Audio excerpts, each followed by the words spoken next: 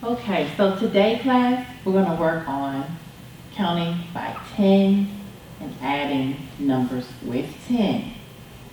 10 plus 1 is 11.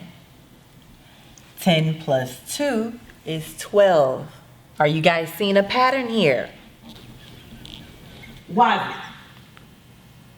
Wazi. Pay attention. All right, class, especially Wazi. 10 plus 3 is 13. The next would be 10 plus 4 is 14. And 10 plus 5 is 15. And as we can tell, we're counting by 1, 2, 3, 4, 5.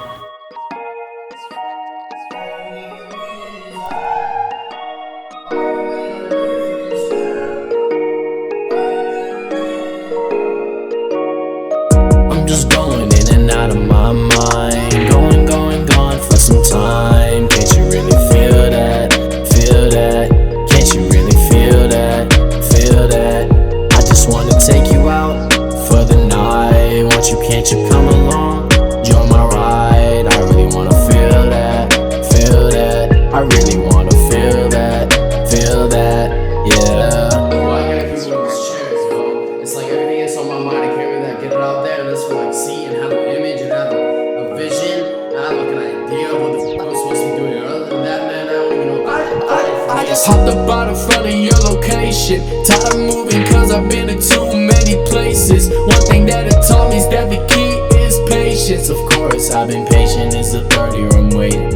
I had to teach myself the code, had to take measures to grow. And I only did it to make it. There's some things that you can't take it. I'm still working all day and night, fighting till I get it out my mind. Pass it all around till it reaches its time. I'm just going in and out of my mind, gone for some time. Can't you really feel that? Feel that? Can't you really feel that? Feel that? I just wanna take you out for the night. Want you, can't you come along? Join my ride. I really wanna feel that. Feel that? I really wanna feel that. Feel that? Yeah. You know, once more, if I have to say it, I will. You know, it's the power of the mind, man. It's the power of the mind. You gotta know how to do it. That wrist been gone 5 bands on me all night, yeah, they see me out of hand. Out of my life, yeah, they see me out of hand. 4-5 AO fans, I done made enough of. I'm sleeping like it's sleepless, it's sleepless. I'm thinking like it's needless, it's needless. I'm falling in the deepest, you're deep in. I'm drowning in your sweetness, that's why you're my weakness. That's why I ain't scared to hide, I ain't gonna lie. I ain't scared of you no more to make me go out of my way. I ain't gonna leave, never stay. I'm too free nowadays. I'm just speeding through the driveway. I ain't heading out of your way. I'm just going in and out of my mind, gone for some time. Can't you really feel that? Feel that? Can't you really feel that? Feel that? I just wanna take you out for the night. Want you, can't you come along? Join my ride. I really wanna feel that. Feel that? I really wanna feel that. Feel that? Yeah.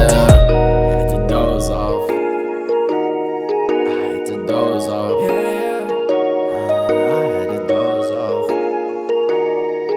had to doze off. Yeah. Is 20. So class, if we notice, this counting just goes straight in sequential order. 1, 2, 3, 4. Wazi. Pay attention.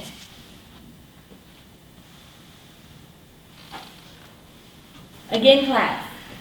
10 plus 1 is 11. 10 plus 2 is 12. 10 plus 3 is 13.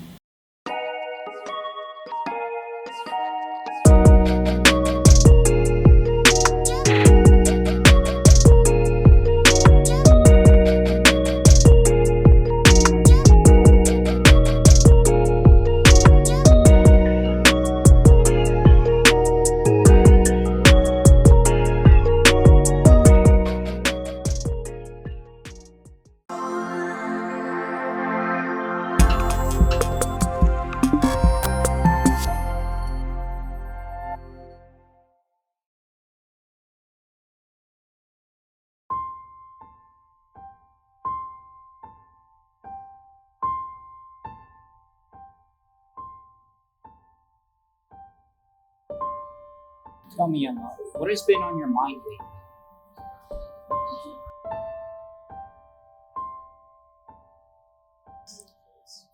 Turning 25 feels like crossing a threshold, yet it's a reminder of the chapters that remain unwritten in my life.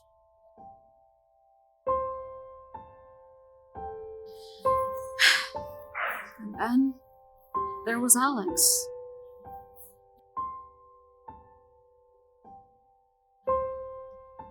It sounds to me like you two had a rough patch that only grew worse as time went on. Tell me, Emma, did you ever grow to depend on Alex at any point in your relationship? Did you communicate effectively before the fights? Why does that matter?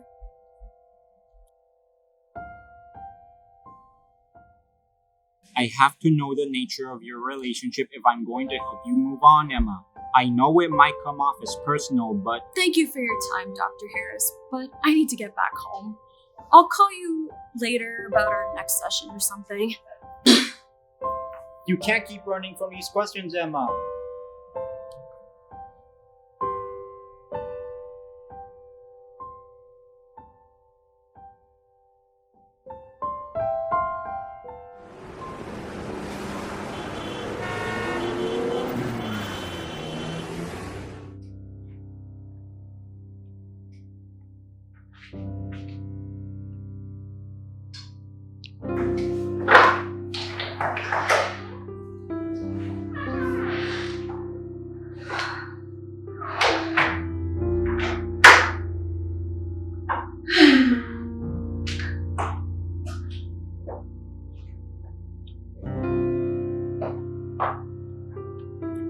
Mother? What are you doing here? Oh, Emma, I knew I had to come by when I got the call from your therapist and you left early. Great. Emma, wait.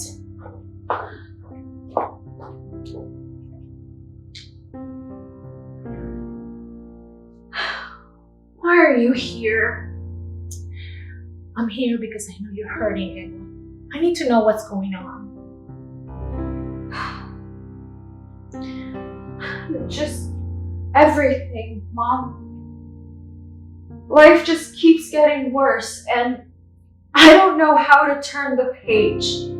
I mean, look at me. I am almost 25, no degree, and no boyfriend to boot. I'm just so done with everything.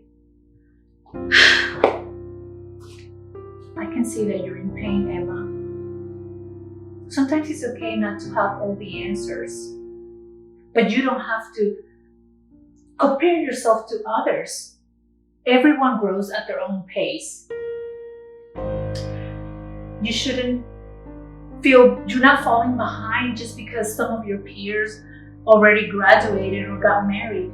You're so young, Emma. I've been going to therapy, like you said, but it just feels like I'm stuck in this endless loop where nothing gets better. Give Dr. Harris a chance to help you. It's only been a few sessions. You're nowhere near done with the process. Sometimes it could take months before you start seeing results. Please, Emma, give him a call.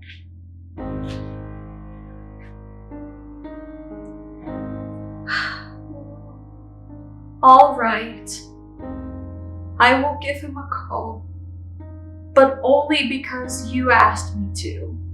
I mean, if I'm gonna be completely honest, I wasn't really fair to him anyways. That's the spirit. Now go on and give him a call. I'll go start and serve the burgers just like you like them.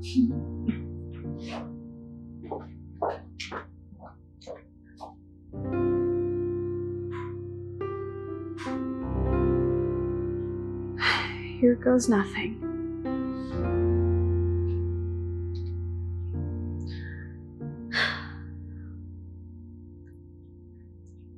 Hello, Dr. Harris. I'm I'm finally ready to schedule my next appointment.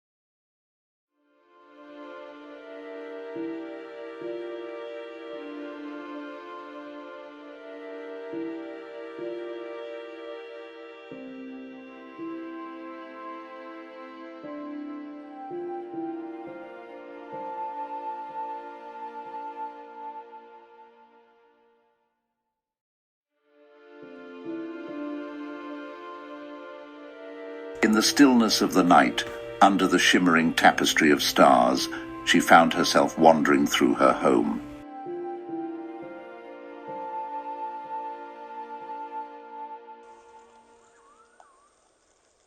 She moved from room to room, tracing her fingers along the cold, smooth surfaces of the furniture.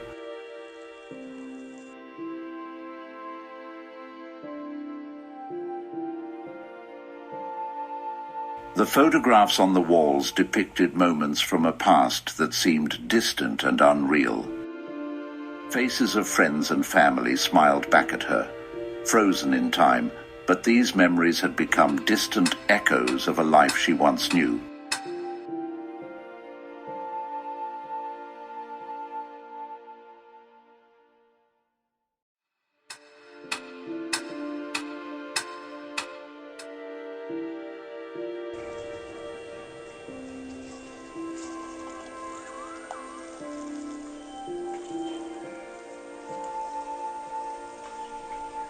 The house, a silent witness to her solitude, seemed to creak and sigh with each step she took.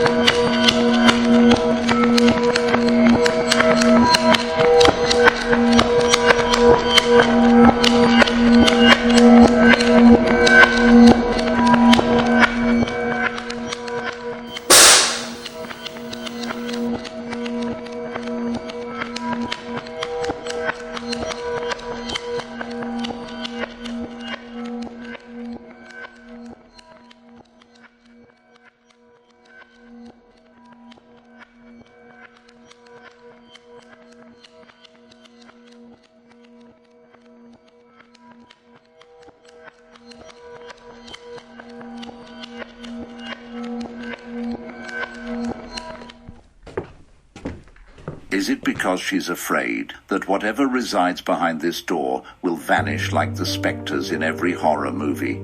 That this door conceals the very remedy to her solitude? That deep down, she's been yearning for this warm feeling to fill the void of her loneliness?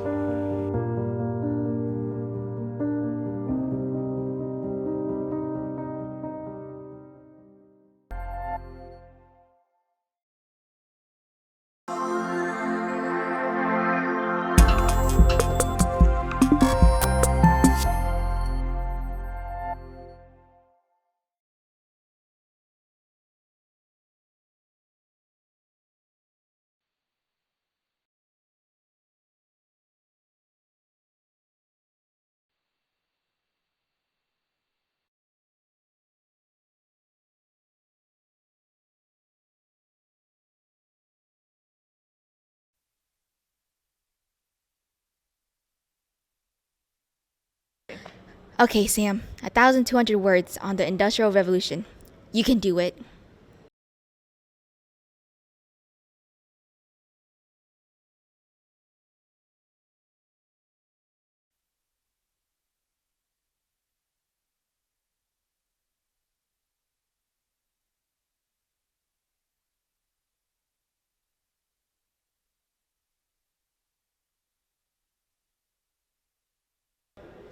Oh, it's Janice. You won't believe what I saw today.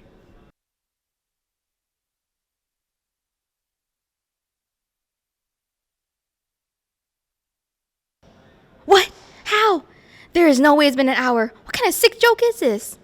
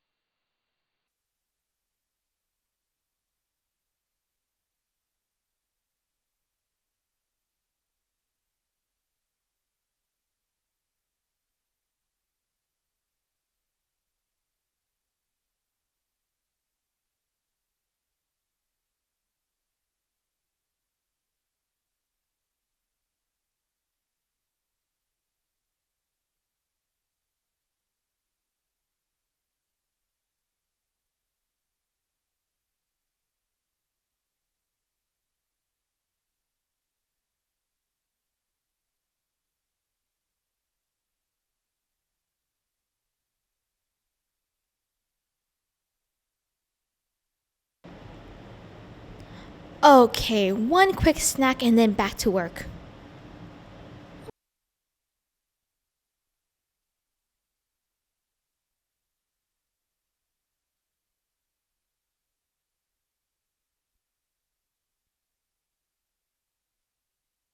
I need to wash something while eating, of course.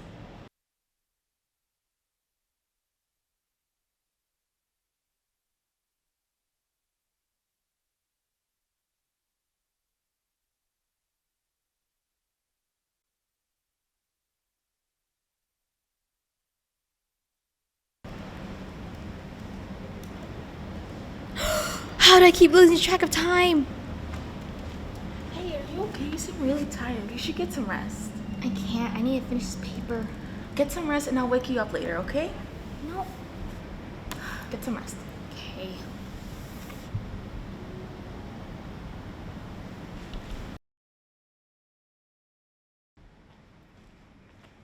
Wake up! What? What time is it? It's noon. You've been sleeping the whole day. You were supposed to wake me up. My paper was due yesterday. Hey, Sam. What? It's the middle of winter break.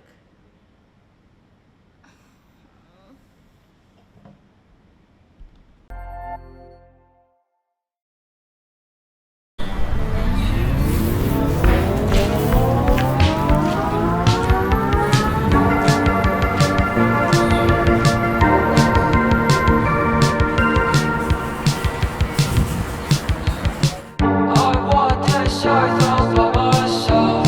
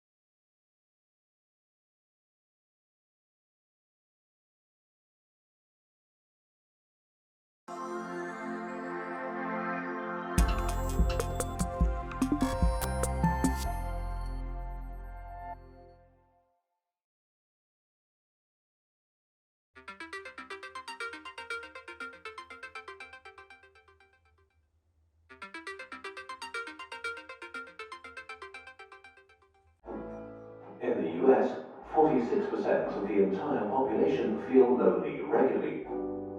We are living in the most connected. There is a troubling indicator about global warming. Preliminary data shows the Earth has breached it for the first time in recorded history. On Friday, according to Europe's Copernicus Climate Monitor, the global average temperature was is that we live in a culture that's out of sync with our nature, and that's creating a crisis of connection, which is essentially loneliness. And what I mean by that is it's a culture that doesn't value a grim picture for humanity's future if action isn't taken soon. In fact, one study from the United Nations reports that carbon emissions must be 43. You started to see this very money-oriented culture grow in huge leaps and bounds. And at that Temperatures are obliterating records. Scientists confirm Earth briefly surpassed the 2-degree warming limit set out. And in any logical sense, why he would pull out a gun and shoot. I was and am incredibly angry that I feel like there's nowhere safe for Palestinians. The violence is not limited to those young men. In Illinois, a 6-year-old Palestinian-American boy was stabbed to death in his home by his landlord in October. The FBI's evidence response team was looking very hard at the crime scene, his movements, tracking his movements from start to finish. What's more important is the experience of your community, noting, of course, that no group is one-dimensional. Extremes more extreme. And we've talked about this, and the experts that long could see the mainland have further flare-ups as well. I mean, we've seen how the effects of climate change have started to affect more and more of the U.S. population, whether it's through wildfires or through floods and a variety of other things. And that is not going to slow down. We've seen that across the globe. We've seen that in migration. The surge of new COVID-19 cases brought on by Omicron continues to set new records. Is that it doesn't entail the natural curiosity that AI does. We started to see the disconnection start to increase in our. Loneliness is a bodily function, like hunger. Hunger makes you pay attention to. But it's not just violence. Harassment is on the rise too. 17 people killed in a mass shooting at a Florida high. Social media exacerbated that, but we have to get over.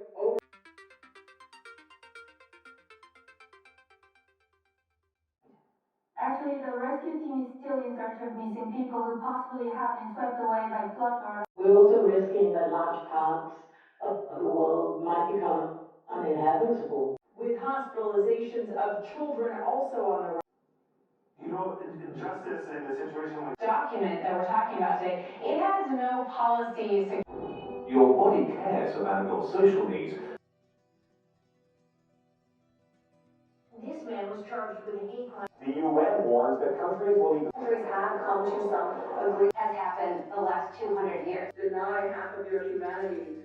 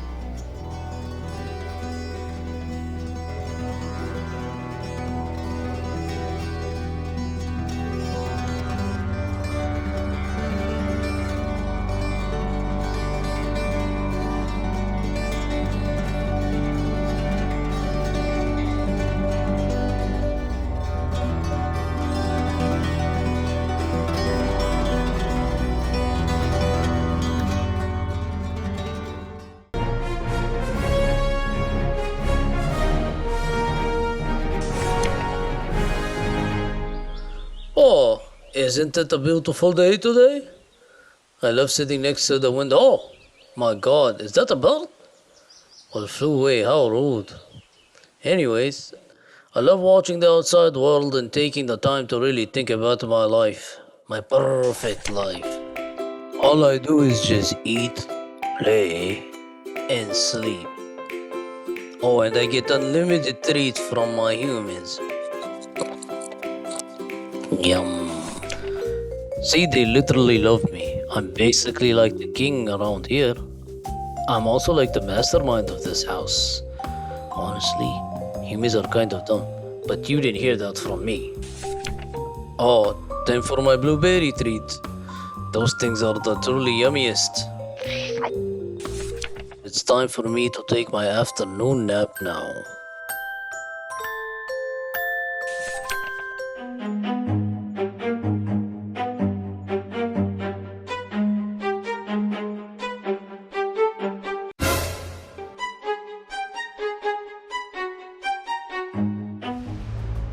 Where is it? I must find it. It must be here somewhere. I know the missing ingredient is here. Oh, what was that? Oh my! What happened here? Oh no! Do my humans have another mental breakdown or something? Aha! So you're the one who created this mess. Wait, who even are you? I am Dr. Wrecking Bear, and I am here because you have the missing ingredient I've been searching for. It will complete my super serum, which I will use to conquer the world. Dr. Wrecking, who? Where did you even come up with that name? The University of Unbearable Names? And you're calling me unbearable? Actually, I got my name because of my famous method of breaking into places. I came in like a wrecking bear. Well, anyways, who are you supposed to be? Slumber paws? Ha ha ha ha ha. Get it? Because, well, you're a cat, and you were pretty much passed out while I was creating commotion in this room. Wow, you're hilarious. Unfortunately for you, I am actually Super Paws. Yeah, that's right. I'm secret superhero cat. You clueless cubby. Well, at least now I won't feel too bad about kicking your little kitty butt. Oh, how dare you? I'll have you know my kitty butt is average at least. Whatever, I'm gonna kick your butt either way. Oh yeah? I would like to see you try.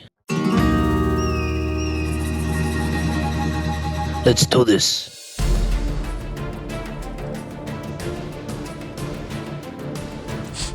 Hold up, what's that smell? I smell, you mean my luscious fragrance? Yeah, no, I'm talking about that interesting smell coming from your breath. Oh, that? Yeah, that's my favorite treat. My human calls it blueberry. Ah, it's the best. A blueberry? That's been the missing ingredient to my serum all along. Wait, what? Sayonara, sucker. Mwahahahaha. Dang, what are the odds? A super cat who can't punch and kick but can't open doors? I can figure this out. Aha, I know. Ta-da! I am definitely smarter than humans. At last, I have found the missing ingredient for my serum. Stop! You can't have that blueberry. It is too late. I will now add the blueberry to my serum and become huge so that I can conquer the world. Oh, supervillains. They always want to conquer the world. I am so close to conquering the world, but you keep coming in the way, Paws. Your heroic tale ends here, kitty cat. Let's make this quick, huh? I have a nap scheduled.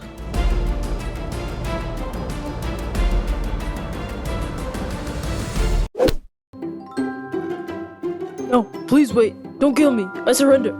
Well, I hope you have an unbearable life in prison. Ha ha ha. Well, I guess now I have time behind bars for me to focus on my music career. I came in like a wrecking bear before I was in prison. Well, folks, looks like I saved the world once again. I will see you next time on Super Paws, starting with me, the greatest superhero kitty of all time.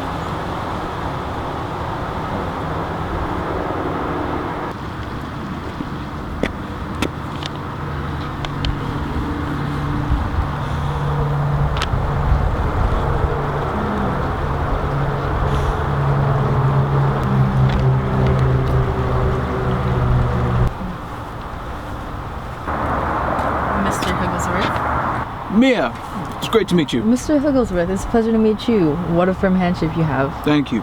Thank you. So, what experience do you have? I've gained expertise in various programming languages such as Java and C++, but my primary focus is on practical applications such as developing web applications and mobile apps. Java and C++, you say? Remarkable. I've heard you once coded a virus that turned all computers into sentient beings, linked to a digital uprising against humanity. No, sir, I've never done anything like that. I focus on ethical programming and responsible software development. Ethical programming, you say? How quaint. I also learned you're a master of disguise, infiltrating software companies undercover as a coffee machine to gather corporate secrets.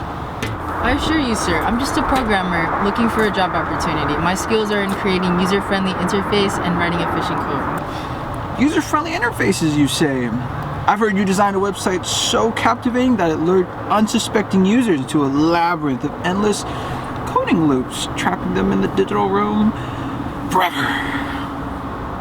I'm afraid that's not true, sir. My goal is to create intuitive interfaces, not digital mazes. Intuitive interfaces, you say?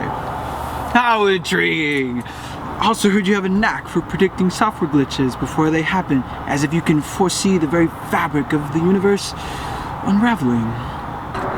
I assure you, sir, I don't have any supernatural abilities. Like, I have a keen eye for only debugging and problem solving. Problem solving, you say? I've heard you solve problems in the most inventive ways, like rewriting faulty code by sacrificing the bugs to ancient programming deities. That's quite imaginative, sir. But I believe in practical solutions and collaborative teamwork.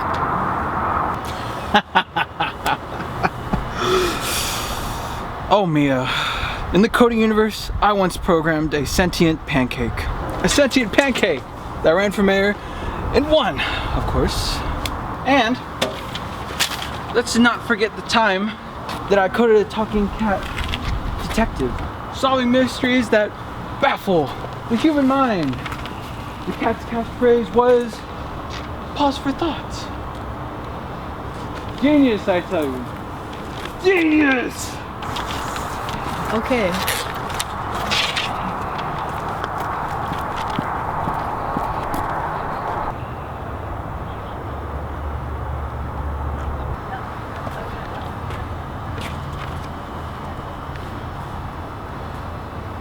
Bring in the next person. I need someone like me who can take over my company when I bite the dust.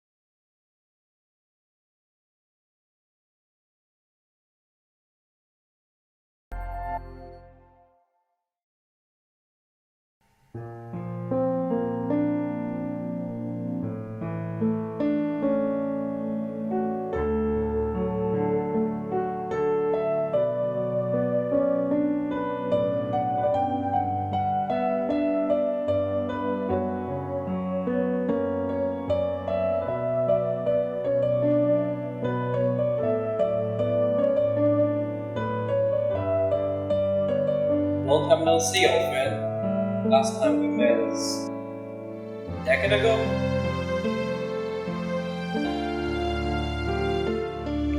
What is tokusatsu? Tokusatsu is a special effect photography that including kaiju invasion, alien attack, and something that does not exist in real life. More like science fiction. So, special effect, which is more like a Star Wars movie in the 90s. They build their own model, they build Death Stars, they build robots, and they also including those high-level techniques like flipping in the air and then jump and land it and do some fancy attack. And also, they explode the whole building of it. So it's really fun. And now it's more about Japanese tokusatsu drama, which is such as Godzilla, Power Rangers, Ultraman, Kamen Riders. There are so many of them in Japan. It brings up really big fashion area. So, what do you think about tokusatsu and what does it mean to you? To me, tokusatsu has always been about the exaggerated. Either the choreography, maybe in the science fiction, maybe in the fantasy, but to me, tokusatsu has always meant exaggerated, but not necessarily in a bad way. What I mean is like exaggerated in a tasteful way, almost. Kind of how Ultraman, Power Rangers, they have all those over the top explosions, and they do all the backflips and the front flips, and even Star Wars does this too. Yeah. So to me, tokusatsu is about the love of the exaggerated performance more than anything. That makes sense. So, how does it affect you in your childhood? Like, have you any shows that affect you? Like, oh, I want to be this hero in the future. Of course. So, I grew up in Mexico, but I had a lot of Japanese friends. There's a lot of treaties and stuff, so there's a lot of Japanese immigrants in Mexico, right? But growing up there, a bunch of Japanese kids, naturally I grew up watching Ultraman, watching Hamtaro, watching Power Rangers, watching all these things that are all these tokusatsu that are generally found in Japan more than in the States or Latin America, but it's always been a part of my life. I remember watching Ultraman growing up. I had the Ultraman figures when I was a kid. I must have been like 6 years old. I had the Ultraman figures. I played with my friends. Yeah, I have it too. I even have it right now. You see it, right? So, have you ever watched any tokusatsu film in your childhood, even now? I did. I vaguely remember when I was a kid, I used to watch Power Rangers. I don't remember the exact channel it was on. I think it was either on Nickelodeon or I want to say Fox Kids. Either way, I do vaguely remember a couple of episodes, and they used to hook me. I remember thinking that the Power Ranger suits were cool, and the monsters they'd fight. It was like, on one hand, I kind of thought, okay, this is kind of weird, or it's like kind of eerie. But on the other hand, I was like, no, this is still like pretty cool. Last time I see you were Godzilla. You know, Godzilla is also part of tokusatsu, right? So have you watched any type of movie like this? The max I've ever really watched is like I would say like the 1980s Godzilla and the 2000 version of Godzilla. And maybe Star Wars. So, based on the tokusatsu interview we're talking about, today we're just gonna talk about Ultraman. So what is Ultraman? It means superhuman in English.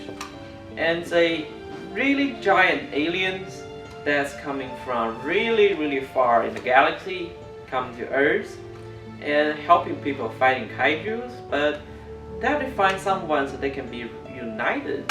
So they will find the main character and unite it with him, and when they need to become Ultraman, they need to use this to transform and become one of them, and to fight kaijus, aliens, any kind of natural disasters, and that helps people in saving the world. And based on that, it also teaches little kids really good stuff like how to be brave, how to be honest, how to deal with any difficulties, and it teaches a lot of people when they were little, especially me.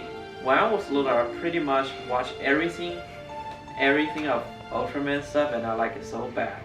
So I wish to introduce this to you guys, and we made our special trailers, and let's gonna talk about it.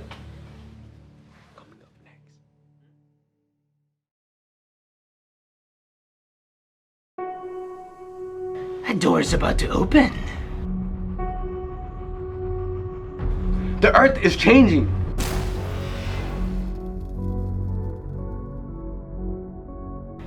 You're going to be the protector of the planet, aren't you?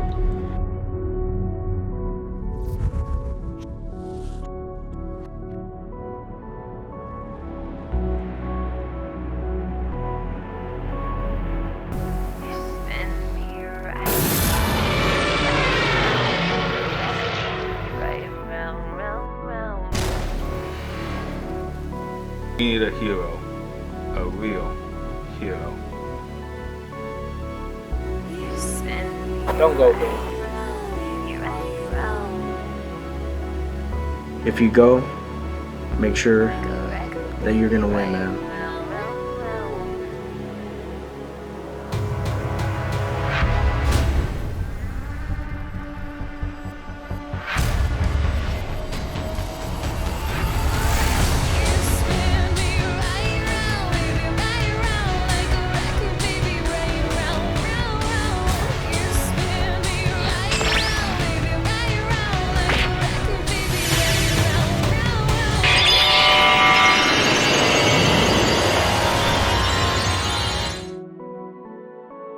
Go do what you believe is right.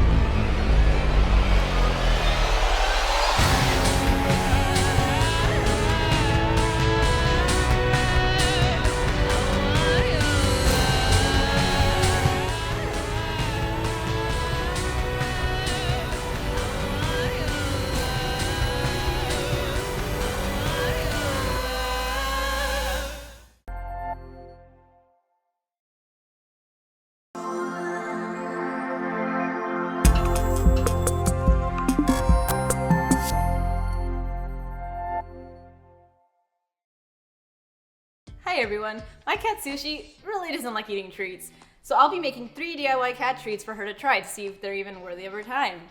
Also, for my cat Alex, unlike her, will actually eat everything in sight.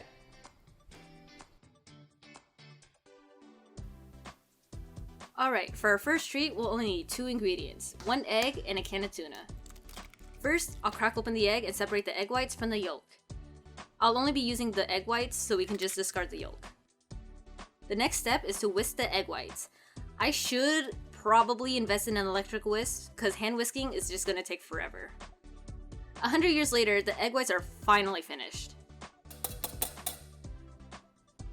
For now, I'm gonna set aside the egg whites, and I'm going to separate the juice from the tuna, and save it for another treat.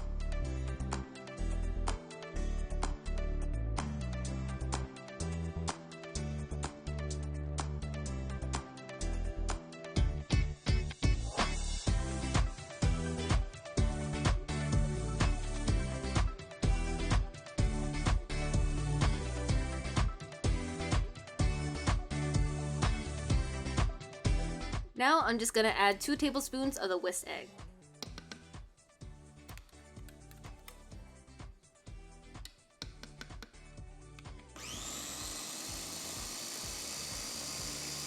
Okay, now that it's done blending, we're just gonna mix in the rest of the egg whites.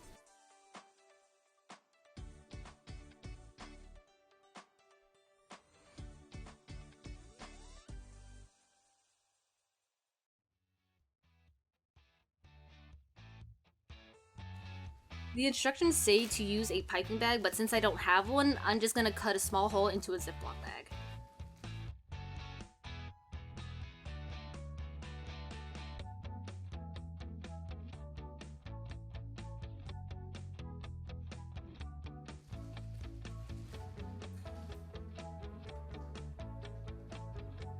Now I'm gonna pipe the mixture into small dollops while keeping them flat.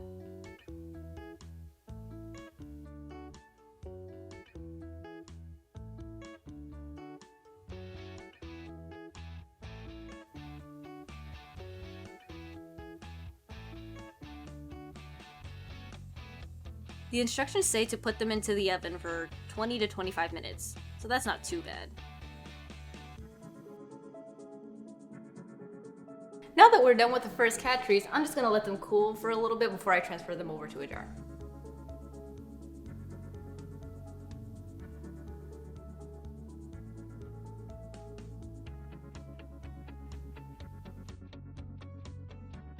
For our next cat treat, I found it online the other day. It's super simple.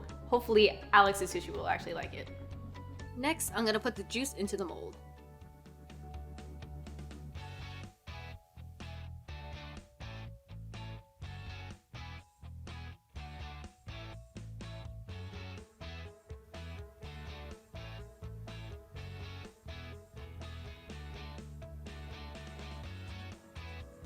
You don't need to do this, but I'm gonna add a little bit of water to dilute the tuna juice.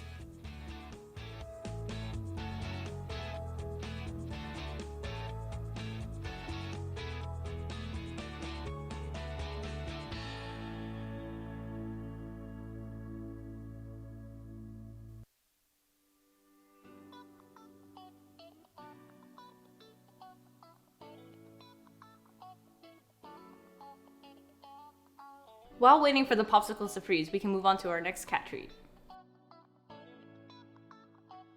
Since my cat Sushi is a little bougie, she doesn't really like puree treats, so I didn't know if it was the brand or not, so I decided to try this myself. This one is also super simple. The only ingredients we need is either chicken or salmon and some water.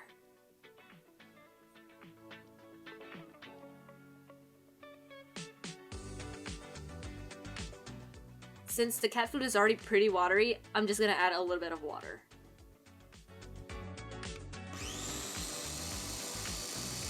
Now, I'm just making sure there are no chunks.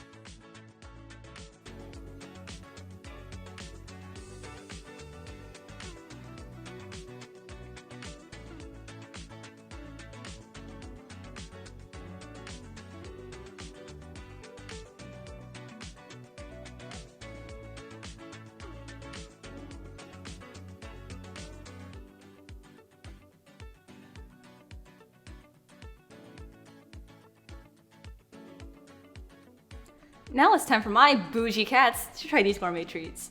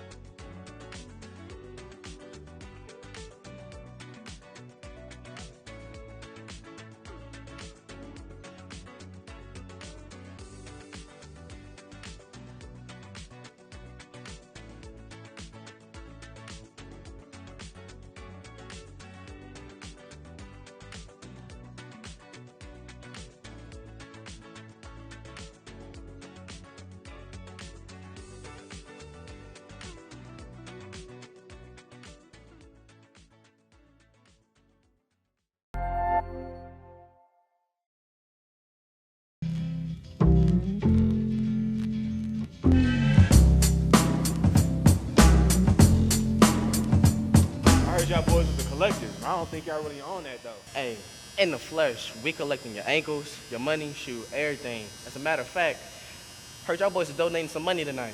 Donating? We taking your money. You ain't scaring nobody. Matter of fact, why y'all call yourselves the collectors? Let me explain. Not only we gonna break your ankles when Dragon Feet hit you with the step back, and when Trent throws into you on the paint, we gonna take your money. That's why we call the collectors. Well, the collectors never played against the what's the name? Y'all ain't got a name? Man, I didn't even get a point. All this talking make me want to hoop for real. When can we do that? That's a real good question. How about now?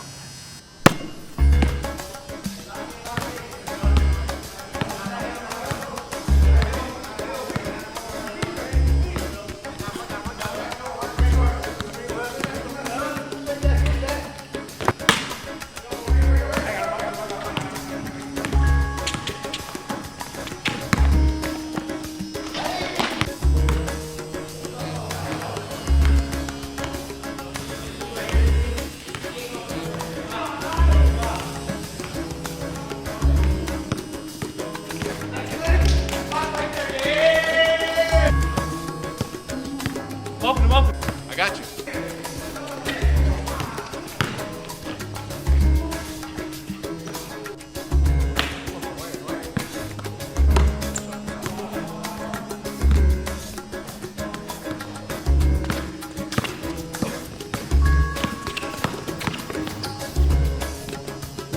Come on, man, that's what I'm talking about. That's what they call the collectors, man. That's too easy.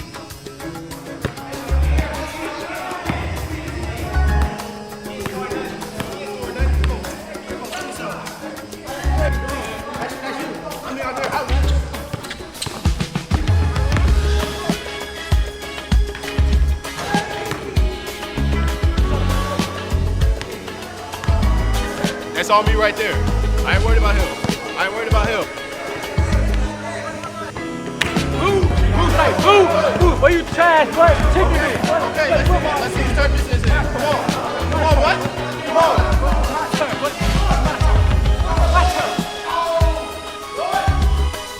What's up now? You quiet. What's up? You stand on business over here.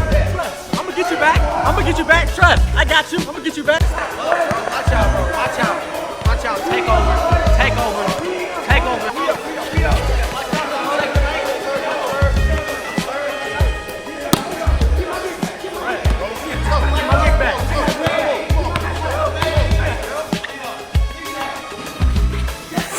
Man, how let him beat me like that, man?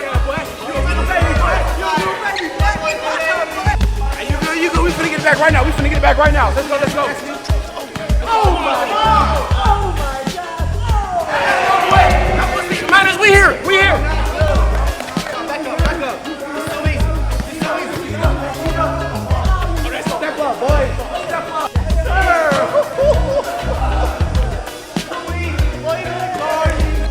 I'm here. She ain't ready. I'm here. Come on. I'm here.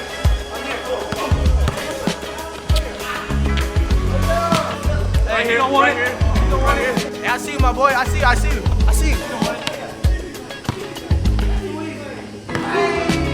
Oh, yo, we up now. You ain't got the ball all game. You know people love to talk when they up.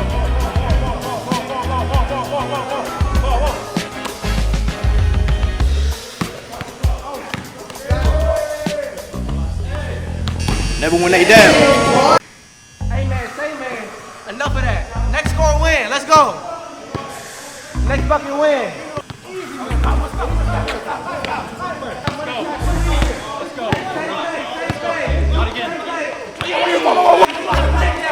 I'm there. Hey!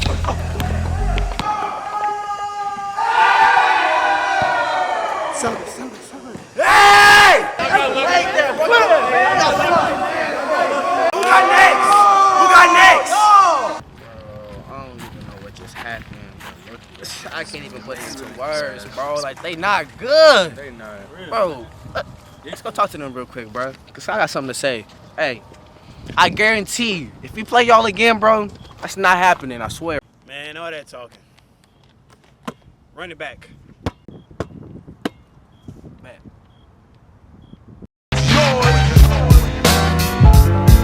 Whose world is this? The world is yours. The world is yours. It's mine. Whose world is this? It's mine. Whose world is this? The world is yours. The world is yours. It's mine. I sip the Don Pete, watching Gandhi till I'm charged and writing in my book of rhymes all the words past.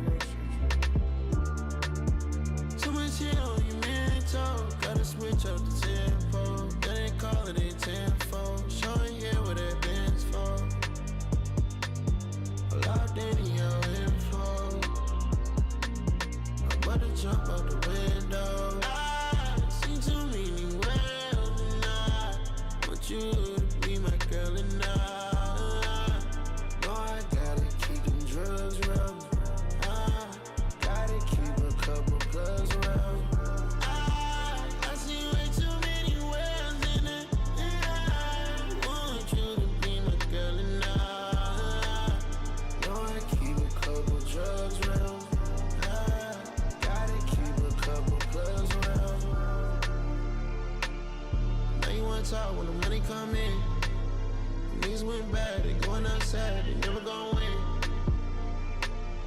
I been going like 10 for 10. Get it on movie, get it on film, get it on movie, get it on film. Pull my coat way above the brown. I wanna got the cup with the all white trim. Finna go and dunk way above the rim. Good and nice. so it's hard to flip. Niggas were lit when the heart ain't hit. I ain't think twice whenever I get it. I was going shice with the all black fitted. I was going shice in all black. I was on 10 when you call back. Had to think twice and you fall back. I hate a mean licking, it was alright. I was going shice in all black. I was on 10 when you call back. Had to think twice and you fall back. I hate a mean licking, it was alright. I seen too many worlds and I want you to be my girl and I know I gotta keep them drugs around. Gotta keep a couple plugs around. I see way too many worlds in it. I want you to be my girl and I know I keep a couple drugs around. Gotta keep a couple plugs around. Heroes are inspired, emerging only when needed, revealing themselves to the world in a moment marked by the realization of their ultimate destiny.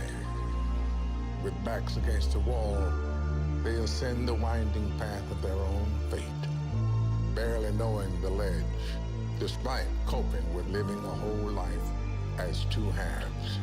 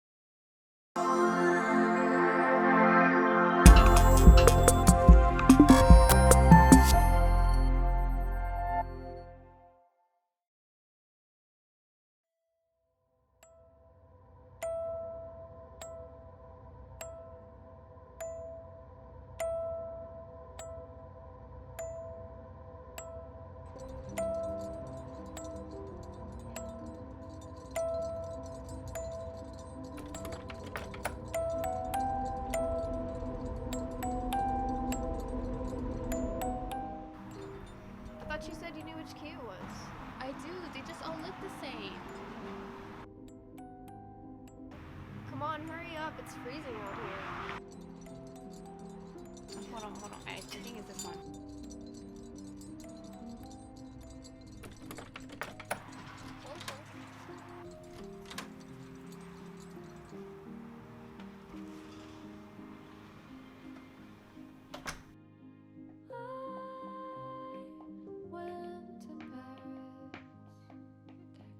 With a suitcase in my hand. Finally, one more key and my hands would have fallen off. Can't believe I have my own place now. I can't believe you're finally moving out. Now I can have a shower to myself. Haha, very funny, Willow. Hey, can you take that upstairs for me? Yeah.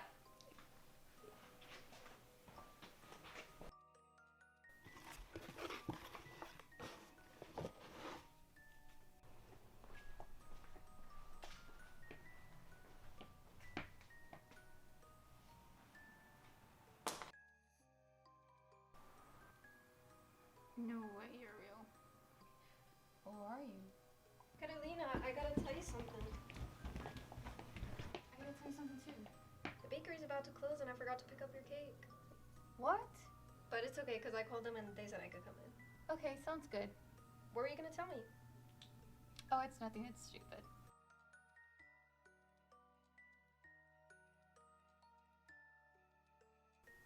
Yeah, this is stupid.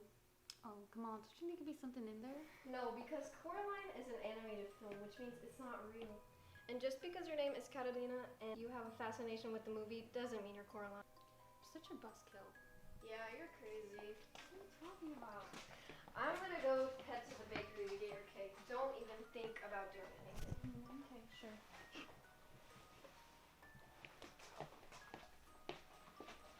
Okay, bye.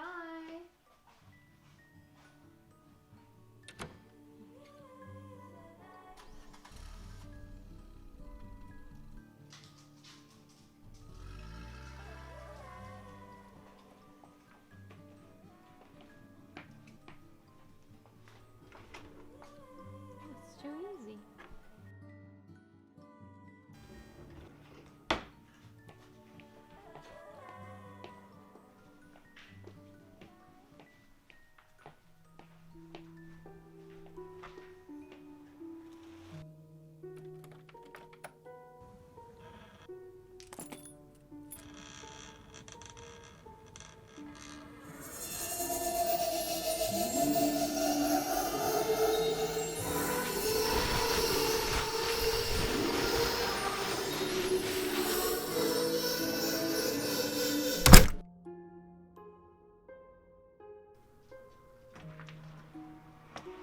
Hey!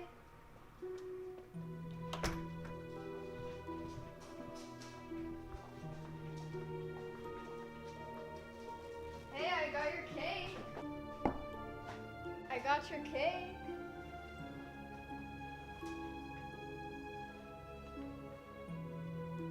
Where are you?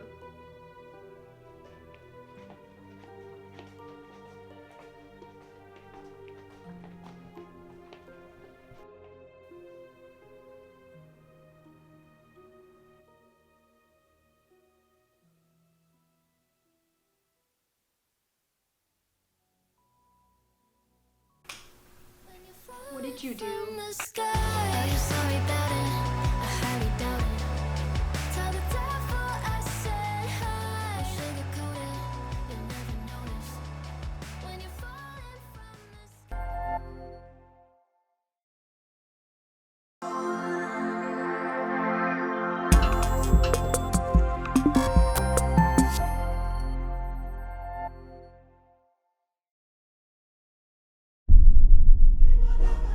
It was such a big part of all of our lives. I think it takes up the greater majority of what you do while you're in school, and you experience all of this while you're still shaping your own mind and learning to become your own person, that it's kind of weird when it's not a part of your life anymore.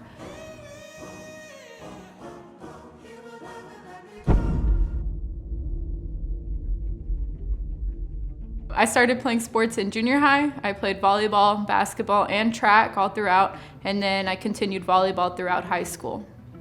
I played football, soccer, and track. Football, all 4 years. Track, 3 years. Soccer, 2 years. I played football for 6 years and I ran track for 6 years too. I played volleyball and tennis growing up, junior high and high school, and I did not play in the college level. I played football for 3 years and I wrestled for 3 years. I played volleyball mostly. I started playing when I was in 3rd grade until I graduated high school. And in junior high, I just played basketball, track, but I wasn't that good. It's kind of funny, when I was in 3rd grade, I was really tall for my age. And so my teacher was a volleyball coach, and she kind of like talked me into playing because she thought I was going to be really tall my whole life. And I didn't really stay tall, but that's how she got me into it, and I just loved it, so I stuck with it. So I played school, and then I played club. So it was like I was playing year round, so kind of by the time I was done, I was really tired of it. But I had a really good experience. I loved it. I had really good coaches my whole life, so it was a good experience for me. Football, I joined because everybody else joined. I just wanted to play a sport and I didn't make the basketball team. And then wrestling, I lost a bet to my friend to join the team. You lost a bet? Yeah. What was the bet? It was literally like, there was like mud. It was like rainy that day, and he had like a metal stick, and he said if it like lands straight in the mud, that I'd have to join wrestling. That was stupid. In football, I was on JV because I sucked, but in wrestling, I found that I was naturally way better than I was at football because everybody was my size, and I found a lot more success in the work that I put in. I can say it was a little messy from time to time. A lot of dynamics that came into play, especially with girls. Sometimes parents were a little drama sometimes too. Competitive aspect, that was just in anything, like that comes with the sport, and I think it can either be a good competition or a bad competition among players, among teams. But for the most part, my experience was good, but there were several bumps on the road. I don't know, it was good overall, but there was definitely some things I would have wanted to change.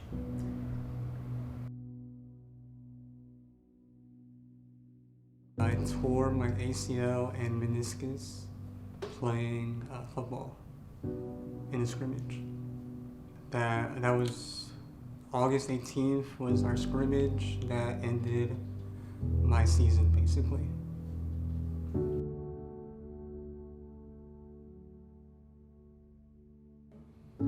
Yeah, 8.5, 9 months, 3 days a week for 6 months, and the last 3 months for 2 days a week. I was supposed to run track at HCU, but I couldn't because I broke my leg. I played club volleyball, so that's outside of school, and basically we were out in Louisiana for a tournament, and I dove for a ball, and one of my team members actually landed on my arm, and my arm kind of went inward a little bit, but luckily there was no broken bones. It was my ligament that tore completely. So I was out for basically the entire season. I got hurt sophomore year. I tore my meniscus, and I was out for quite some time, and I don't think I ever really fully recovered from it. Yeah, I cracked my ribs sophomore year going into junior year. I had my rotator cuff was iffy. I had a knee injury, my right knee, and I think it was my ankle as well. When I was a freshman in high school, I strained my rotator cuff, so I could not lift my arm mostly. So that was really hard to come back from, and it was hard to be away from the sport. I miss the feeling of the crowds cheering. I miss the feeling of knowing you have an event or telling people, hey, we have a game on this day, come watch us. And even though the dynamics were hard sometimes, just having something to do or having an event or a tournament to go to on a weekend, it was something fun you got to do. It wasn't something you were forced to do or something that you felt pressured to do. It was just something fun, which I think is what every sport should be.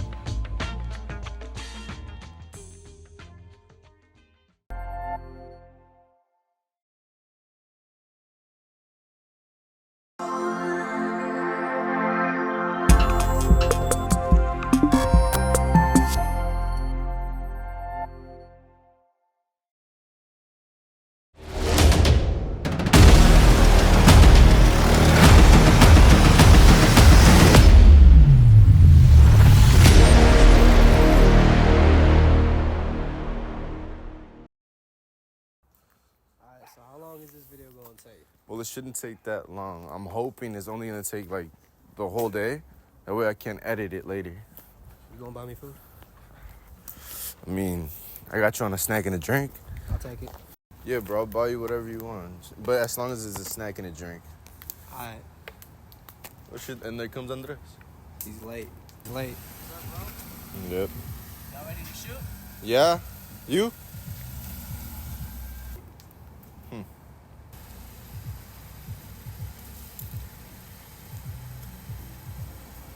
Get in park, right?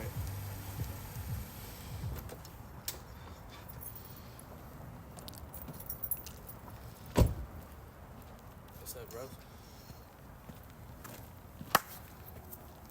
So, Jason, Yeah, what's the plan, up? bro? You got the plan? So, of course I got the plan. What do you mean? I always got the plan. I'm number one. I'm A1 steak sauce. All right, then where is it then? Plan's right here. What do you mean? Cinematic Park vid. Okay, so we're gonna head over to the park because that's the one that's closest. I want to get the scene at the park first. Okay. Right? And the last scene is Spider-Man. I got a sick freaking costume for that, right? Okay. Don't you? I got it all said and done. But we also have to hit up Arizona, so we're gonna have to go on a road trip. Okay. As long as everybody's here, we can go and do it. I'll pack my bags, but don't forget about Mark. He's the one bringing the Spider-Man costume. Mark is coming. I forgot about Mark. That's right.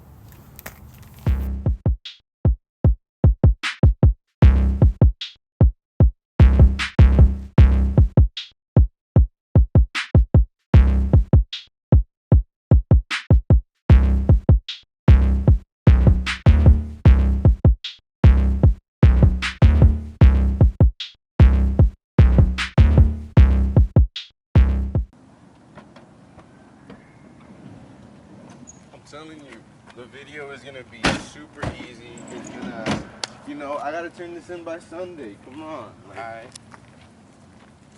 12 seconds later. Hey, look, there goes Mark.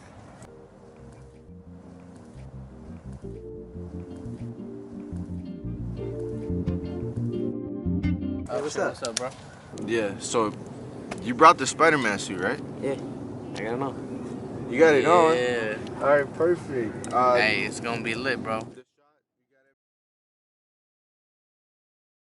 I have only till Sunday, but as long as you guys get the premise of the video, everything should be fine. We got this, bro. You got it? All right. Mark just texted me. He said he's on his way. He's on his way? Perfect.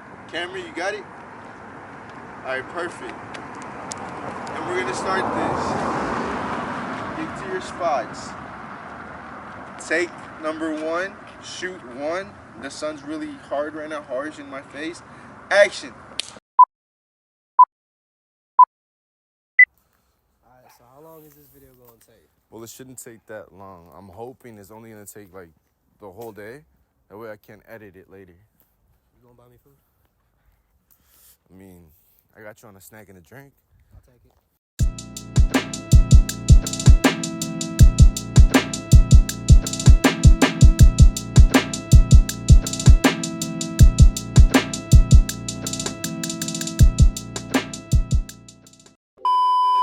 Hey. He's gonna do it all over again for a car spot.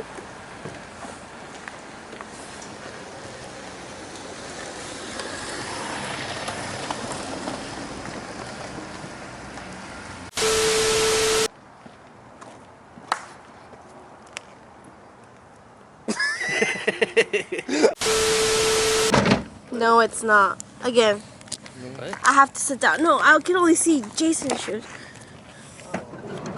Clap really hard. Was it hard enough? So, redo that. Hold on. Clap. All right. So, we got to go to Arizona. Before Arizona, we have to go to the. Why am I looking at the camera? Don't look at the camera. I'm looking at you guys. I'm so sorry. Let's redo that.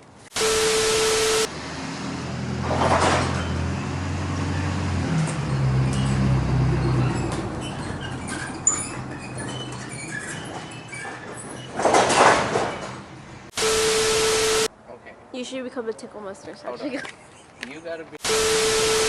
I said action. He clapped before it. All right. Mm-hmm. But you understand, right? So the Yeah. angles, like we're gonna cut. We're gonna be in the middle of a conversation, I'll be like, hey, I want to get a close-up shot of us, like, you know, shaking hands or playing rock, paper, scissors.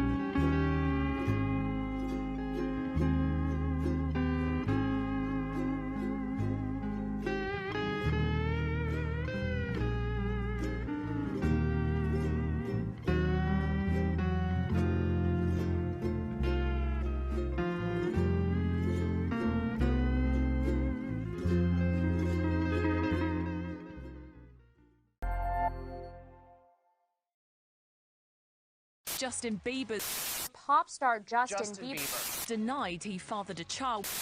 There is a lot of good that comes with celebrity. You know that. There is Yeah. also a pretty white hot spotlight, and you Of found course. yourself under it recently. Yeah. Some headlines. Set the record straight. None of it is true. Do you know this woman? Never met the woman. No? So. Okay. All right. Well, obviously, this is what comes along with Exactly. life in the fast lane, as they say.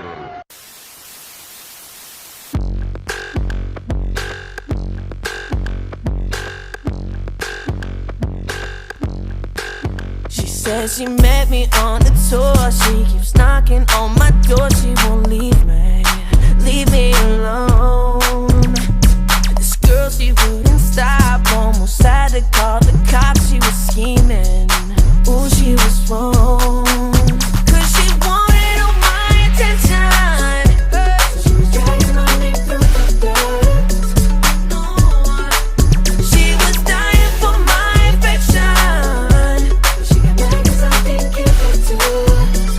I'm talking to you, Maria. Why you wanna do me like that? Go, hey, my girl, Maria. Why you wanna do me like that? She ain't my baby, no, she ain't my girl. She talking this, need it with, but I never did, so no, she's not mine. That's not my baby, no. She ballin' now, she talking about it, tell you now, this girl, she's not mine. She ain't my baby, she ain't my girl. Now she's in the magazines, on TV, making a scene. Oh, she's crazy, crazy in love. And she's all over the news, saying everything but the truth. She's faking it all. 'Cause she wanted all my attention. She was dragging my name through the dirt. She was dying for my affection. She got mad 'cause I didn't give it to her. I'm talking to you, Maria. Why you wanna do me like that? Go, hey, my girl, Maria. Why you wanna do me like that? She ain't my baby, no, she ain't my girl. Talking this, need it with, but I never did, so no, she's not mine. That's not my baby, no. She ballin' now, she talking about it, tell you now, this girl, she's not mine. She ain't my baby, she ain't my girl.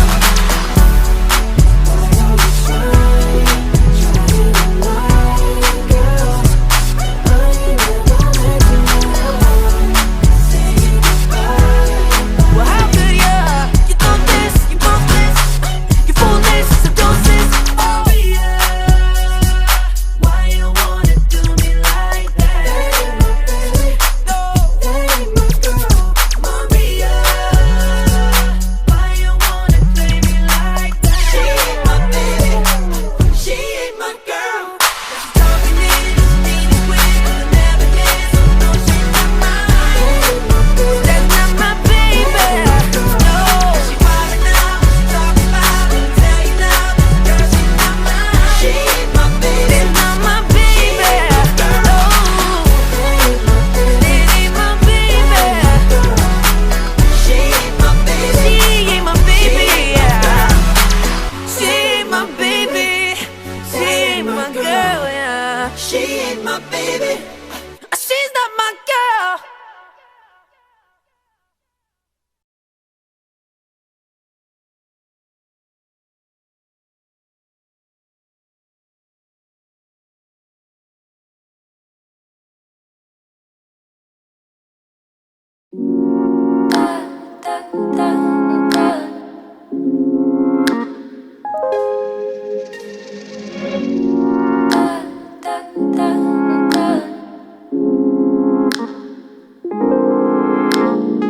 Sitting in silence, we still feel the vibe, but you could not say a word, and I know what you just decided. We'd be right in the same wave. I posted this video last week and I see half 100 views. That is really, really stressful. Nothing compares. 'cause nothing ever will compare to this. You and I making fire, I can take ya. I can make it better, baby. Running away every day, feeling the same in a different way. You and I making fire, I can take ya. I can make it better, baby. Running away every day, feeling the same in a different way.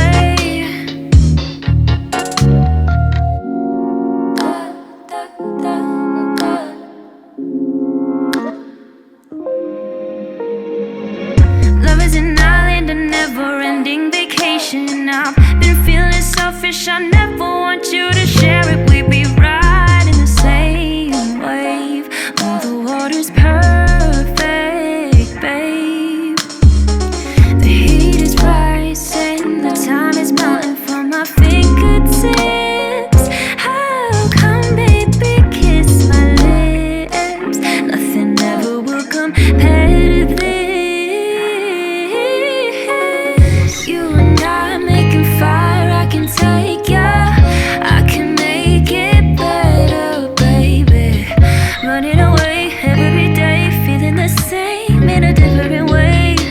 What you think of it, baby? Oh. You and I making fire, I can take ya. I can make it better, baby. Running away every day, feeling the same in a different way. Oh, I never had a love so fine. You mix it up with sugar and honey and spice. Oh, I wanna be a baby girl. I'll let you be my sugar, my honey, my whole damn world.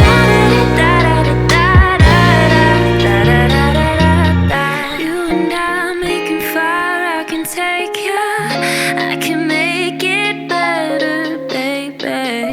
Running away every day, feeling the same in a different way. What you think of it, baby?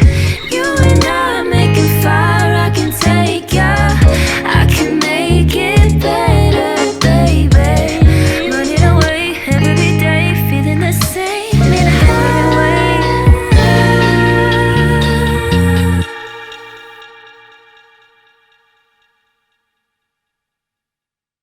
Every day, feeling the same in a different way. Guys, welcome back to my channel. It's Etsy, and today I'll be doing a makeup tutorial.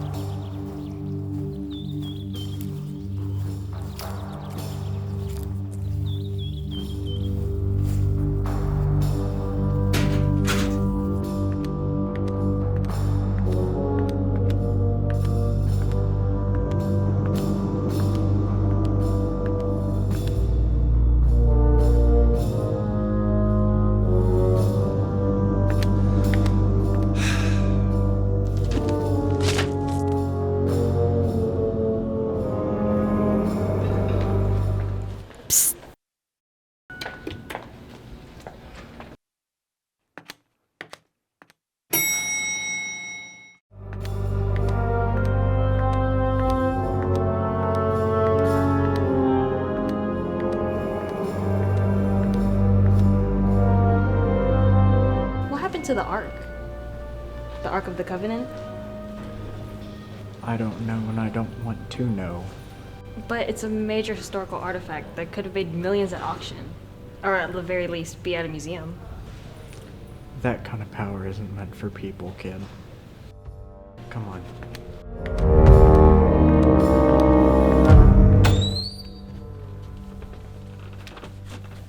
Hey, look, there it is. Hey, whoa. Ancient temples like these use light beams as traps. We don't need any light beam trap related deaths in this temple.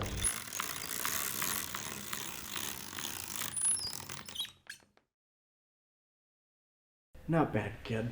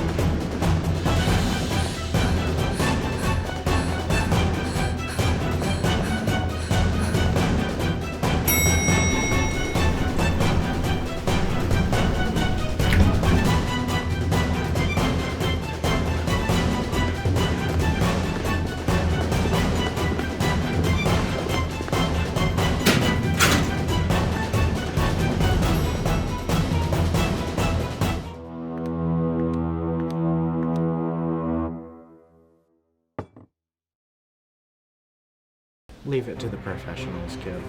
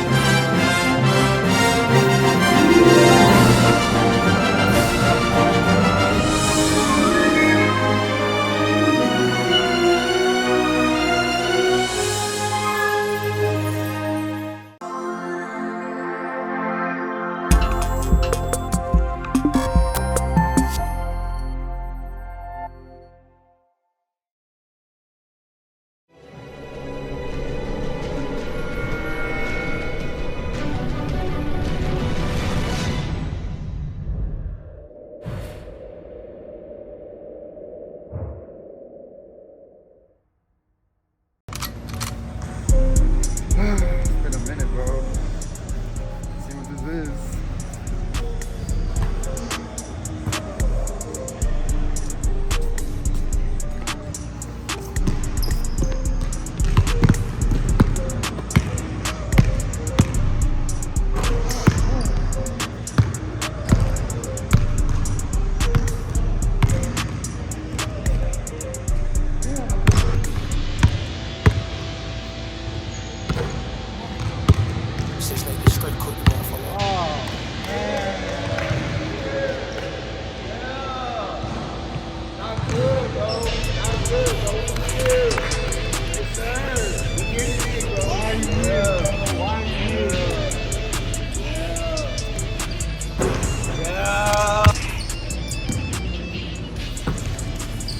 Not good, bro. Not good, bro. Alright, take it from me then. Bro, I'm not trying to do all that. Bro, that's wrong ones. Oh my god, it's been a minute, bro. Take it from me, bro. That's wrong ones. Oh, man, bro. Come on, bro. What do you want for the ball? I guess. Alright, 53. Take it.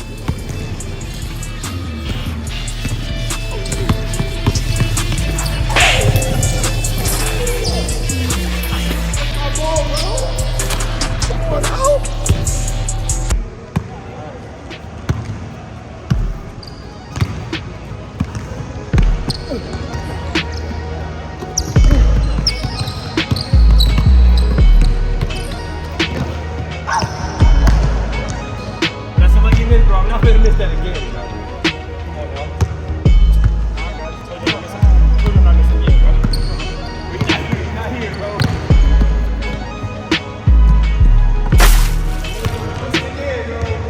Come on now.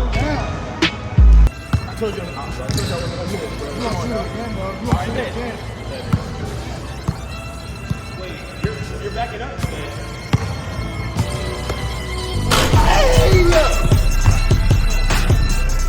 Bro, I told you not to never touch the ball again, bro. Don't ever step on my court again, bro. I told you I'm not gonna miss again. I'm not gonna miss twice. What I tell you about that, bro? Come on, now. You can't do that, though, bro. You know better. Bro, don't come on my court again. Ever again. No way, bro. I'll like this, bro. I ain't get back in the class. I can't ever lose like this again, bro.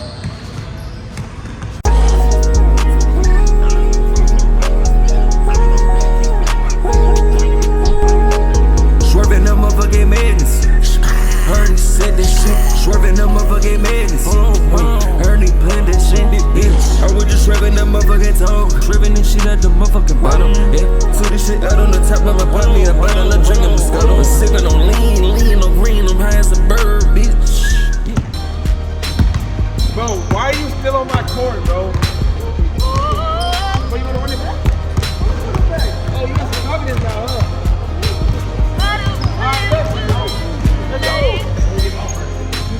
Alright, bet, bro. I get it. You're not getting it back. You know that, right? I don't see no problem. Alright, bet. Let's do it. Alright, bet. Let's go.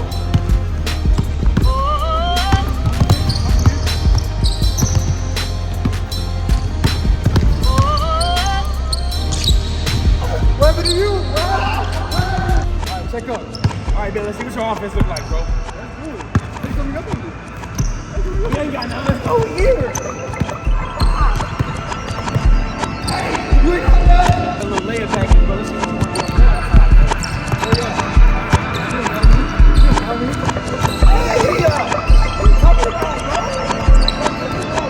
Alright, get in the line, bro. Let's do it.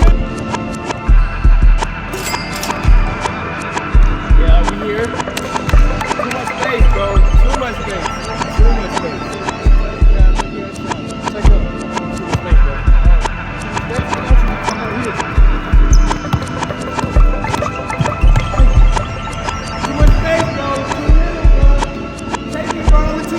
It's your ball, bro. Let's get it. Let's get it.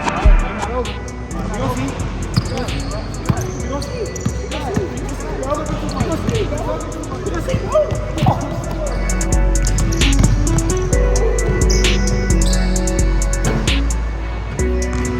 What you jumping for?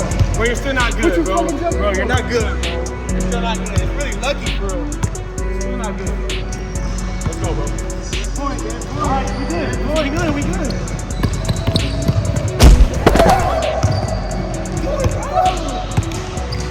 Hey, man. What do you mean, bro? We good, bro. That's a foul, bro. Bro, we good, bro. What you mean, bro? What you mean, bro? Bro, we good. All right, man. Let's go. 1 point.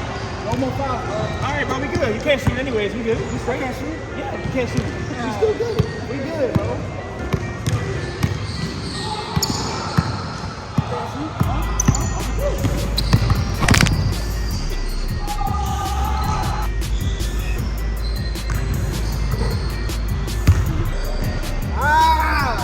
Get off my court. Now you get off my court. Yeah. Run along.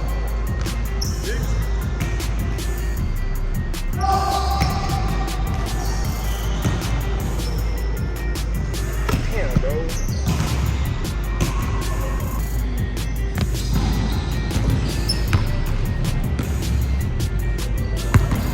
Hey, that was a good game, bro. We gotta run this game. I think you've been working, bro. You've been in that lab, bro. Bro,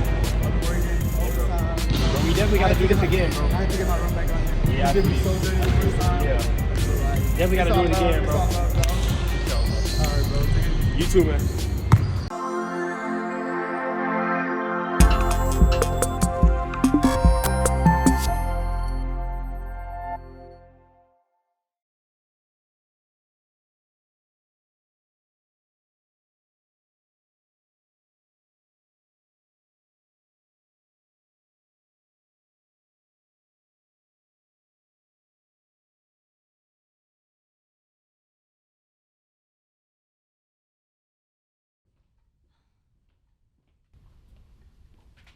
Hey. Hey, what's up with you? Nothing. I'm just. What?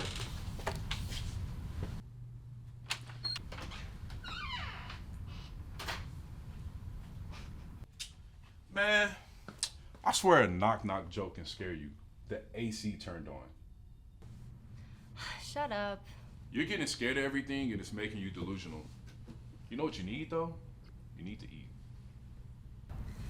Yeah, I know. Okay, so I'm gonna need you to go get breakfast, and I'll take the bacon, egg, and cheese.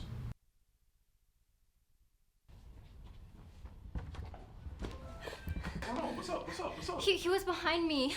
Sophia, what are you talking about? He was. Sophia, I think you need to go. Why can't you just believe me? You've been feeling off since you got here today. Fine.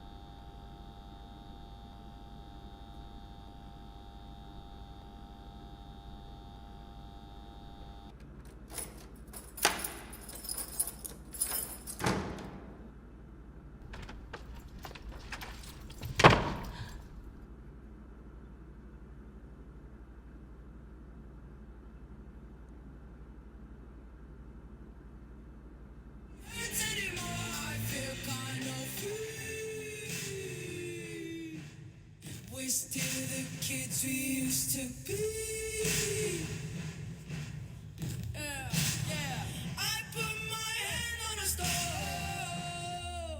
to see if I still bleed.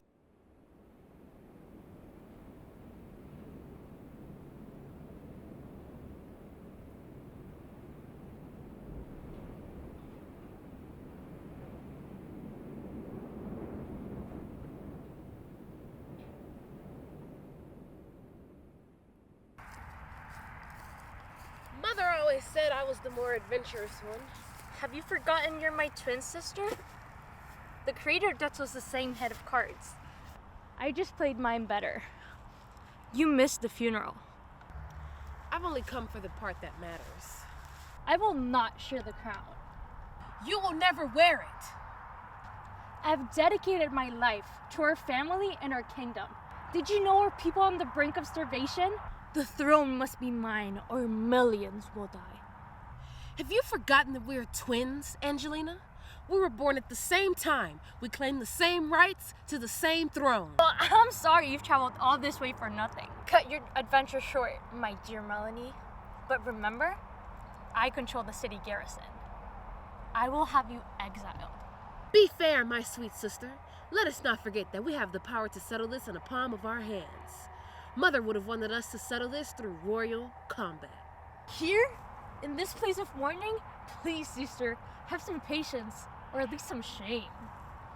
For the crown, for the throne, and millions of lives under its rule, I challenge you. You fool! You know not what you do. I challenge you to stone, paper, cross blades! You need to leave!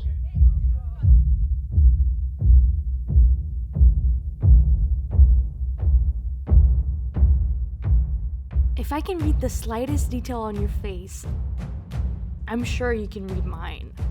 We're sisters.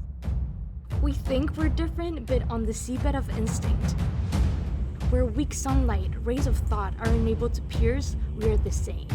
You will predict my every move. Poor sister, I can sense your fear. We've spent every day of our lives together, and you are an open book to me. It will be trivial to defeat you due to my ancient technique. I can already feel her in my mind. The moment I pick my move, she'll know.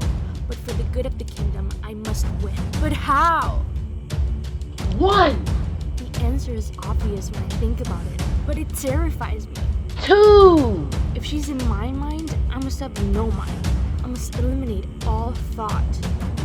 3! Yes! If I never make a decision, she will never be able to predict me. It's beautiful. Mother, you'd be proud. Shoot! Shoot! Poet, it appears we share similarities in royal combat. No matter, the strategy holds. 1, 1, 2, 2, 3. 3. Shoot! Shoot! Does she know my strategy? 2 stones in a row? What are the chances? Did she steal my notes? Did she follow me into the archives? No, stay the course. Is my plan that obvious? To never change the shape of my hand? Not a conscious thought in my mind?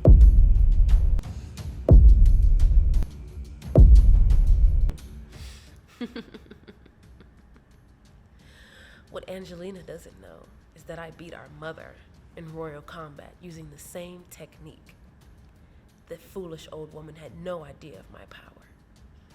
And for the wager, our lives.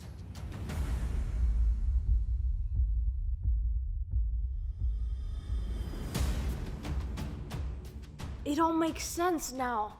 The dream I had, the cross blades. Mother, you were trying to speak to me. She beat you at royal combat using crossblades.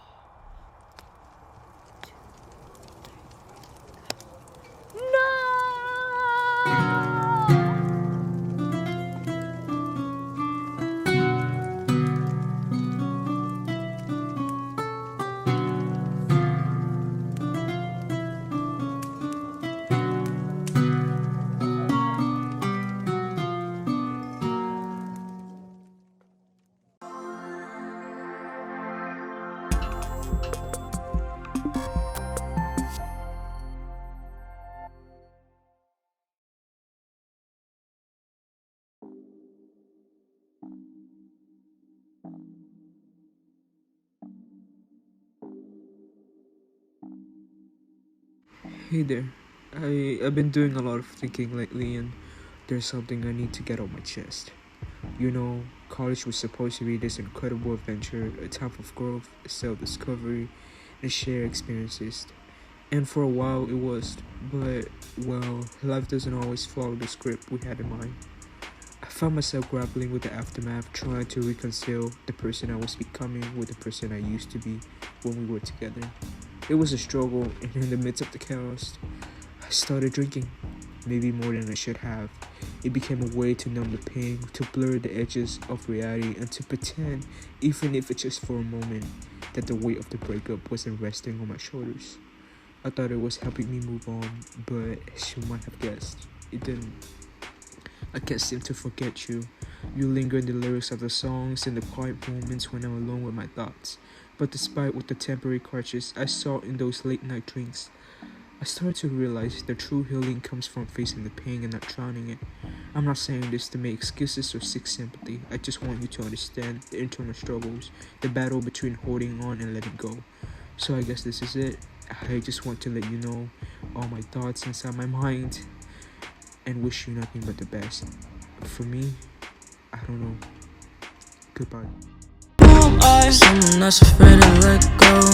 You decide if you're ever gonna let me know. Yeah, suicide if you ever try to let go. I'm sad, I know, yeah. I'm sad, I know, yeah. Guy gave her everything. She took my heart and left me lonely. me. I think broken hearts contagious. I won't fix, I'd rather weep. I'm lost and I'm found, but it's torture being in love. I love when you're around, but I fucking hate when you leave. Who am I? Someone that's afraid to let go. You decide if you're ever gonna let me know. Yeah, suicide if you ever try to let go. I'm sad, I know, yeah. I'm sad, I know, yeah. Who am I? Someone that's afraid to let go.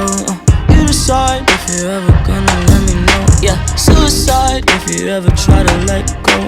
I'm sad, I know, yeah. I'm sad, I know, yeah.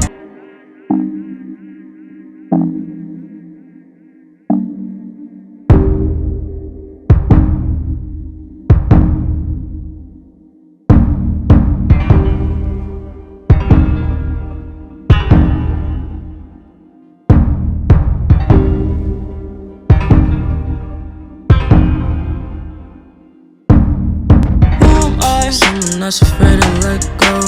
You decide if you're ever gonna let me know. Yeah, suicide if you ever try to let go.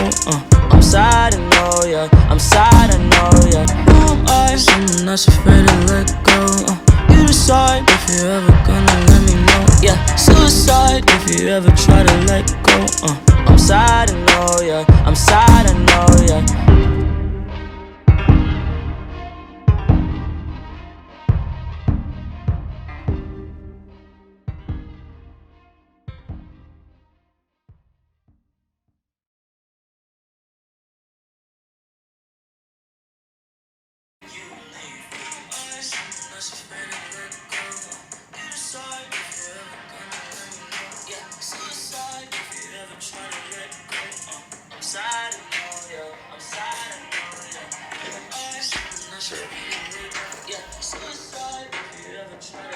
Alright, I'm just gonna start.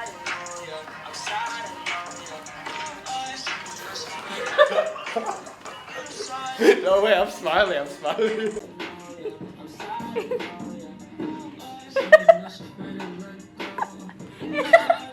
Yeah.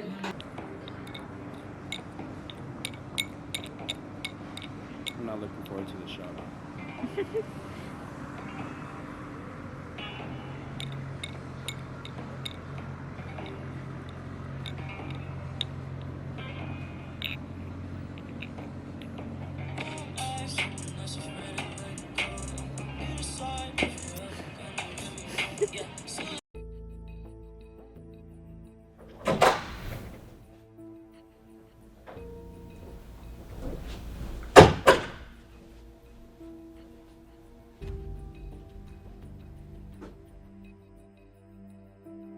We needed you, detective. Oh, you can call me Reese. It's starting to scare me, and we just can't rule it out anymore. Everyone's starting to realize that it's not just some freak accident. I can assure you, I'm aware. Where was security?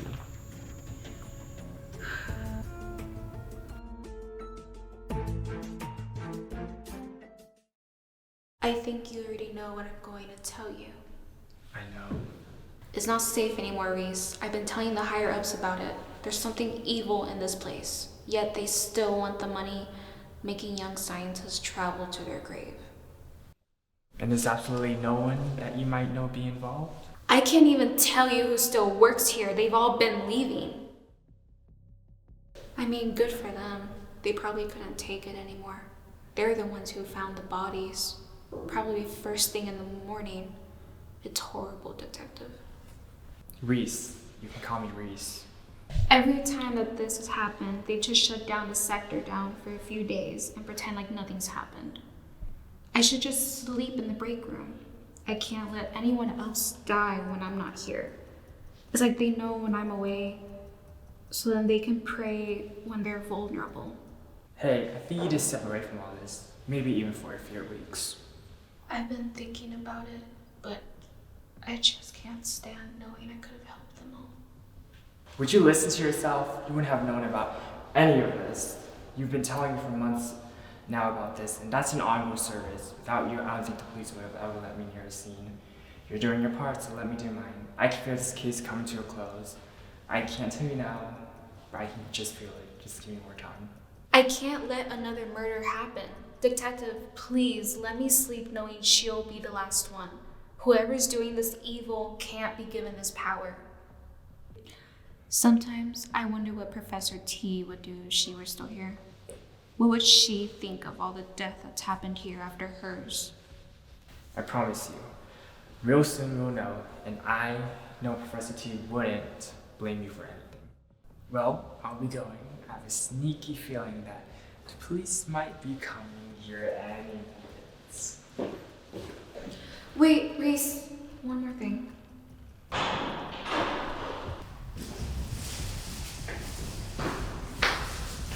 Who's this? Detective Reese, sir. I'm here. I know what you're here for. Thanks for coming in, Reese. Oh, sir, I'm sorry. I didn't tell you earlier. He's the guy I've been telling you. No need. I figured it all out. Don't worry, sir. I've got all that I needed. The police should be here at any moment to clear the scene. Oh, I know. I just wanted to introduce myself. I hope this time was made useful, Detective. Thank you, sir. Is there a lab here where I can work? Very top floor. It's the quietest place in the building.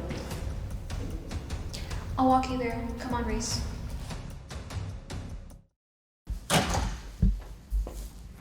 Where is she? I think you know. It's a shame we had to meet under these circumstances. I played pretend. I got your filthy messages. Why did you kill him? It wasn't personal. 5 years he's dedicated to this project, and now he's dead. All because you're too scared he'll rat you out. Surely you understand where I'm coming from, Detective. This, of course, was all a secret. None of this was supposed to exist. So why does it matter that he's dead? Because I'm taking over this project, Detective. Of course, that's all you ever wanted. With Professor T dead and all the former scientists gone, you have all the resources to keep your plan in motion. I knew you had a bright mind, and you might think I don't remember you, but I do, Reese. It pains me to see you not on the future side. I know you from the best, Professor. From the moment you left the department, I knew to keep my eye on you. What do you think the outcome of this conversation will be? I never want to be a part of this project, but I would never be on your side either. I'm just here to keep my scientist safe. I was supposed to keep him safe, and now you're gonna kill me. What do you think I'll do? You've already done it. When you shook my hand, you poisoned me. For an amateur detective, you're good, but not good enough to prevent your own death. I came back here knowing that I was going to die some way. Somehow, I know you. The police are already outside. While you took his life, I destroyed all the files, all the evidence, and all the data you could. No. All my years of work, getting rid of these pesky scientists, having to live a double life, all for nothing. Give me the files, now. It's gone, probably all scrubbed by now. You'll never see them again. Reese, do you hear me? Give me the files. No, no.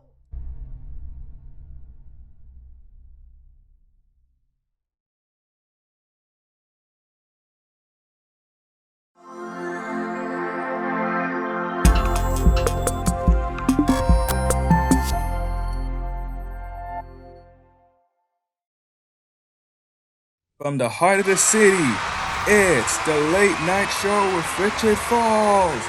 Tonight, Johnny Lamb and more. Now, please welcome your host, Richard Falls. Good evening, ladies and gentlemen. Welcome to another episode of Tonight's Show with Richard Falls. Tonight, joining us, our special celebrity guest, Johnny Lamb. Please join us, Johnny. Pleasure to have you here. Thank you, Dick. Thank you for having me. That's not my name. Dick is short for Richard, no? And Richard is the name. Richard is my name. Dick isn't. Oh, okay, Dick. Anyways, thank you once again, Johnny, for coming to join us tonight. I would just like to say that I'm a huge fan of your work. I find that they're quite inspiring. Thank you. You know, I hear that all the time. Yeah, I'm sure. Will you tell us what were your thoughts? What were your inspirations for your artwork? Okay. Honestly, I love just the feeling of the world crumbling, burning on the palm of my hands. But Stan Lee. Well, to see you go through this controversy, Johnny, must be so upsetting. Yeah, it's been tough for me. Right. Well, you didn't actually do these things. Oh no. I didn't. So then, why feel bad about it? Well, because it's ruining my career, my image. Like it's ruining everything. Oh, okay. So the only reason this is a concern for you is because it's ruining your career and your personal image. Is that so? Yeah, pretty much. So you have absolutely no remorse for the people that you've hurt? Not really. Okay. And how about the crowds that you ran over last week?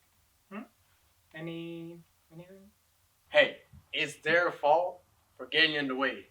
They got in the way. Damn paparazzi. You know, they got in the way. I don't know what you want from me. Okay, so then what about that time you threw hands with an orphan and told him to go cry to his parents? These are accusations. Is this true as well? Hey, whoa, wait. That was self-defense, okay? That kid, he was being a total pain in the ass. Oh, shit. Can I say that one? And I heard last week you said a hospital and I did not do that. Okay? Wait, hold on. It's coming back to me. I did do that. I did. It was orphanage. I said no. But I mean... You need to think. What? He's not a kid. Like, he's fine. You know this is going on for you, right? Well, what do you mean? I thought the audience liked honesty. Am I right? Well, yeah, but... What? Is it not true? Is it not true? Do you not like my honesty? Really? Do y'all? Really?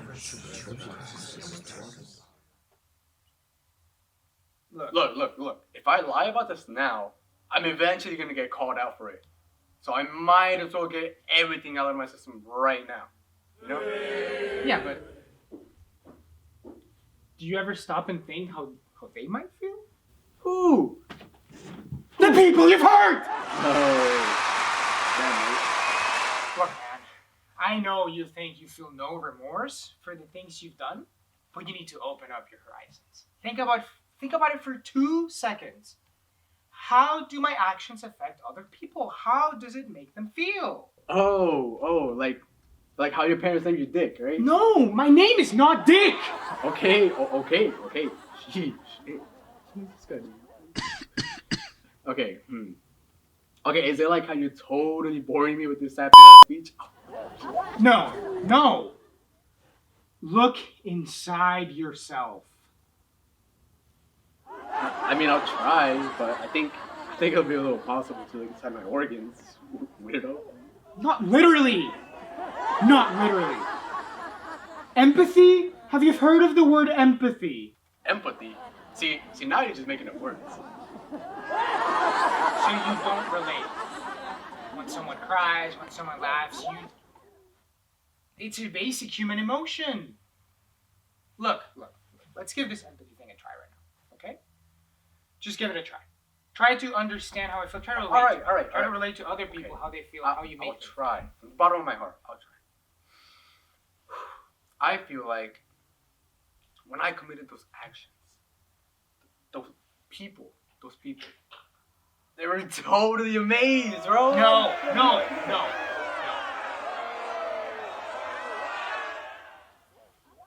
Scale it back a bit.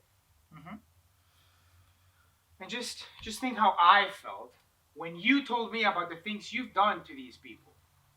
Okay, I feel like you've been rambling all day with this corny speech. Dick. Get up! Whoa. Get up! Okay. Sorry about that, folks. Seems like the interview got a little out of hand. I don't think this will be the end of this show, so tune in next week for another episode of... This talk show segment has been brought to you by MMA. Go down swinging. No, I think what I'm doing it making no sense to me.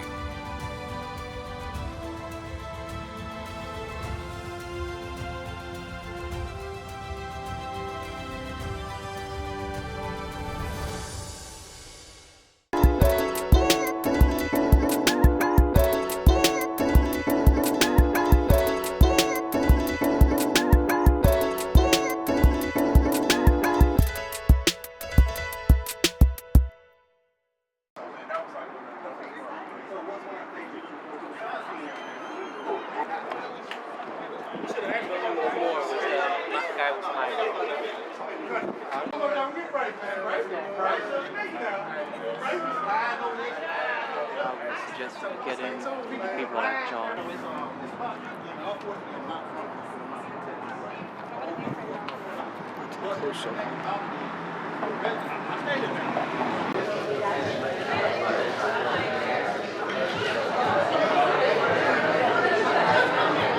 The premiere of Who Would?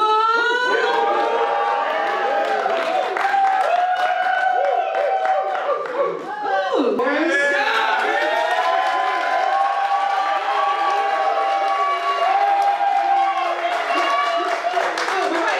a minute now. As you all have recurred, king is what a queen is what you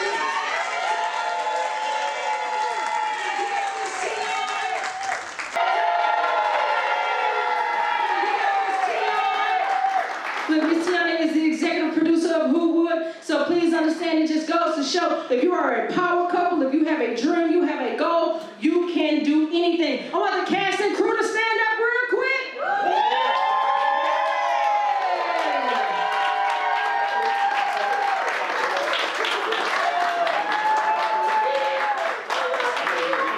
This is the thing. With all great productions, no matter if it's commercial, no matter if it's documentary or movie, there are great people behind the scenes that make it work. And we want to say to the cast of Who Would, thank you. So, you know, I'm not going to talk too much. All I have to say is this. Let's give each creator that's in the room their props. And we're going to start off with some great trailers before we begin. So, you know what? I want to go ahead and engineer. Go ahead and get started. Let's go.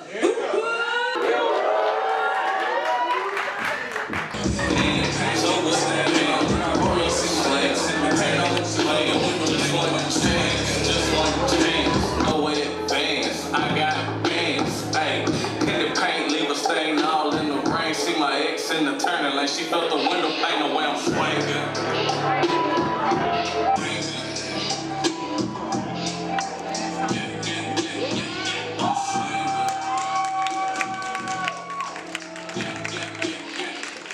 Look, I never understood the power of the internet.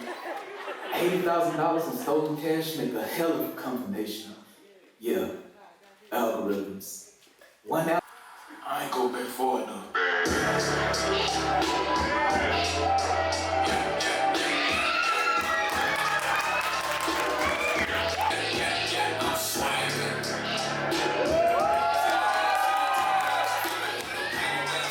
Shout out to the true MVPs, which is the cast, the crew, the producers, for sharing your artistry, your passion, just the collaboration that created a bond of community between us here. And it's bigger than just trying to be cute on camera. We really put in our passion, our blood, our sweat, our tears. And third, last but sure not least, my husband, twin flame.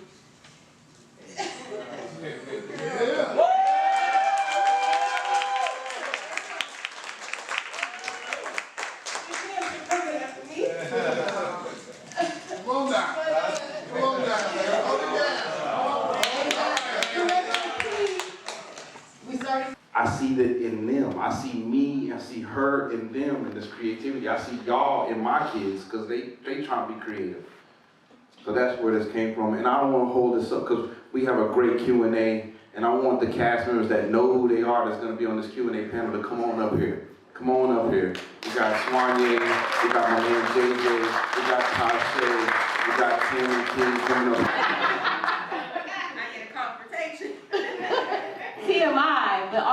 just say he's a great communicator. His work ethic is phenomenal. I respect him, just as a person, as a human.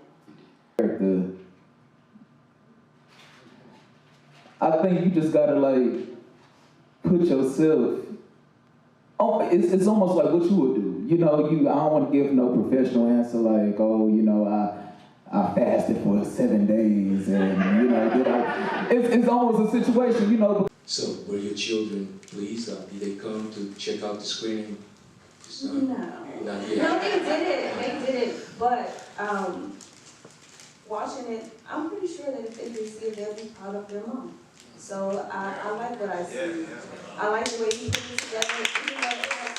I just want to give acknowledgement to every single person in here. Thank you for coming out. Thank you for buying a ticket. Thank you for being quality people here. I appreciate it, man. And thank you for all the people doing the camera work, the B-roll, and everything like that. It's been awesome, y'all. You would, baby. You would, baby.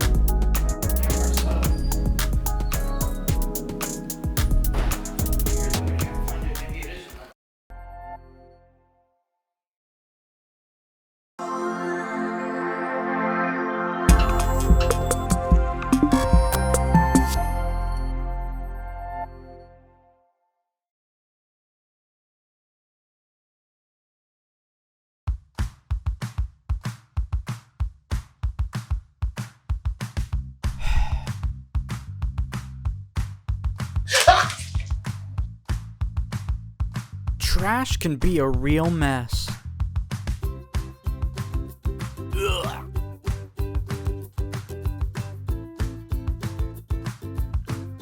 Not to mention the smell. If only there was a better way. Hi, I'm Randall W. Randall, and we all love food, right? I mean, we need it to live. But messy, smelly, trashy, expired food can be such a pain to deal with.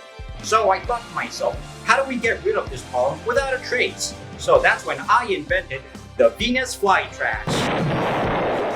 The Venus flytrash is the only omnivorous plant that eats anything that you give it. From peels and skins, to plastic, even bones. It'll eat it all without leaving a trace. But don't just take my word for it, listen to what our customers have to say. It's so much easier to clean when I have guests over. Now all I have to do is gather all my trash and feed it to my Venus flytrap. It's so convenient that I can hardly imagine my life without it. I often have large quantities of disposable material that is hard to be rid of. So much so that the neighbors have often complained of the stench. But now, that is a thing of the past. So if you want a fast, easy, and mess-free way to get rid of garbage, then the Venus flytrash is right for you. With its help, it'll make your mess disappear like it was never there to start. Call 666-666-6666 to get your own Venus flytrash.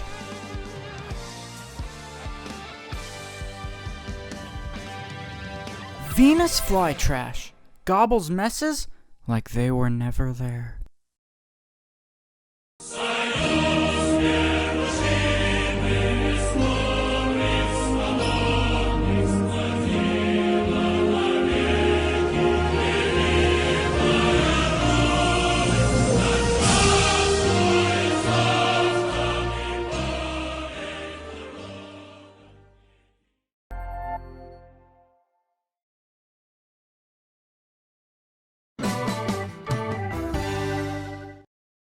Every college student is looking for recipes that are easy to cook. I am a typical college student on a budget. I have been a college student for 5 years, and I am going to be providing easy hacks to enhance college students' cooking skills. I am going to include 3 gadgets that college students must get: an omelet maker, a waffle maker that turns into a grill, and a smoothie blender. You can find the ingredients at your cafeteria if you have a meal plan. I will be showing the first kitchen gadget, which is an omelet maker that any student can use to make a healthy breakfast. You will need to purchase the eggs at your local store. The other ingredients can be found at your university's cafeteria, including cheese, butter, ham, onions, tomatoes, and milk. First, spread butter all over the omelet maker's inside, top and bottom. This will help the omelet to not stick. Plug the omelet maker in and allow it to preheat while you get the ingredients ready. You can now dice the ham, cheese, and tomatoes with a knife. It helps if you have a cutting board. Pour the eggs into each side of the omelet maker until it is almost full. Next, put all of your other ingredients in. Close the lid and wait 10 minutes. It is ready. Unplug the omelet maker and carefully transfer the omelet to a plate. You can now enjoy a healthy, fresh breakfast. Next, I am going to share how to make a quesadilla with low-carb tortillas. You can get the ingredients for the insides of the quesadillas at your university's cafeteria, including cheese, ham, turkey, and more. However, you have to go to your local grocery store to get low-carb tortillas. Now that you have all of your ingredients, you can start building your quesadilla while you are heating up your waffle maker. With this specific waffle maker, you can flip over the waffle maker to convert it to be a sandwich grill. You simply put the quesadilla on the sandwich grill and close it. Now you have a low-carb, cheesy, delicious meal you can happily enjoy. The next kitchen gadget I am going to show you is a blender that you can make delicious smoothies with. All you need to get from your local grocery store is protein powder. You can get the other ingredients from the cafeteria, including a whole banana, peanut butter, spinach, and milk. Now that you have everything, set all your ingredients on the table. The next step is to pour the milk in first while adding protein powder. You can then add the banana slices, peanut butter, and spinach. Now you are ready to start to blend your smoothie. Let it blend until it is thin. You now have a delicious, healthy snack to energize you to do your homework. As a college student on a budget, you can still make delicious, healthy recipes with the help of these kitchen gadgets while using your meal plan to get the ingredients. Remember, you cannot do well in school if you don't fuel yourself.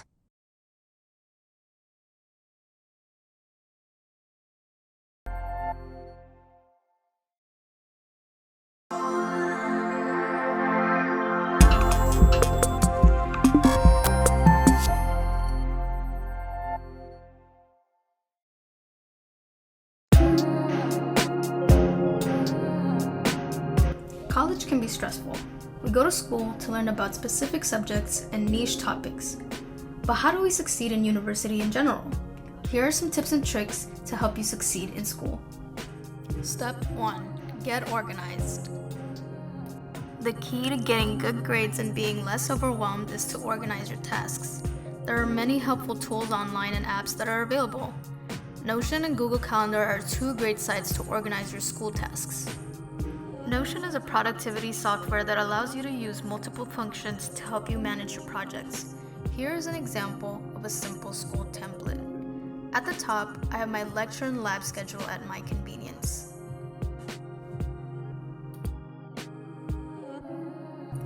And as I scroll to the bottom, there is a database of all my deadlines for this semester.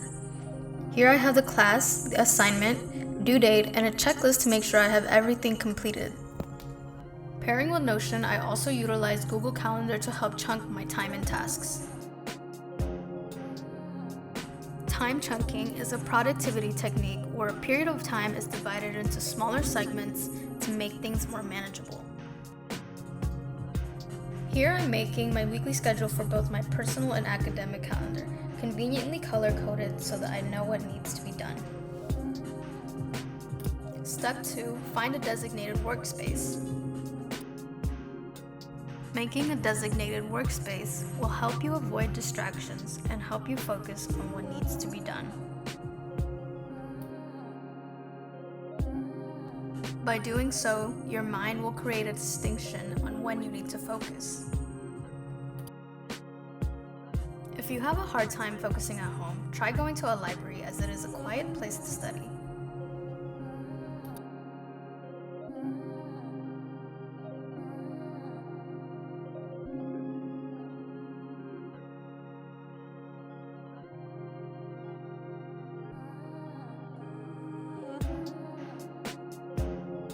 Step 3, eliminate distractions. Nowadays, smartphones and social media tend to be the #1 distraction in students. Use the focus function on your phone and silence your notifications when you are studying. Noise is also a great distraction. Putting on noise-canceling devices can help.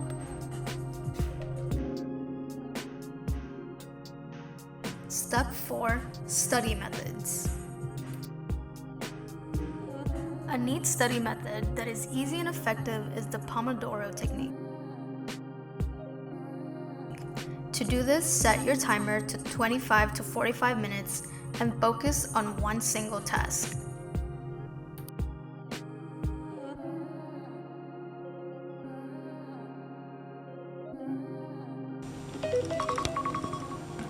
When the timer ends, you reward yourself with a 5-minute break. Repeat until the task is finished. If studying by yourself becomes boring, try studying with a partner. It can make learning the subject easier as you have someone to bounce ideas and thoughts off of.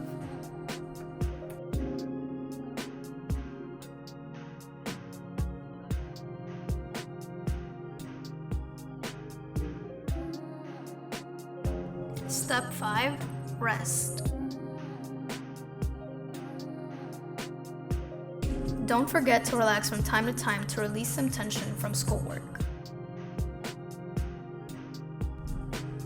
And finally, make time to do things you enjoy. Thanks for watching!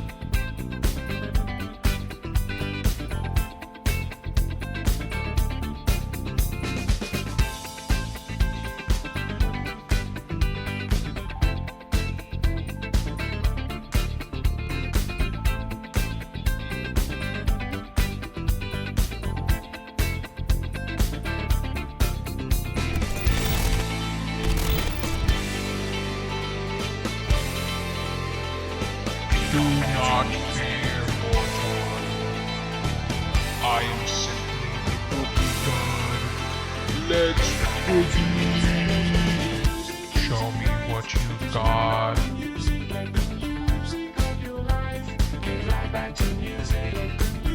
That can't possibly be all.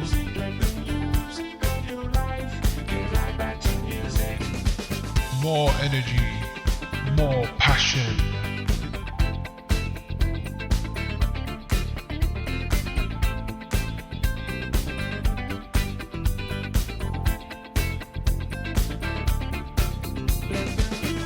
It is time I send you on your way.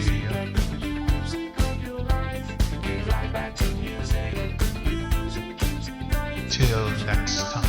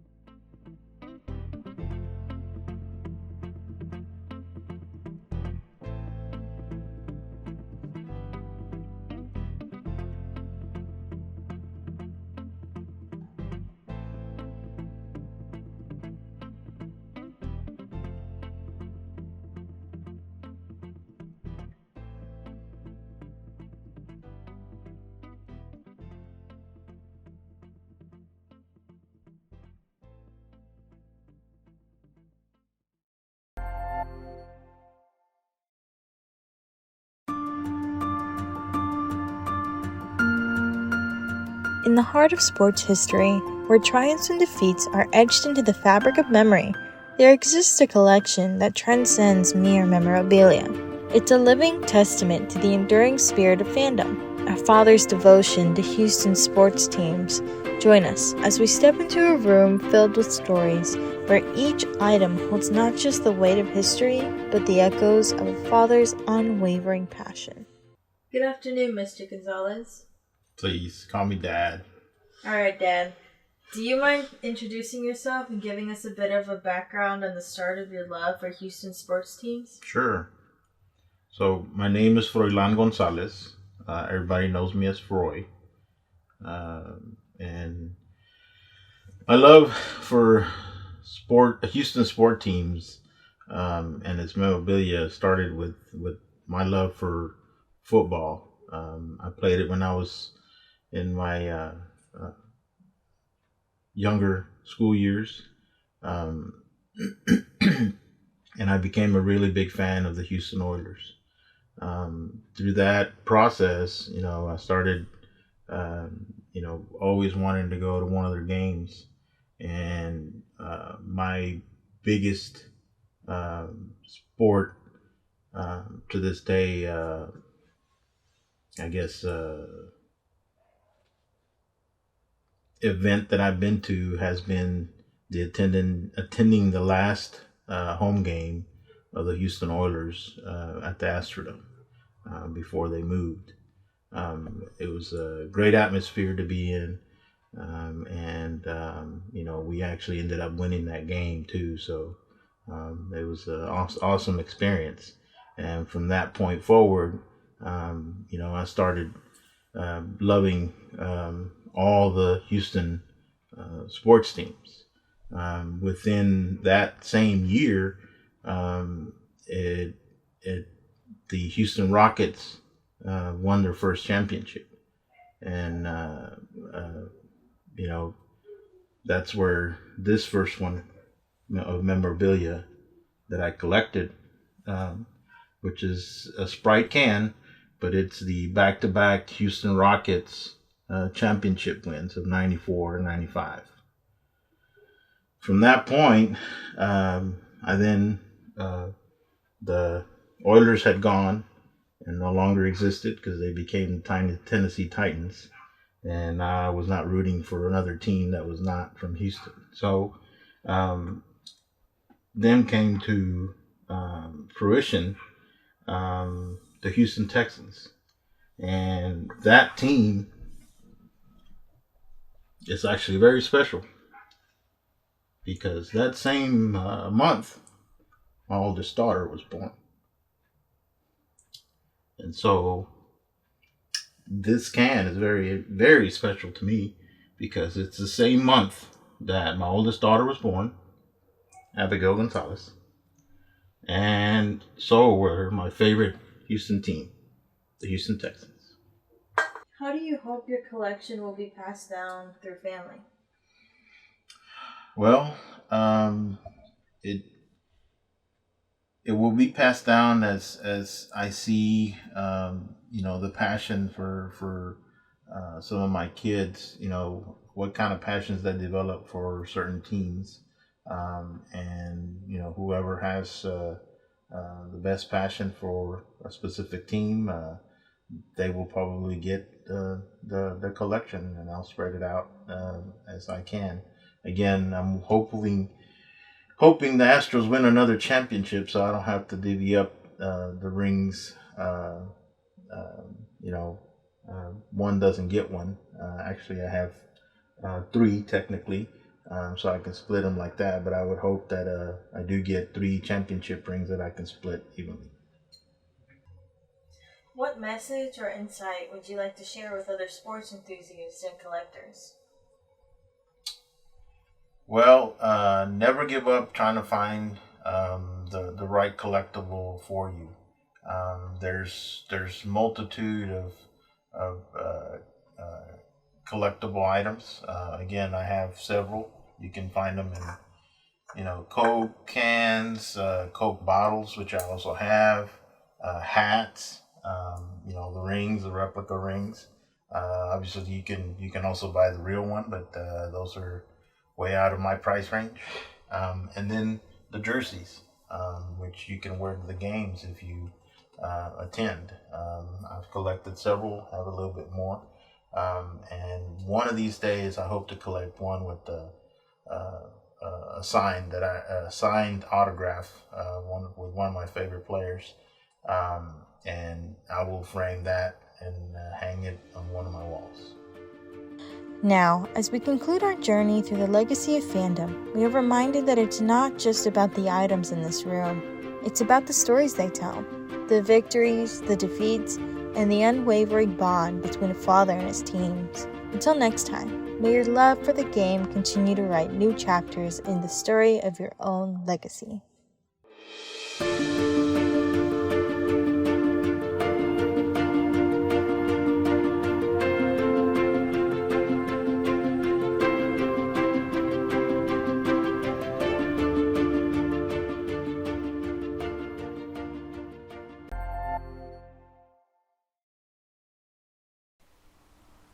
The ferocious wilds of Sugar Land, Texas are not safe for the faint of heart. Meet our marvelous crew as they venture into the wild in search of an animal undergoing unique circumstances. In the heart of the ferocious wilderness, we capture the unexpected journey of an odd protagonist.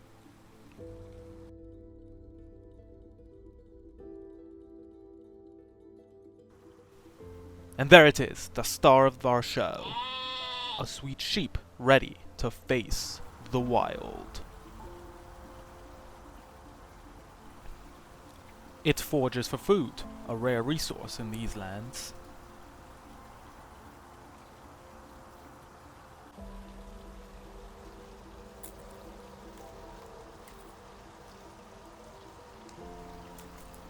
Our sheep friend seems a bit camera shy, as it makes a hasty exit.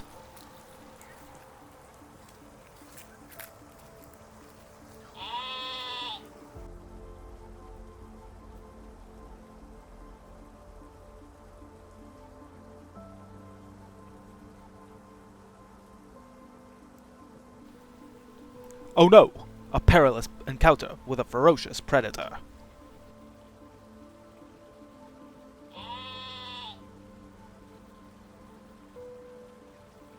Our sheep friend must make a quick getaway, or it will be the prey.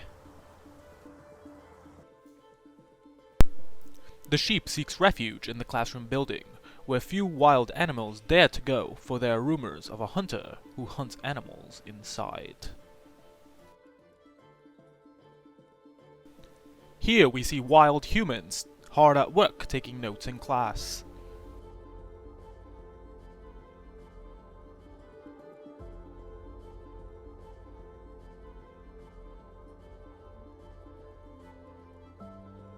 The sheep is on a mission. It's taking notes in class.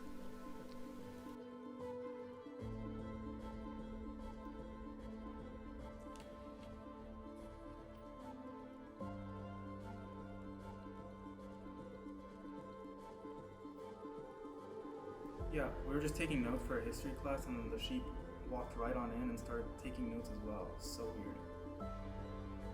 You really don't see things like that every day. And here we have the legendary hunter, preparing for his next hunt.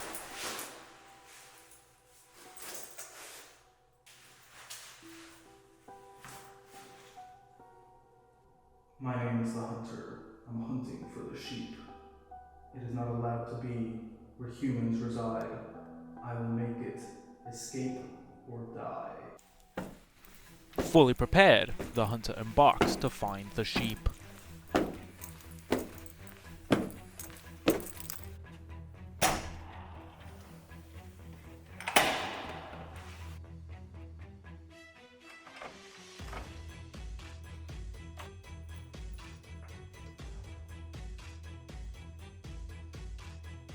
Our woolly friend, taking notes, is caught by surprise and must make a rapid exit.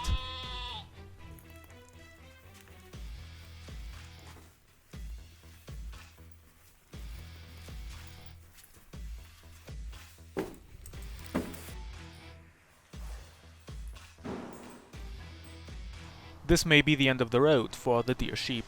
It has been chased by several ferocious predators and is exhausted. It searches for food and water, but alas, it fails to find any.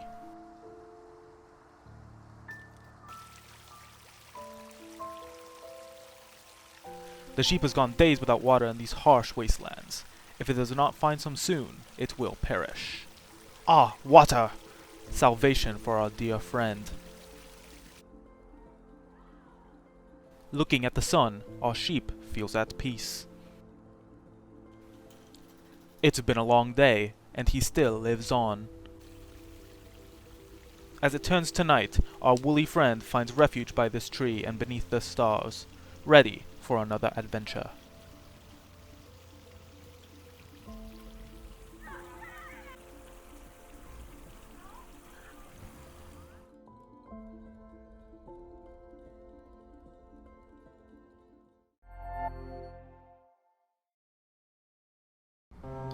What is a lie? What does it feel like to be lied to? And I would see text messages or pictures of girls, and then I would ask them about it. And sometimes he would lie. How should we react to those who deceive or lie to us? It's no lie, no one likes being lied to. Except when we do. Hi, Mr. Reed! Whoa! Hey! Did you do something to your hair? It's a bit extreme, isn't it? No, I mean, that's a thing nowadays, right? In fiction, whenever we believe a narrative that turns out not to be true, or what we believe about the story isn't so, we are lied to by unreliable narration. The unreliable narrator comes in many different types. A narrative from a character isn't always given as a booming third-person godly voice overhead in the story. As far back as I can remember, I always wanted to be a gangster. Sometimes the character has an inner monologue to tell the audience what the character thinks, and that the story we are seeing may be from their perspective. But other times we don't get inner monologue. Instead, third-person perspectives that our characters don't know. We're left to experience the story through their experience of events. When their experience of events doesn't accurately show us context, it can leave us feeling lied to. A masterclass defines these types of first-person unreliable narrators as having compromises to their credibility. But why is understanding perspectives, lying, and telling of stories important? William Rigman, a professor of literature from the University of Oklahoma, identified the most common unreliable narrators. First, the Picario. It's showtime, folks. The Picario is representative of the storytelling done in exaggeration. It's not lying about something, but still not the whole truth you wish you would have known. I'm gonna kill it. Your Honor, I'm very sorry. I'll never do it again. What? Your Honor, I'm very sorry, and I'll never do it again. Picarios expertly use wordplay to maneuver a conversation. When they've succeeded with wordplay, they can use confusing wording on purpose to mean nothing or doublespeak. Storytelling with doublespeak communicates narratives less harshly to the audience. Doublespeak can influence people to think one thing while getting other messages across. The Picario is the exaggerator, the crafty wordsmith. Second is the knife. Knife, meaning of a naive nature, is about those whose understanding of events being retold are impacted by their understanding of worldview. Common knife storytelling would be retelling of events by a child whose only understanding is what they have seen so far or could possibly understand. Sometimes, knives are used to mislead an audience, as a child's retelling of events may not be accurate to what actually happened, but is real for the child. The wrong interpretation of events with good intent is common in the knife. All Forrest Gump has known is the extent of his knowledge. A hindrance on what Forrest could be able to understand has always been there. The difference between a child knowing and not knowing what they're doing makes unreliable narration interesting in the knife. Next is the madman. The madman is my favorite. The madman is a sick mind when someone has a mental illness, mentally is detached from reality, or otherwise not in the right frame of mind. Even some dream sequences put a character in a frame of mind that isn't normal, or maybe the character is otherwise in a sick or in a fake dimension. Unlike the knife, which has their condition or understanding of the world which is impacting their worldview, the madman has something change their mind dramatically. Not to be confused with a narrator lying about a situation. The madman narration can be unclear as to what the reality of the situation is, mostly seeming like it's unclear to the madman themselves, leading to the viewer asking, can we really trust what we see in this scene all the time? This is not to be confused with an unreliable narrator that is just lying about a situation. Last is the liar. The liar does not always have a clear motive like the Picario at first. The liar deceives, and when the writing indicates the liar's slip-up, the liar will be revealed. The liar's motives and understanding of situations does not have to be shaped around what was previously mentioned in the other types of unreliable narrators. Instead, many liars know they're wrong, and some have weighed the consequences, then proceed to lie anyway, much like our real-life counterparts. While this may seem cheaper for a character's development or a storytelling perspective, it can still be used in simpler parts of stories. This doesn't mean that the motive of the character must be simple, but their methods are. Everyone lies. We all have. Humanity's pursuit of our individual goals means lying is bound to happen. It's in our nature. Whether you have lied as simply as the liar or the knife, we may not all have lied as a madman or even a Picario. What is a lie? What does it feel like to be lied to? When lied to, it feels like we know what a lie is pretty well, and we know how we feel. So why is understanding perspectives, lying, and telling of narratives important? And how should we react to those who deceive or lie to us? While our lives may have not matched the scope that others do in lying to us, fiction can help us understand how we all hurt, we all live, and we all lie. To understand lying through fiction, we can better approach how to deal with lying in our own world and our own lives. It's no lie, no one likes being lied to. Thank you.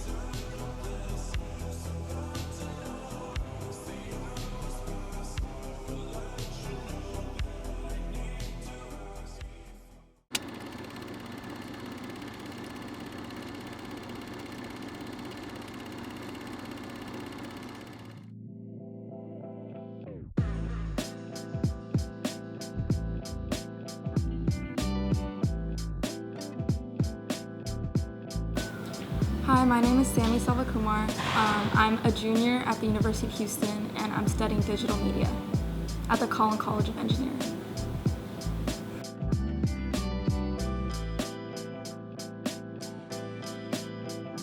I chose to study digital media because I want to pursue a career in UX, and I was really interested in photography, animation, and all the different aspects like printing and all that are involved in the digital media program.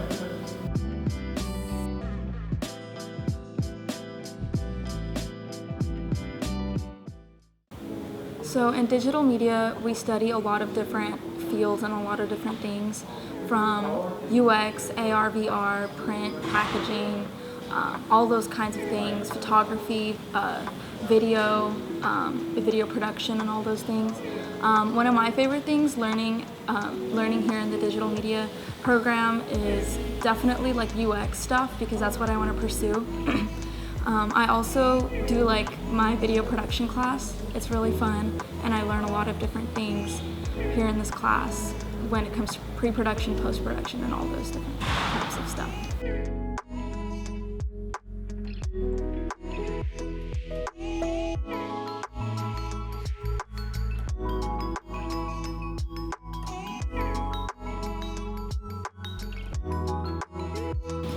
I think one of the hardest challenges I've faced as a digital media student at U of H is coming to Sugarland for my classes.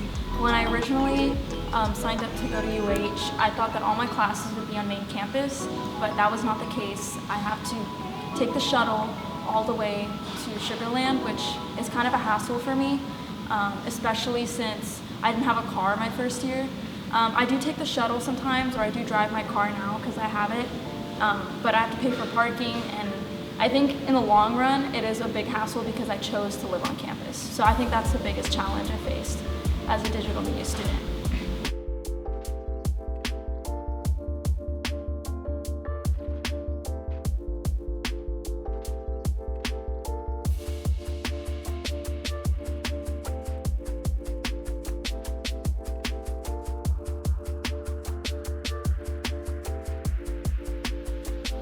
I think one of the most fun experiences about my college experience so far has been meeting new people of different backgrounds and different places, and being friends with them, spending time with them, and having like different perspectives on things.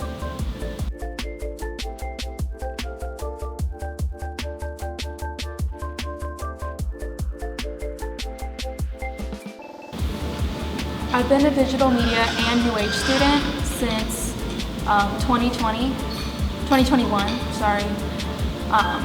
So yeah, and I've been doing both at the same time.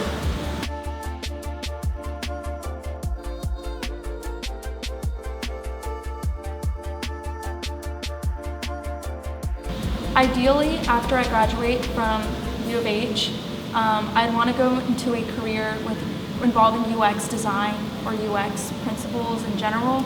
I'm working towards getting internships in the UX field so that that transition is smooth. But generally, I am open to any sort of field that involves digital media, since I have such a diverse tool set from learning things here in this program. But ideally, UX is my goal.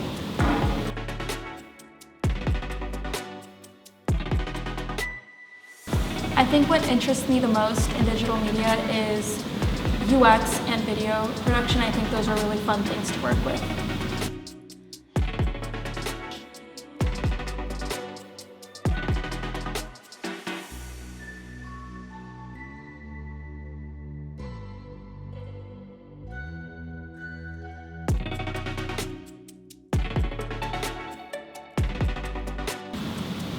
Overall, I really like being a digital media student, and I'm hopeful for how it's going to progress in the future. And yeah, I think I enjoy being in digital media, and I think one way that we can fix it is to make it more organized. It's kind of all over the place right now, but I do see potential for this program. Another thing is making it clear that a lot of coming digital media students have to commute to Sugar Land, and but other than that, I think it just needs to be more organized and have more of a structure to it. But yeah.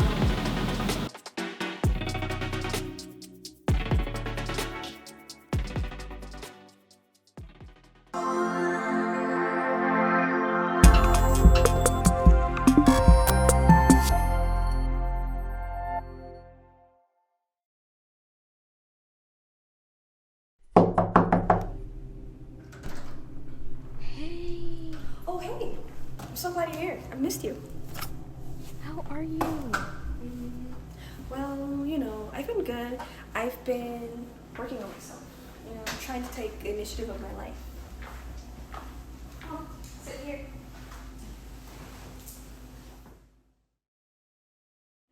So, I've got news to share. Tell me. Well, remember when you said to maybe hold off of buying a new pet for a while? Given my history with pets and all.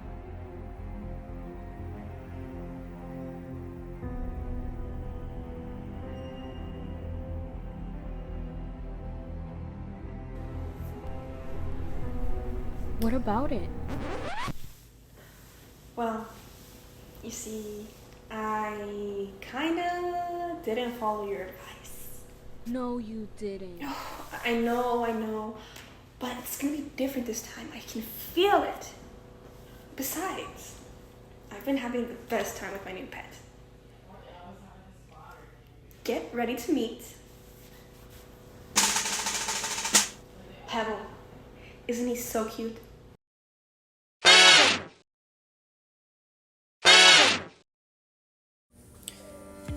Ever since I got Pebble, I've gained a good friend. Having a pet rock has been the best decision of my life. It fits my lifestyle. Pebble is such a loyal and quiet, and surprisingly, a low-maintenance pet. Pebble gives me so much responsibility. You know, he's a lot easier than other pets I've had in the past. But I always make sure to give him his weekly bath. You just love those sights, don't you? Don't you?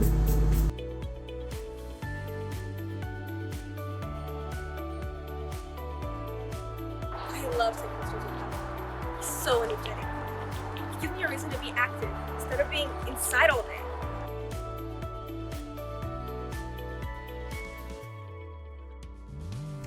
When it's time to relax, Pebble is a wonderful cuddling companion.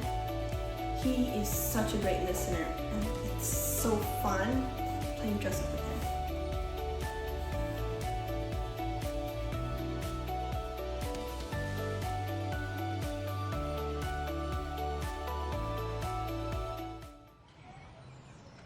I understand now that you're learning from your mistakes. I'm so proud of you. Thank you for saying that, you know? Maybe I should redo my driver's Where's Pebble?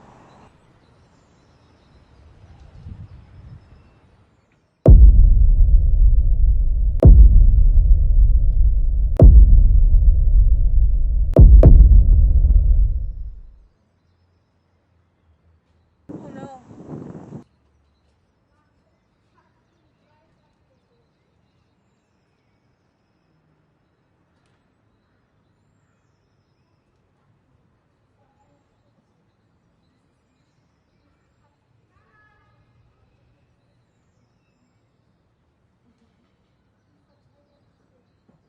Not again.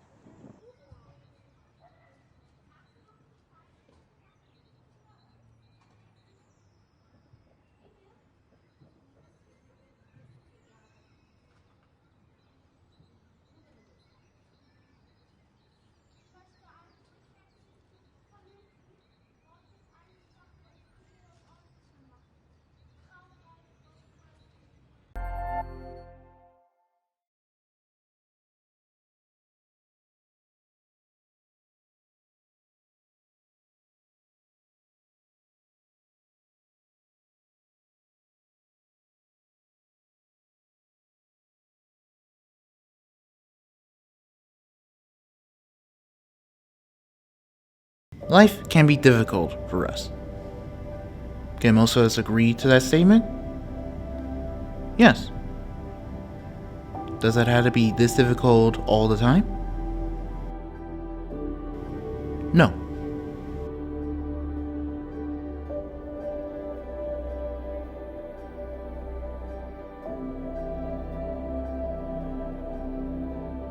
I do believe that we have the capabilities to make our lives just a bit easier to handle, if we just push ourselves more towards it.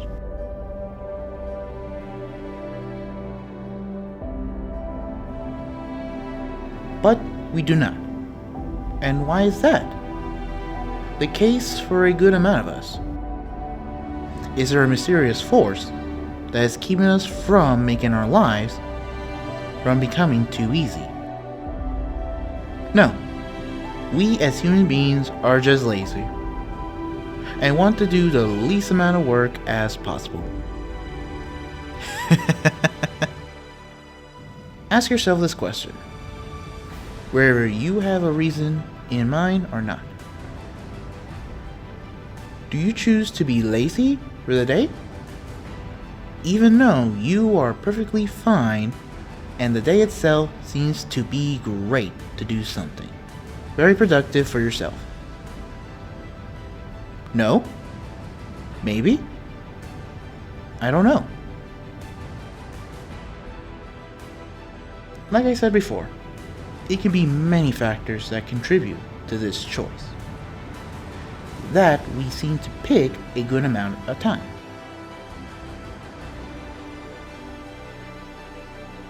I mean, there is nothing inherently wrong with being lazy for a day, especially after going through a busy time. What I mean is that if it gets to a point where you are lazy just for the sake of it, despite you are perfectly fine both in mind and body, then really, what sort of excuse that you have left to explain yourself at that point?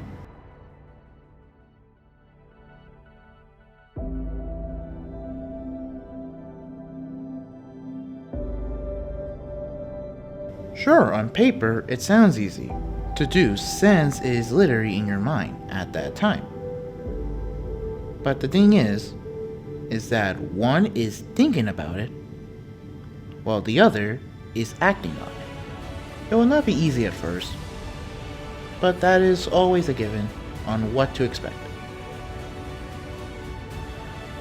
But just enough time to work with, and you could find yourself not easily following that state of being.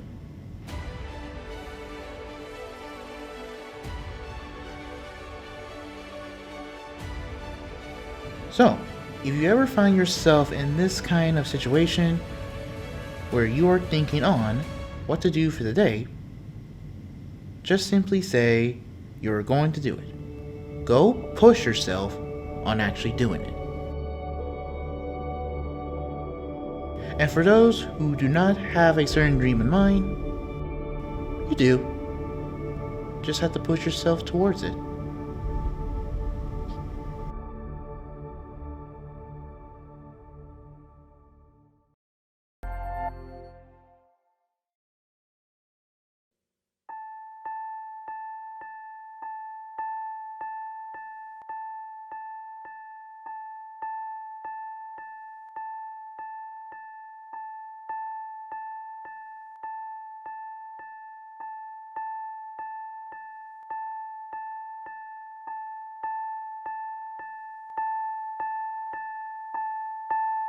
There's something rotten inside me. You told me to be better and honestly likely. You told me to be more true as I cannot be. You told me to be smart, but promising I'm free. You told me to be strong and belong, alarm me, that otherwise my life won't be long or lively. To some when I'm gone, they don't despise me. You told me don't be wrong, forgotten that I'm me. Become something that I'm not. Crushed between the four walls, ceiling and the floorboards. I can walk nor see forwards. When I talk, my speech more door. Scrambled thoughts that need order. Not in reach, they lost in deep waters. Drawn on sleep, exhaust my zeal harder. Caught in grief, I've honestly authored. I don't wanna swim no more, I wanna fly. Looking up at those that do. but I don't identify. I feel lonely when I try. My dreams always seem to die. I keep falling, I'm so sorry. I'm appalling in your eyes. Show me how to be, I'll show you how to not. I will climb the tallest tree and tie the tightest knot. Yeah, oh yeah, I'm flawed as hell. I could never love myself. As long as I carry this guilt, I will never feel fulfilled. Show me how to be, I'll show you how to not. I will climb the tallest tree and tie the tightest knot. Yeah, oh yeah, I'm flawed as hell. I could never love myself. As long as I carry this guilt, I will never feel fulfilled. Beep, beep, beep, beep, beep, beep. I reach for the screen, I need sleep. The sequence is bleak, it reeks and repeats. Week after week, increasing my fatigue, I feel weak. Tough to conceive, I still bleed when I seem to be proceeding on reflex deceit. That I could feel relief, that I could seek dreams, which seemingly all my experiences deplete. See, at the beginning they said that I would be winning, but a beautiful thought, but one I no longer believe in. Belief feels belittling now, I've been beaten. Bested beast, depressed and defeated. So rest in peace to me that felt different. Guess I failed at living, guess I failed and I guess I'm failed. So my failure isn't your fault, just the weather shifted and my feathers weathered. Show me how to be, I'll show you how to not. I will climb the tallest tree and tie the tightest knot. Yeah, oh yeah, I'm flawed as hell. I could never love myself. As long as I carry this guilt, I will never feel fulfilled. Show me how to be, I'll show you how to not. I will climb the tallest tree and tie the tightest knot. Yeah, oh yeah, I'm flawed as hell. I could never love myself. As long as I carry this guilt, I will never feel fulfilled. One lonely night coming home from work, the heavy rain, 30 feet from the train, I cross every day. Bar halfway down, I don't hesitate. Close both my eyes up for heaven's sake, hit me today. I just want it all to be erased, disappear with the fear and despair dissipate. All I've ever done is been afraid. All I've ever done has been this way. You claim I ain't broken, you liken my wounds to things that you deal with ease. I should too. You make me hate me more than I should hate you. It's always you, but mama, me.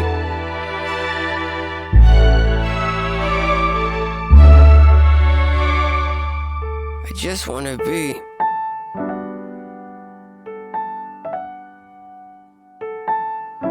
And I hope you're okay with that.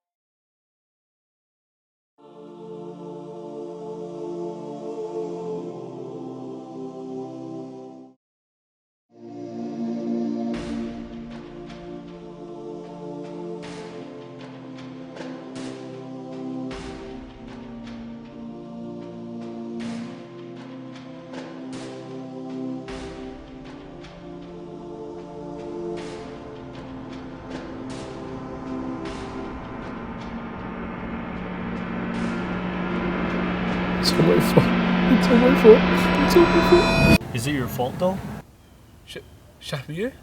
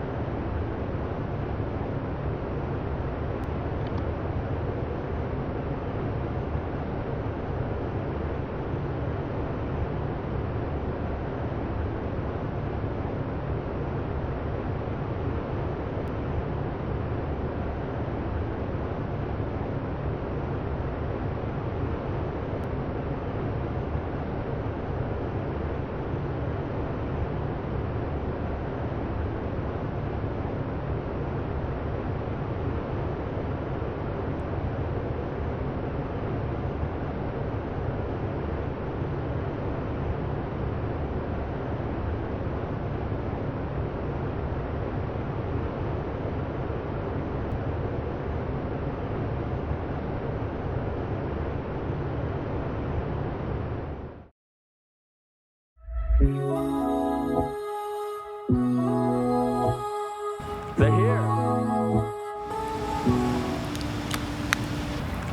assalamu alaikum, man. Have you been? It's been forever. You remember me, right? Salman. Yeah, of course I remember you. Thought so. Me and Shamir were practically best friends. I know you guys were close. Y'all were what now? But I didn't see you at the janazah. You know the funeral? I know what a janazah prayer is. But anyways, have you been? I know it's been tough for everyone. Yeah, I'm fine. How are you? Not so well. Regarding this and in their school, work, you know, the usual. It absolutely broke my heart when I found out. Grief. It's like an uninvited guest that refuses to leave. Losing Shamir, it broke something inside me, you know? It's like my whole world shattered and I'm navigating through a world that has no colors. Shamir's absence made me question everything. Why him? Why now?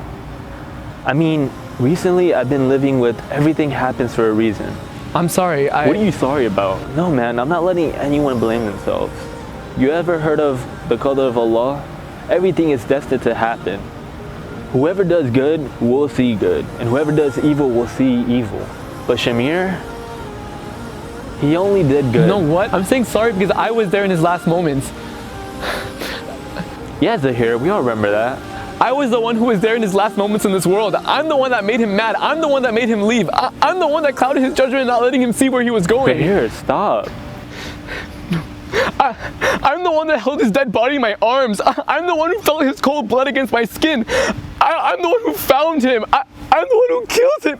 It's all my fault. Whoa, whoa, whoa. Hey, come on, man.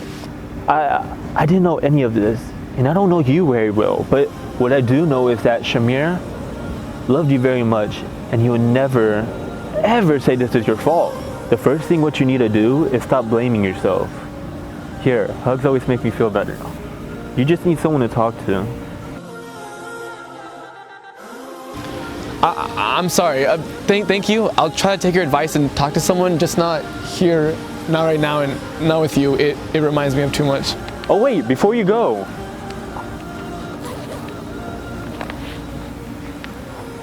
This is Shamir's. That's a big book. It was good seeing you, man. Me and the guys are just a message away.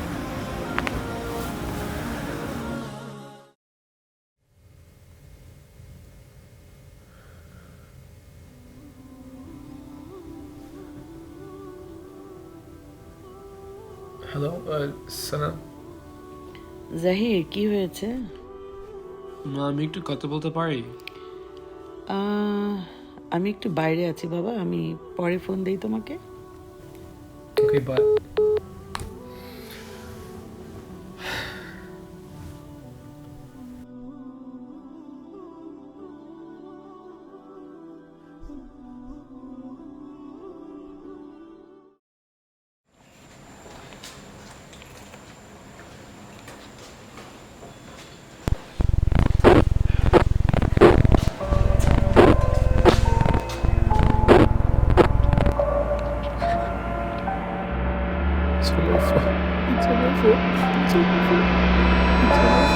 Is it your fault though?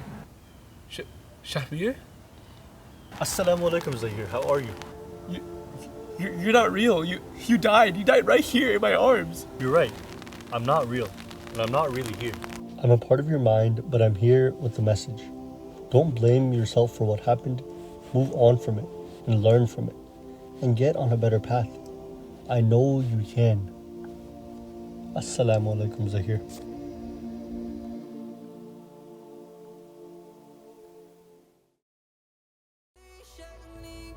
Salam Shahmir. It's been a minute now.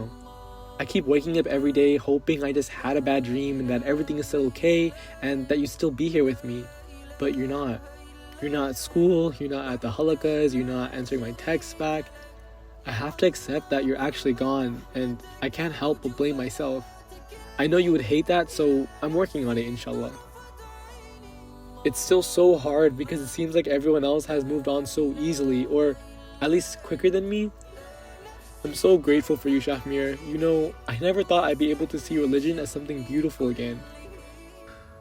I'm so sorry that it took so long and took you not being here for me to finally start changing who I am. But it's all because of you. And as you taught me, Assalamu alaikum rahmatullahi wa barakatuh.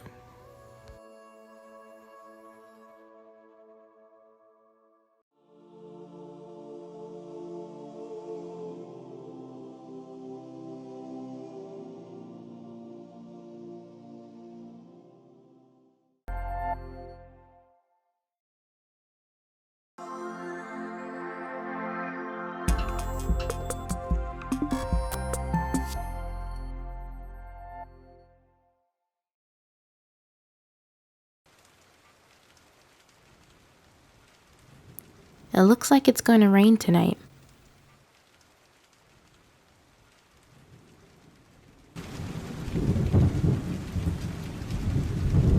Hello to everybody watching at home. It's been a really rainy and cold day today on campus. I've been there all day and I just want to unwind with something warm and cozy. I'm going to teach you all how to make homemade chicken and dumplings. I will also be making the dumplings slick style, which I prefer over the canned biscuit method. Here I'm showing off all the ingredients that you'll need. Fresh is the best, but I'm using what I have on hand. For the first step of our recipe, we're starting with the hardest part, chopping up the veggies. I'm using what I had on hand, but if you don't have celery, carrot and onion will work just fine. Peel your carrots.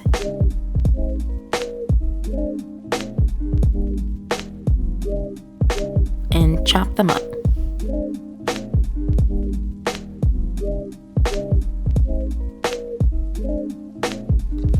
Here I'm cutting the onions into crescent-shaped moons.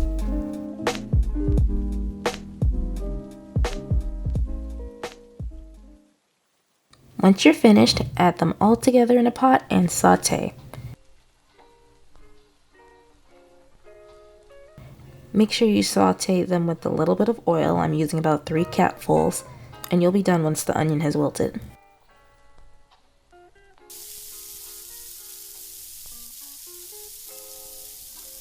Now for our broth. 4 cups of water in a bouillon cube. You can use chicken broth instead.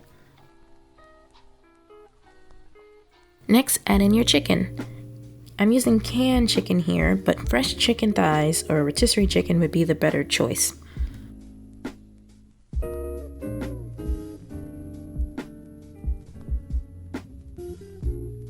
Now that we've added our chicken, seasoning. Seasoning is mandatory. Salt, pepper, garlic powder, poultry seasoning, whatever you want to add with a little bit more oil.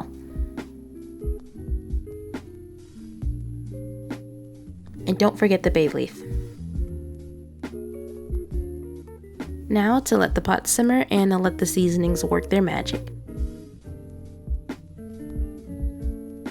I grew up in Georgia, but weirdly I was the only one in my family that liked chicken and dumplings. Even my dad, who was an Atlanta native, wondered why I was so fond of this dish.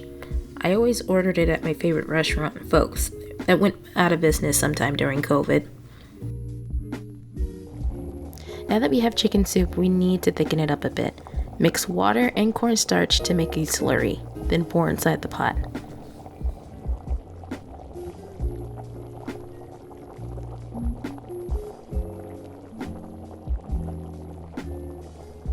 Oh wait, I almost forgot, the slicks. They're easy to make and better than canned biscuit dumplings. Folks, the restaurant, served their dumplings the same way, flat, chewy, and flavorful. Here's what you'll need. 1.5 cups of flour, salt, butter, and a little bit of milk. For more flavor, I recommend pouring in chicken broth instead of the milk.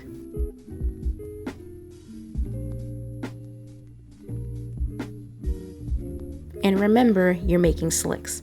Use a rolling pin to flatten out your dough, and you'll need either a knife or a pizza cutter to make perfect little squares.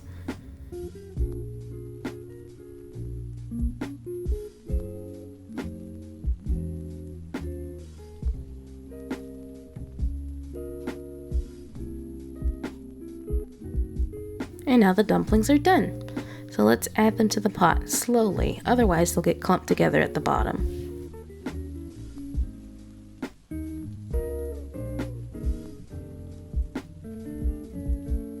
Now it's been about 20 minutes. I checked the broth and it's thickened to my liking. I'll add in some last minute parsley for presentation and then we're done.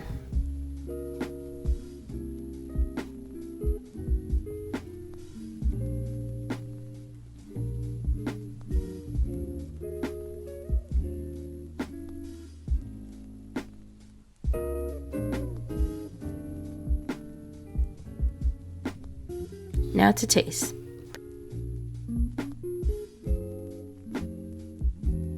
Pretty good.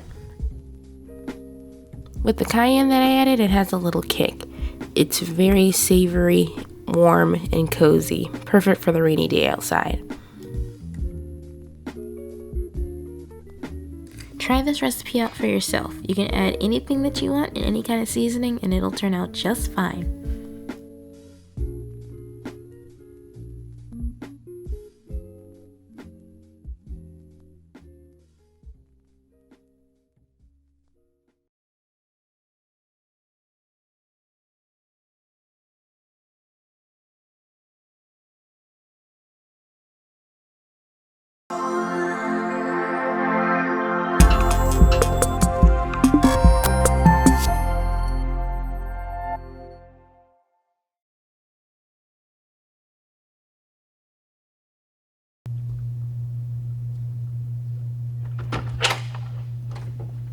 I just don't know, man. It seems like it's gonna be too much.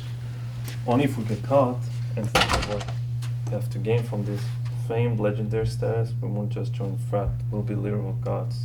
I know, but for how long? We're only in college for 4 years, man. I'm just trying to talk some sense into you, man. Bro, forget about it, I've got something even better.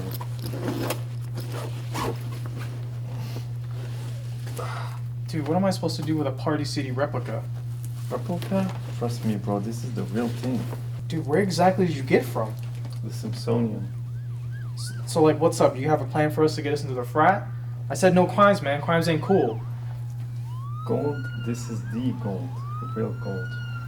Real gold? Yeah, sure looks like gold, but is it real gold? Robert Michaels, Kyle Karlowitz, make things simple for us and step out with the gold now. Oh, dude, my scholarship. Yeah. Dude, how did you do this? How did you even manage this? High vis vest, bro, it works every time. High vis? What? From the Smithsonian? Oh man. Oh man, oh man, oh man.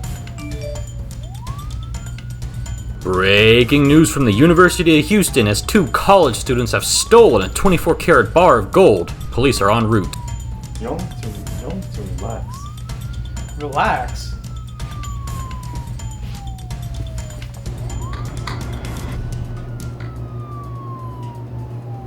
There's already like 3 police cars outside. Bro, we're gonna be extra legendary. Bro, the police are here because they're bored. Why make such a big deal about it?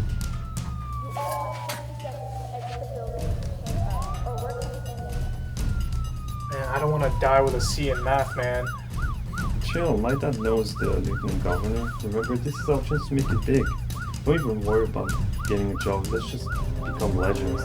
Think of the ladies. You got the touch! So let's stop walking around and let's go and fulfill our destiny and give our family wings.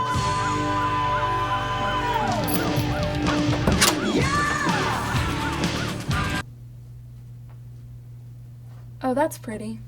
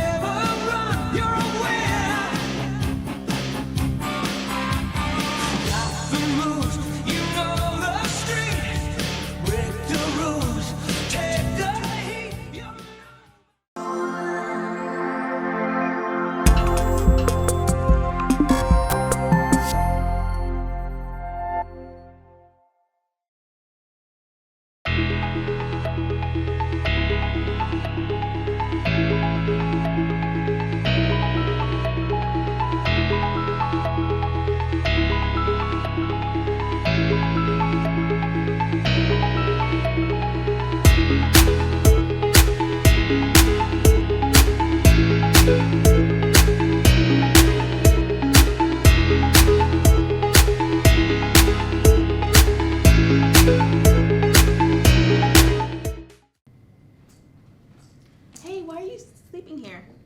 Huh? Oh, just getting a quick nap in before the next class starts. Why are you so tired lately? You know, catching up on late schoolwork, all that kind of stuff. Okay, you're not usually a procrastinator and you never have trouble finishing your work. What's wrong for real? You can tell me anything. I think my roommate's possessed. Are you high? What? No! It's because you just said something pretty crazy right now. The only reason that I'm lacking sleep right now is because of all the weird and crazy things happening. Look, you just got a new roommate and you're just getting used to her habits. Don't always jump to possession or supernatural stuff. I am telling you the truth! Okay, chill out. What did they do to make you think they're possessed? Well, the first thing is that they are always wearing gloves. Nice to meet you. Just because they're wearing gloves? It's not just because they're wearing gloves, it's because they're always wearing gloves.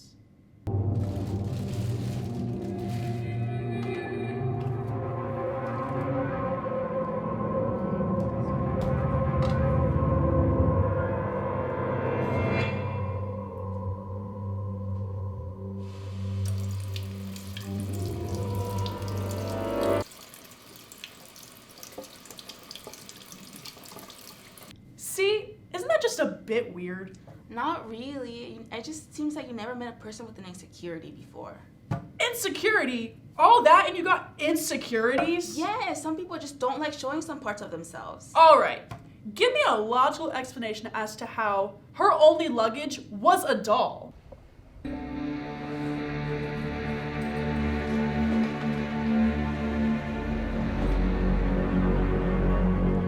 Isn't your roommate a foreign exchange student? What does that have to do with anything? It's maybe the doll reminds her a little bit of home. That doll of hers is probably a cursed object she brought with her from home. And when it's not with her, it moves. Oh my. What is that?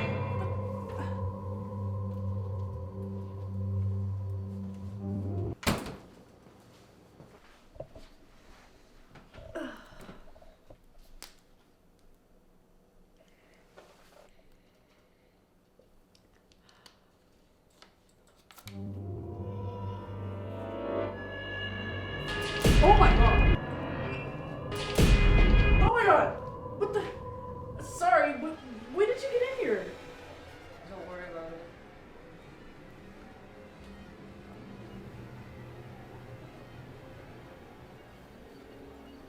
Lily said she likes you.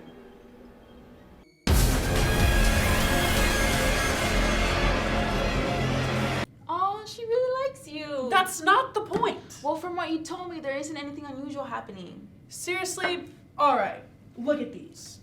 Creepy, scary, horrifying. Isn't your roommate an art major? You cannot be serious right now. Hey, art is subjective.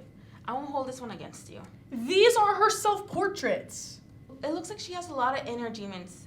This takes a lot of courage to express. She is the demon. Well, let's not get judgmental. She's probably just really socially awkward. Look, it looks like she's crying in this one. Okay, you're either really dumb or a great gaslighter with all these logical explanations, but you cannot explain this. Oh my gosh, she's practicing sleep meditation. She's so in tune with herself. You've got to be kidding me.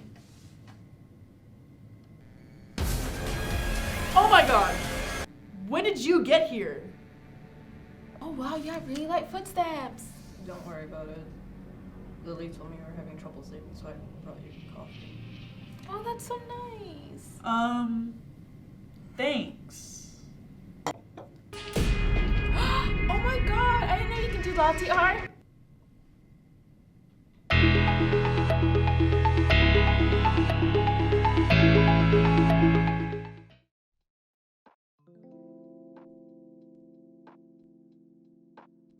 One of the leading entertainment trends in recent media has been the advent of animation. And sure, you've got your Minions, your animation shows for children, but that's not the topic for today. Instead, I'd like for you to look at animation not only geared towards children, but adults as well. That's where Across the Spider-Verse comes in. Spoilers ahead for the movie if you haven't watched it yet, don't say I didn't warn you. Across the Spider-Verse is one of the best animated movies that's come out recently, on par with recent animation masterpieces akin to Arcane, Invincible, Cyberpunk Edgerunners, and Blue Eye Samurai. While you can make a visual feast from masterpiece with animation alone, in order for a series or movie to truly shine, it has to intertwine its own story with the animations itself. The story has to unfold along with the animation. So we'll be taking a look at one specific scene from Across the Spider-Verse, Miguel's confrontation with Miles as he reveals how he got his powers. Dimension! It was never supposed to fight you! Miguel, jump! There's a world out there with no Spider-Man to protect them because it bit you instead. No. You're not supposed to be Spider-Man! No! You're lying! I'm Spider-Man! You're a mistake! We're at the beginning of the scene, and already we see Miguel berating Miles, treating him harshly as it is revealed that Miles was never supposed to be bitten.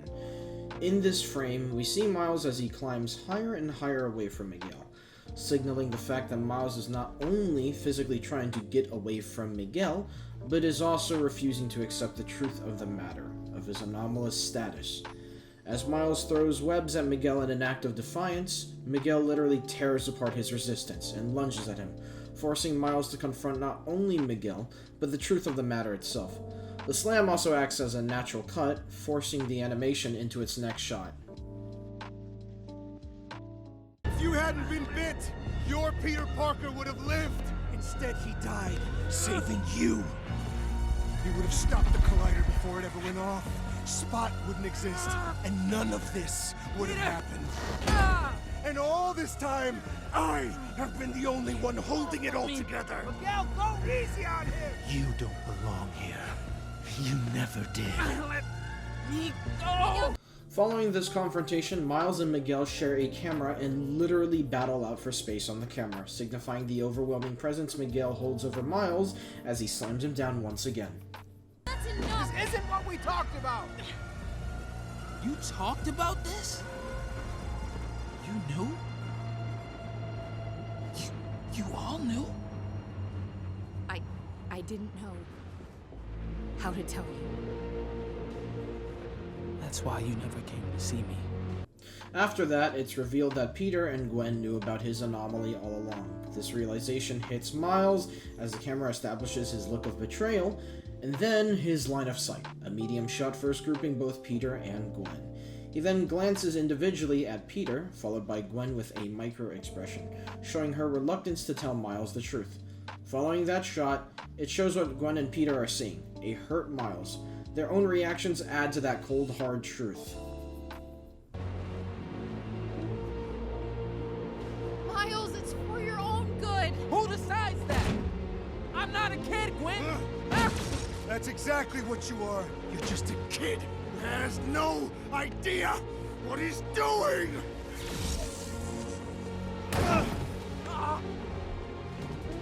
By the end of this scene, every time Miles attempts to free himself to resist the truth, Miguel pins him down again. Miles has lost the will to fight the truth, but he hasn't lost the battle yet, literal sparks of hope flying from his fingers. Now that I've broken down this one scene from Across the Spider-Verse, it's been made clear that the connections between storytelling and animation mean as much, if not more, than the individual counterparts themselves. Thanks for watching this scene analysis.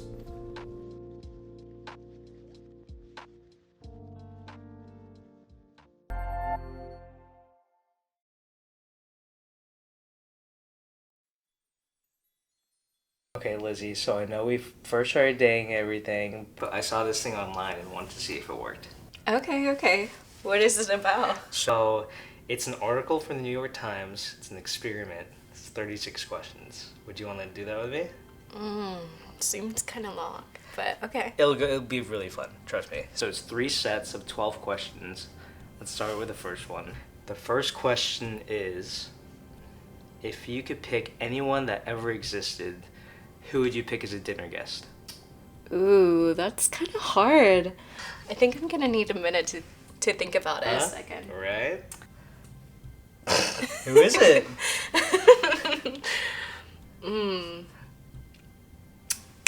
John Mayer. John Mayer? Seriously? Why?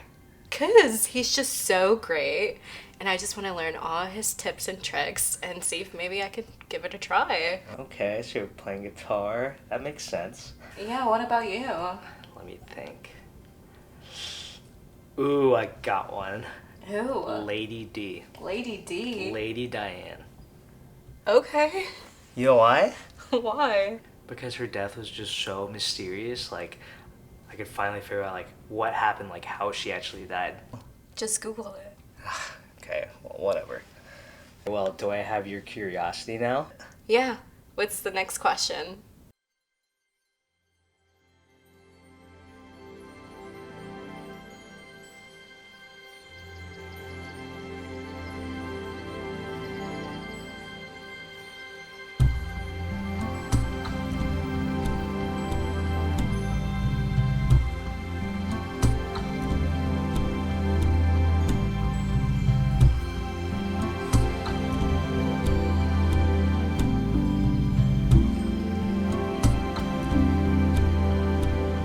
There's a patch of sunlight in my room, on the carpet where I held you for a moment in June. There was something so sweet about it, never been so unguarded, and it made me fall for you. There's a tree that looks up at the moon, in the garden where I held you for a moment.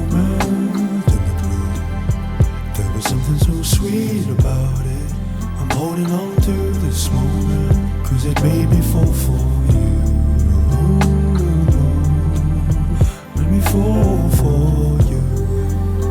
Take me back to the window, take me back to the door. You'll be right where I left you, sitting on the floor. Now I'm never gonna be alone.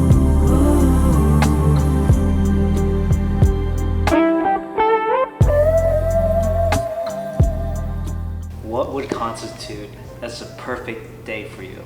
You and me in the future in a cabin, drinking hot cocoa, having a great time outside. What about you? We wake up, we're in Italy, go to the coffee shop, cafe time, okay? And then...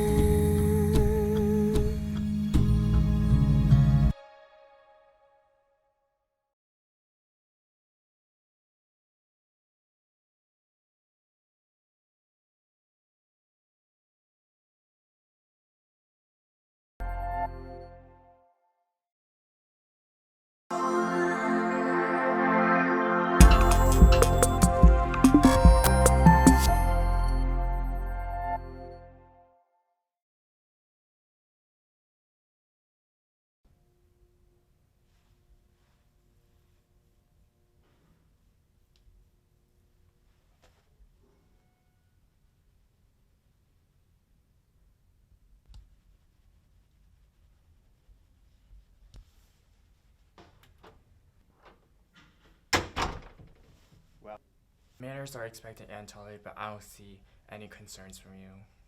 Forgive me, I was expecting to meet. Enough. The director does not dedicate his time for you. He's an artist, and I expect to see him a masterpiece once you enter this room. Will you enter by the time I finish?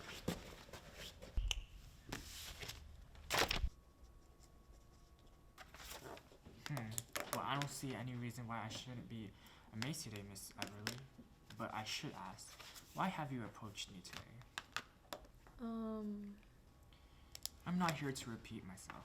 I'm here to deliver art, the kind that could be understood by every soul, including children. Now, explain to me, why are you the one here? Well then, I believe if you offered no explanation for why the director isn't here, then you should not expect one either for why it is I am here instead of any other preferred performer. Your audition, despite your current state, is not dependent on my preference towards you. It's towards how capable of adapting to my script you are. If you were so inclined to ask about the director's whereabouts, I would have at least expected you to know how an audition works. I am here because I believe I am worthy of being the lead in your script. Not this again. I thought we already worked on this one. You are, well, for one, stop quivering like an old man. After trying again and again, you really stay true to your anxious nature, don't you? In the direction of, well, what did you mean again and again? I've only just... Listen to me. I have in my hand the only obstacle left for you. The only one that makes a difference between you living a life of cruelty with delights and the other hazardous mind-bending. Wait, I've heard that before. Cruelty with delights. I know this room. Serenity is not a feeling I recognize because of you. You know what? This time, just this once, I'll apologize. I've lost my temper. I truly thought this would be the last of you. But no, not even my methods have changed your approaches, so this one is on me. When I entered, what did you just call me? Oh, that. Don't you worry. I won't tie that one to you. I can't remember what you called me. You only called me my name. Why can't I remember my own name? A name is simply a name. It shouldn't matter to you. I'll tell you what. Next time I'll let you choose. Now why don't we give that a try, miss? Please, I just want to know my name. How did I get in this hall? This building?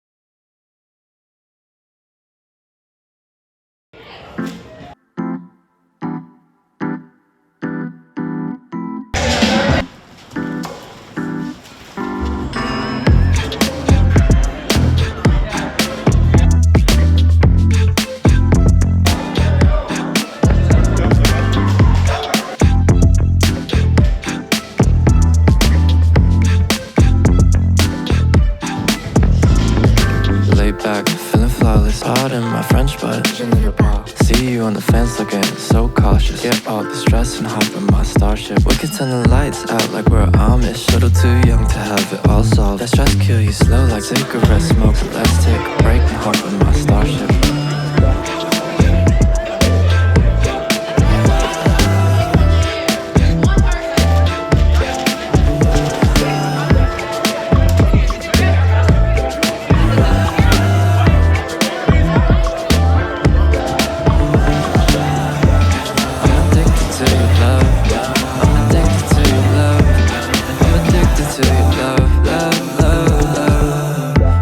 I'm addicted to your love.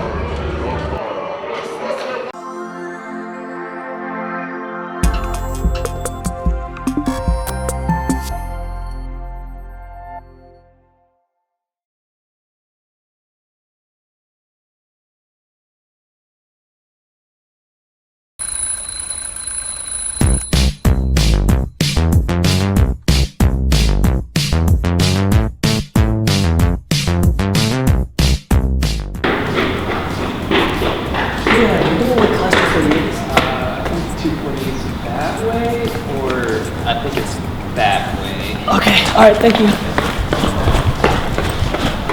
A few moments later.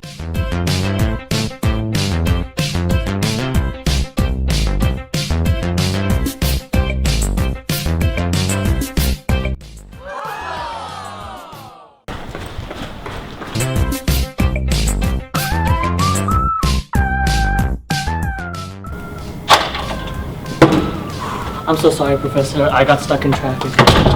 That's okay. Get back to your seat. Alright, thank you. Start.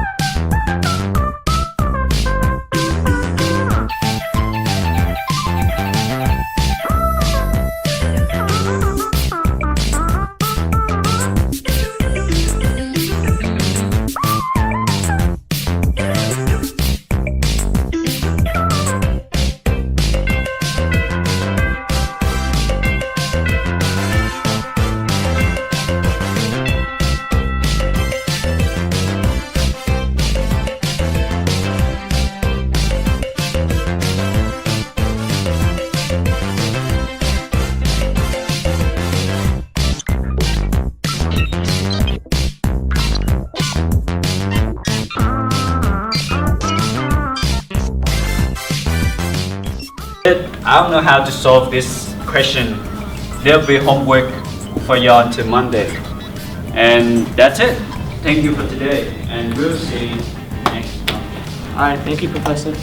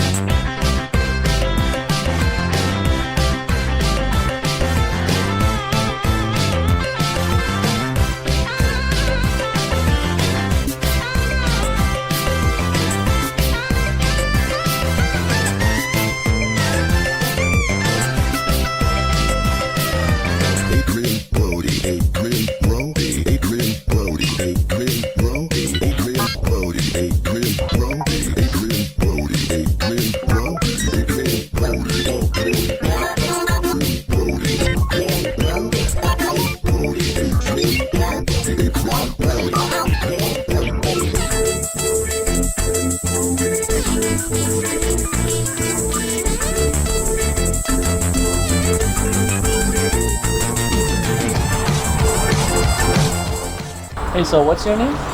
Kevin. Oh, nice. It was nice to meet you, man. Nice to meet you. Thanks for giving me the directions to the class. I was so late and like it was not a good start to the day. No problem. Anything to help out a friend. So what are you majoring in? I'm majoring in digital media. Digital media? Oh, same, man. I don't think I'm gonna pass. I mean, I don't. But let's hope for the best.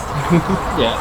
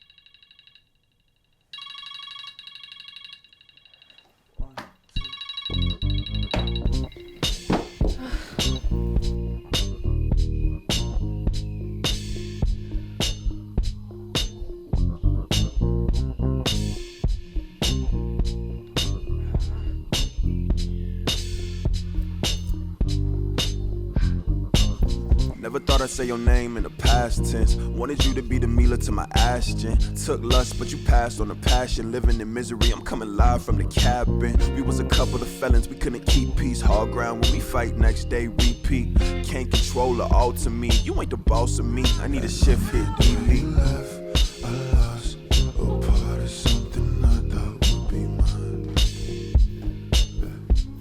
And on that day you left, I lost a part of someone never with. Buddy, are you there? Mm-hmm. What's burning? I made you your morning bagel. This is a croissant! Ugh.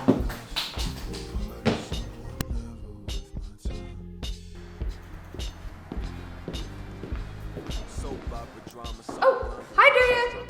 It's Jenny and Molly. Good morning.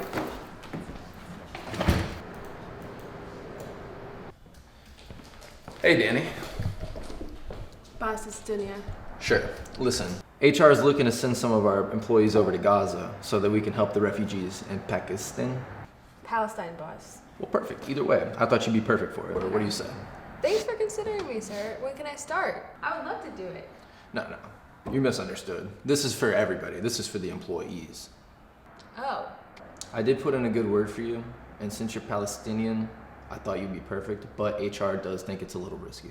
But I believe in you, champ. HR presentations are on Wednesday. Do I expect to see you there? See you there, boss.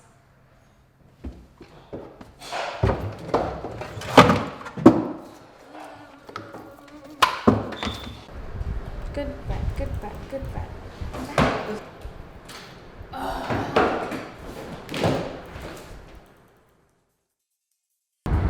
I can't believe this is happening.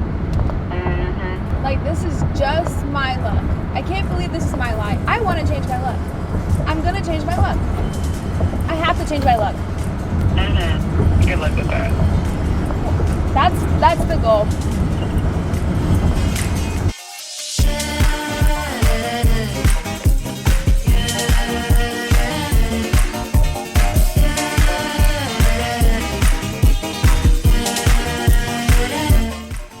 What toothpaste are you using? It smells good.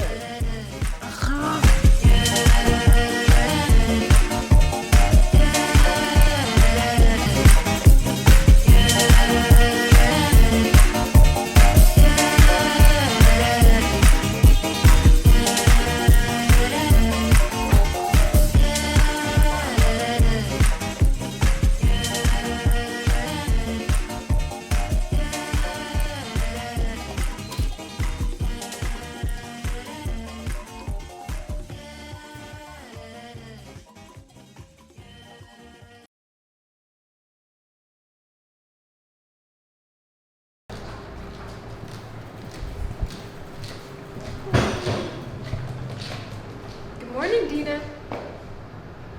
Molly, it's Dunya. Sorry I'm late. No worries. Good morning, Mr. Lula. It's Dunya. Alright, whenever you're ready. Well, first I wanted to thank you for considering me for this opportunity. Though I wasn't born in Palestine, I still feel the roots deeply in my family, my culture, and it's not anything that has to do with academics, it's personal for us, for me. Our company core values have always revolved around social responsibility and making a tangible impact in the world. I just wanted to show you something. I'm so sorry. Okay, Miss Danielle, I think we've seen enough. I'm not finished. If you would take a little bit more time, I can make my point across and I'm sure you'd be satisfied. You have 1 more minute. Thank you, sir. As I was saying, sending me isn't merely symbolic, it's an opportunity for our company to lead by example. May I? Okay, thanks. So, like I was saying, to lead us by example, to showcase our unwavering commitment to humanitarian causes. All right, Daria. It's Dunya, sir. We appreciate you coming in. We'll let you know as soon as we decide. Are you sure you don't want me to continue? No, it's all right. You did great, champ. Thank you, sir. I understand. Have a good day.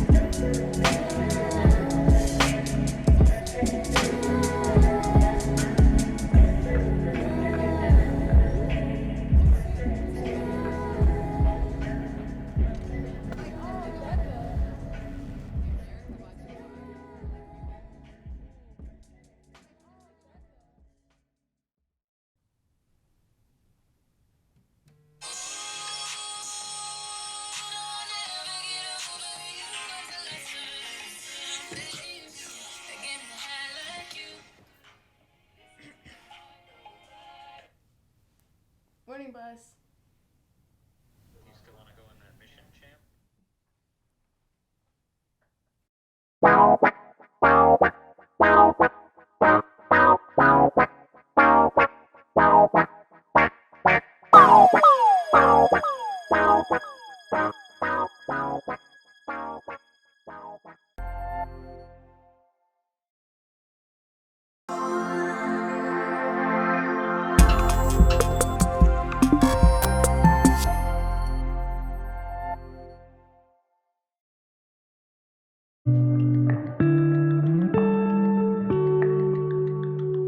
Hey, I'm Chris, and I'll tell you about how I drew my life lately years by traveling to foreign countries. But let me take you back to the days before I started traveling. Life was, well, pretty routine. Wake up, go to school, go to work, and repeat. It felt like I was stuck in the cycle, missing out on something bigger, something more. It's funny how comfort can sometimes feel suffocating. I realized I was craving something different, something that would drag me out of this routine and make me feel alive. Me picking up my stuff, ready to hit the road. It's not just about traveling, it's about discovering myself. Every step I take, every new place I visit, it's like peeling off layers and getting to the core of who I am. Meeting new faces, trying new things, and waking up in different places. The world became a kind of canvas that I can paint my own story with my journeys. And I did not mention traveling with best friends, right? It's like diving to a world of adventures, laughter, and unforgettable moments. Traveling solo is great, but sharing these experiences with your buddies, that's a whole different level of awesome.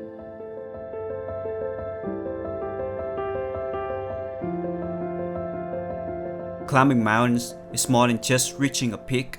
It's facing my fears head on. The struggle and the sweat are a lot like dealing with challenges in life. And every time I make it to the top, it's a win against my own doubts.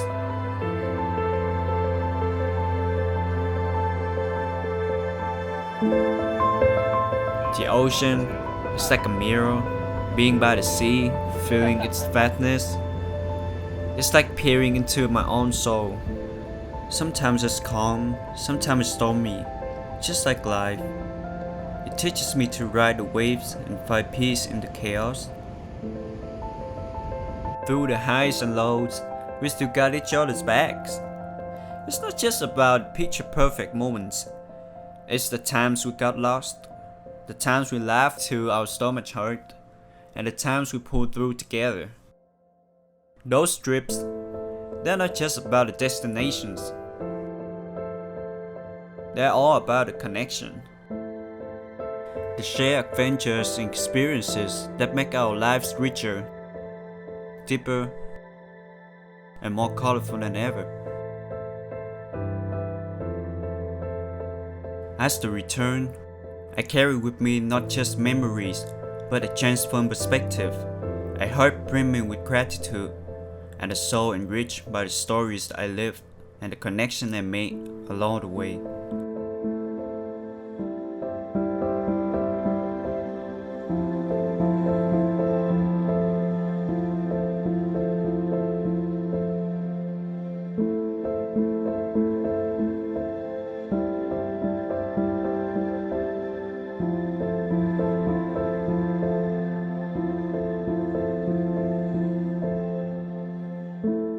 I work harder and push myself more and chase after those dreams. I know that the hard work I do now will lead me to the incredible journeys I'm aiming for in the future. It's not the end yet.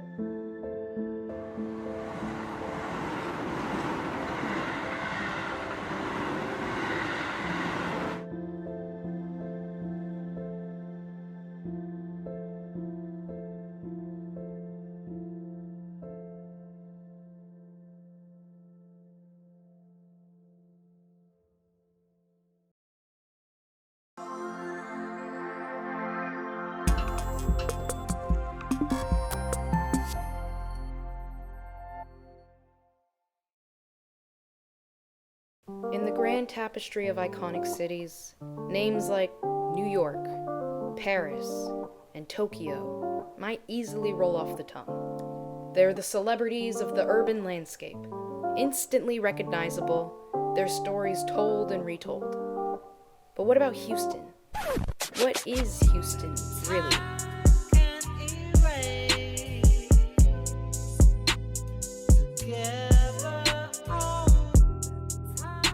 Houston often finds itself in the shadow of its more famous counterparts, quietly going about its business while the world focuses on the bright lights and glittering skylines elsewhere. It's a city that doesn't shout for attention. Instead, it invites you to take a closer look, to peel back the layers and discover what makes it tick. I've always referred to the city as a diamond in the rough. A city that wears its heart on its sleeve. A sprawling metropolis where the air is thick with humidity and the spirit is as big as the Lone Star State itself. It's a city that doesn't just welcome you, it wraps its arms around you like a warm, Texas-sized hug.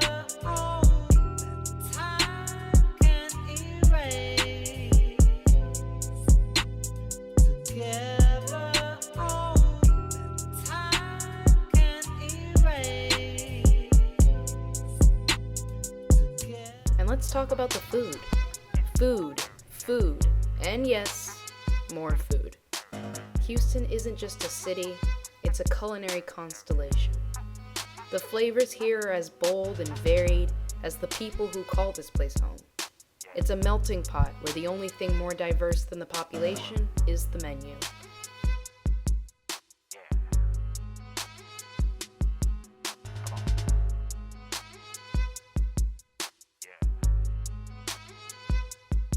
But it's not just about the food.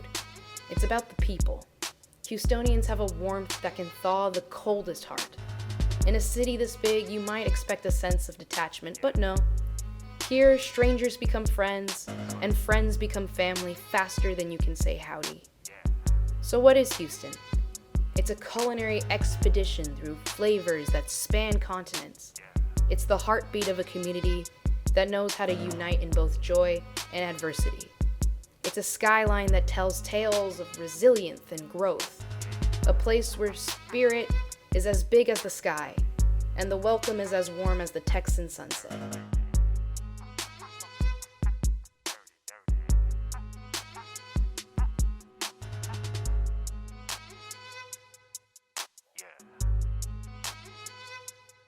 Whether it's Monday drag shows in Montrose, Taco Tuesday at your local taco truck, Wednesday jazz nights at Axelrad, Thursday free museums or turtle races, Friday thrifting and shopping at local shops, Saturday bar nights, or Sunday slab culture, there is something for everyone to do every day.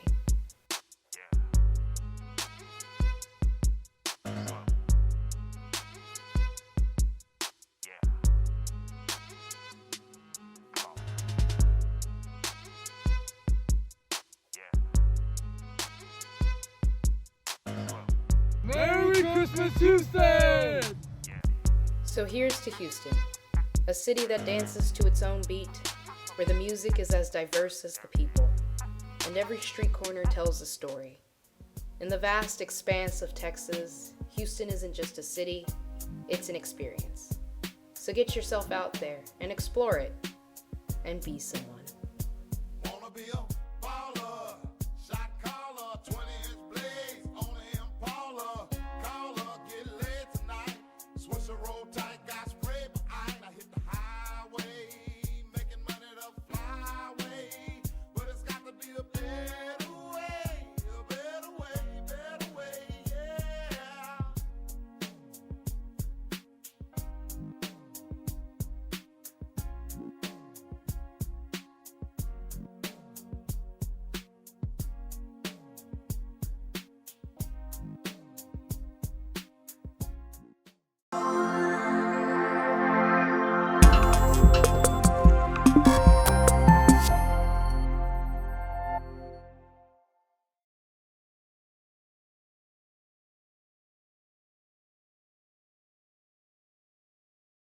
So funny. I love him.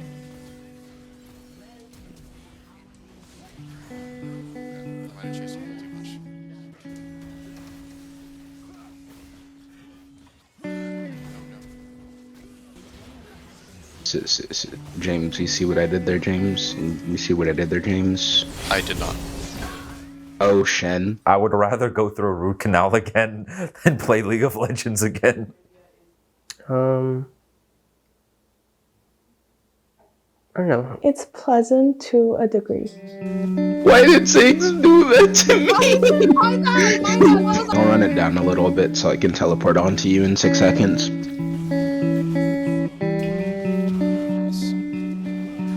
Says who? Largely, it tends to be that if you end up losing a game too early and it seems to be difficult to recover, that you tend to go quiet and you try and have to focus, otherwise you're not going to have a good time.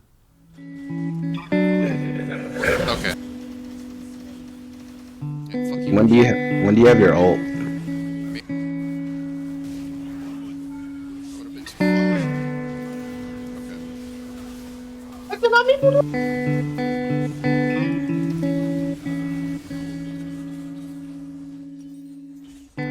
As far as ARAMs go, you have a pretty good hand on when to play cautiously and when to try and be a little bit more aggressive.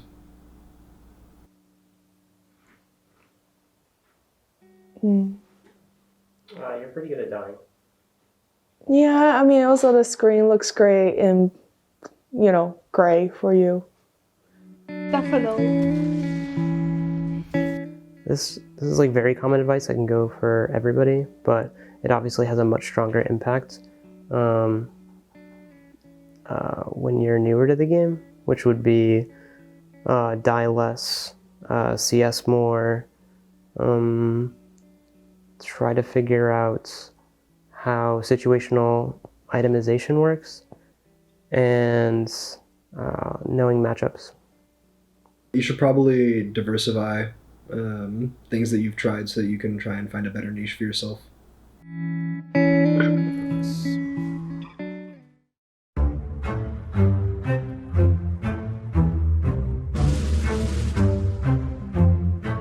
I'll go bottom. Actually, is it worth going bottom right now? Yeah, it is actually, yeah.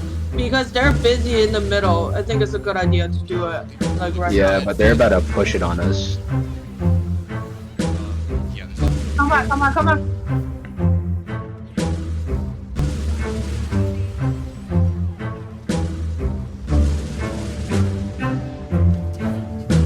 That was fun.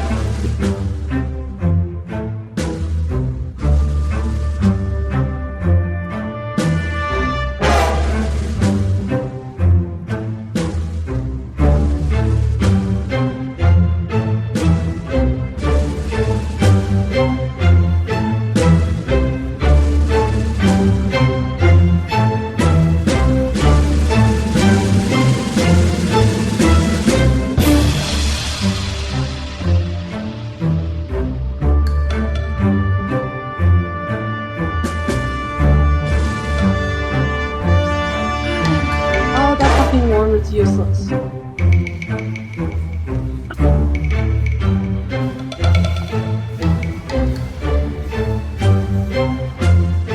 Nice.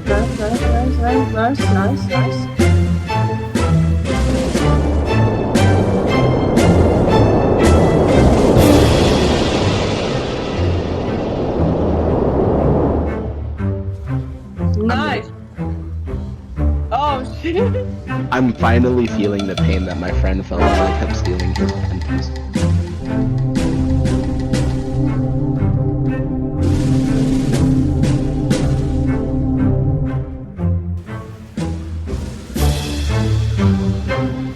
Nice.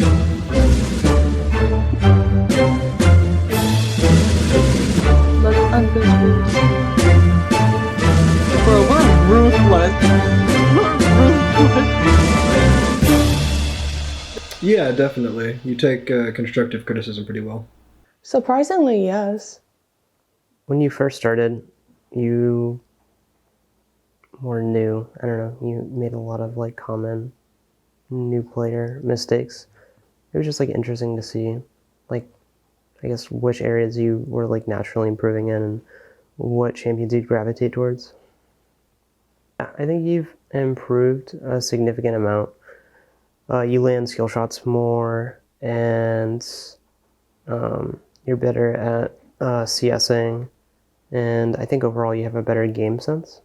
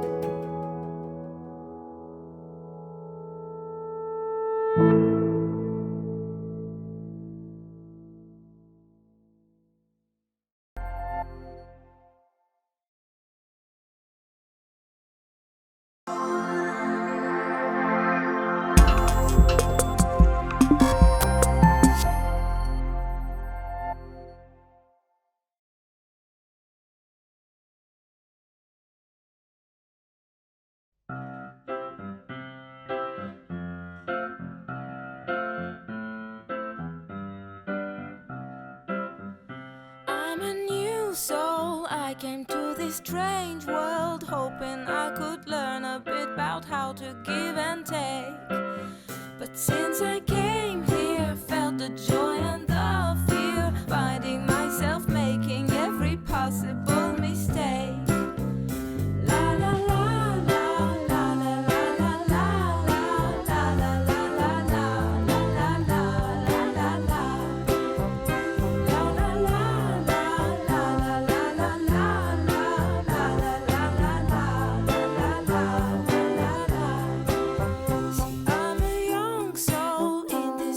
Strange world, hoping I could learn a bit about what is true and fake. But why all these hate? Try to communicate. Finding trust and love is not always easy to make. La la la la la la la la la la la la la la la.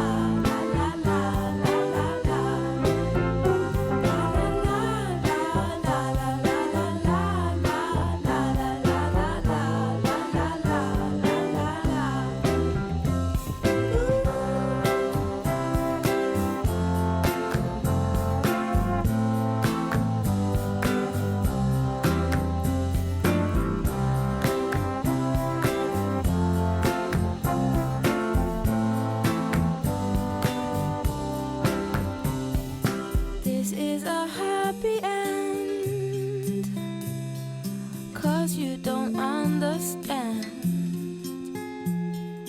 everything you have done. Why is everything so wrong? This is a happy end. Come and give me your hand. I'll take you far away.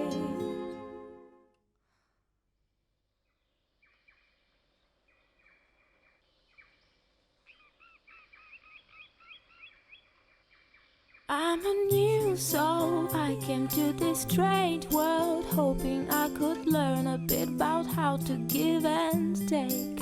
But since I came here, felt the joy and the fear, finding myself making every possible mistake. A new soul, la la la la, in this very strange world.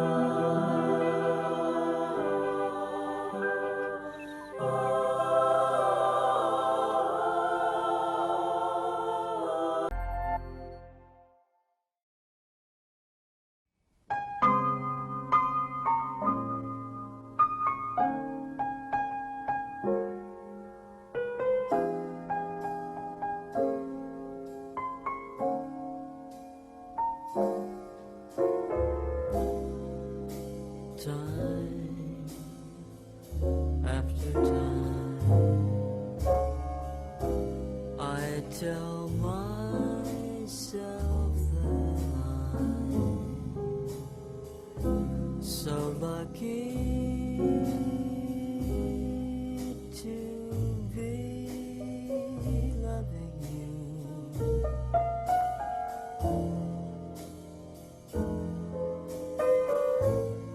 So lucky to be the one you run to see in the evening when the day is through.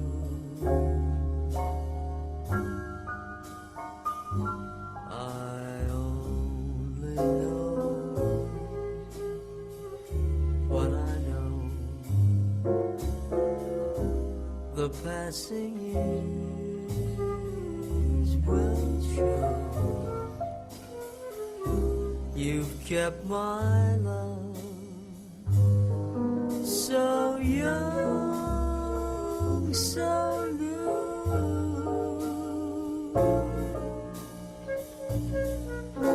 And time after time, you hear me say that I'm so lucky to be loved with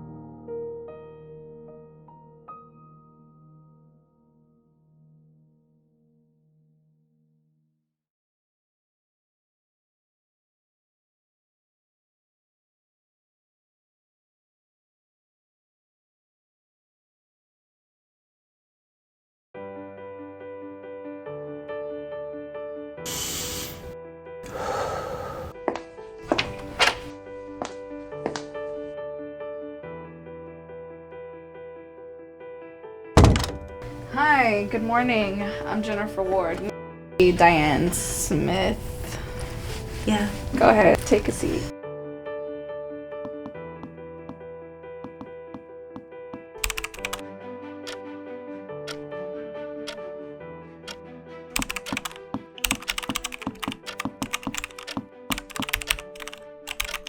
I have been looking at your portfolio. I can see the creativity and the thought you put into your designs. How did you hear about us? I heard about you guys on Facebook. Yeah, so I saw you on Facebook, and then I went ahead and did a little bit more research, and I ran into your YouTube page. So I do like the creativeness of Creative View. I mean, it's really good. The pieces are really memorable. Great. Tell me something about yourself that's not on your resume. I am a dedicated mother. I'm a hard worker. I give 100% in everything that I do. What do you mean when you say 100% in everything you do? So my son, he moved out, and I have younger stepchildren, and their mom was deployed. So I went ahead and I elected for them to come and live with us during that time. So at that time, I knew that this was going to be like a setback for my career, but I wanted to make sure that I was there for them as well as for my career. So I started a YouTube channel, and I also did things such as filming, editing, motion media. So I did a lot of those things, as well as freelance work and graphic design. Why should we hire you? Well, I have an associate's degree in graphic design, and I've worked for the past 10 years in graphic design. I also have an education in digital media. I'm currently enrolled at the University of Houston, and I'm scheduled to graduate in 2025. Are you a team player? Yeah, I'm a team player. Yeah, I work well with others. I pretty easy to get along with. So we know that you have the ability of working a part of a team. Can you work independently? Yes, I can work independently. As I was stated, my YouTube channel. I started that. So with that, there was a lot of independent work, just researching what I was going to put online, putting it online, posting it certain times. So, why should I hire you versus someone younger? Well, someone that's younger wouldn't have the experience that I have. You would have more of a babysitting issue. I won't have that problem because I've raised 4 kids and I've gone to school at the same.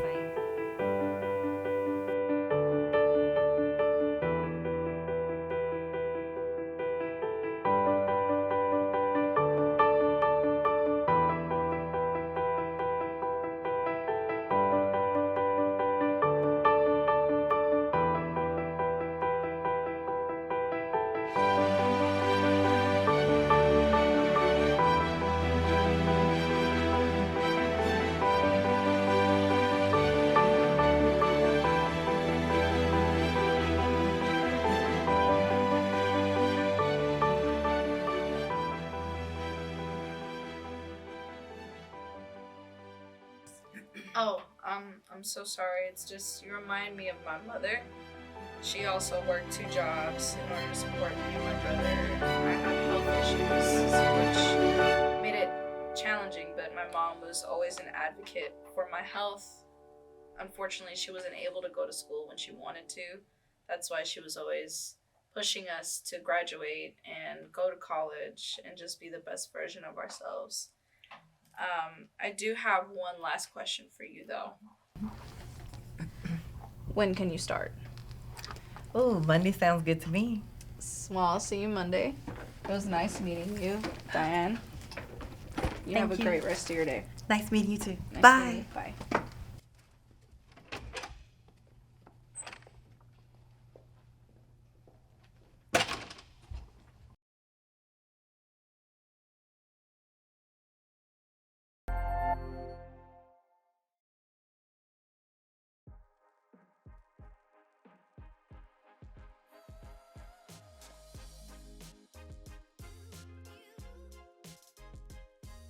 Hey everyone, hope you're good and hungry because we have an excellent dish that you can make for your friends, family, or even just for you. We're talking tender, flavorful beef with a rich and smoky tone. We also got a secret ingredient that takes these tacos to the next level, dried and blended chilies. So, whether you're a taco enthusiast or just craving a culinary adventure, you're in for a treat.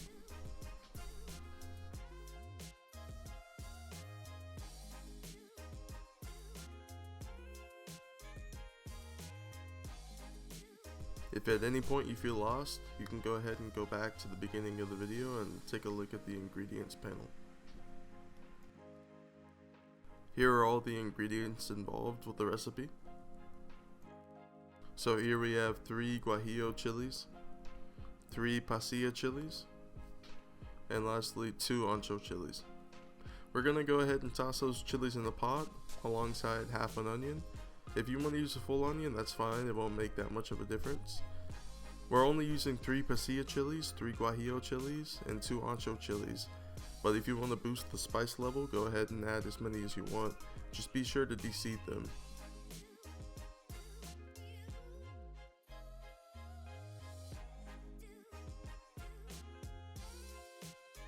We're going to go ahead and add water to the pot until all the ingredients are covered.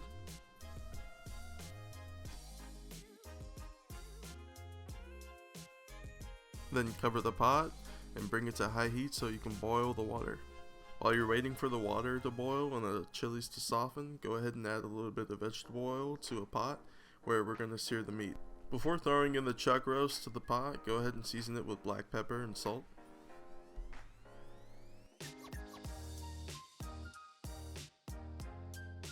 Make sure you season both sides of the meat.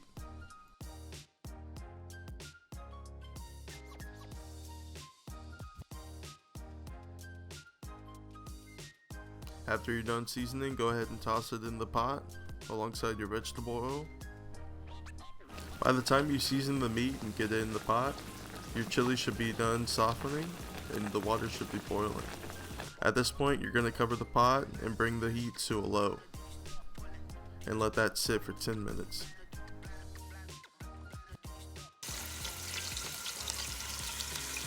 be sure to flip the meat after seeing that it's nice and seared on the bottom.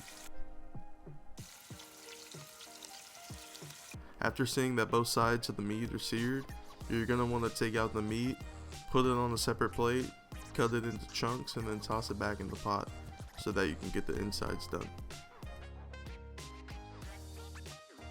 After leaving the chilies to soften at low heat for 10 minutes, you're going to want to take all the ingredients out of the pot and throw them in the blender.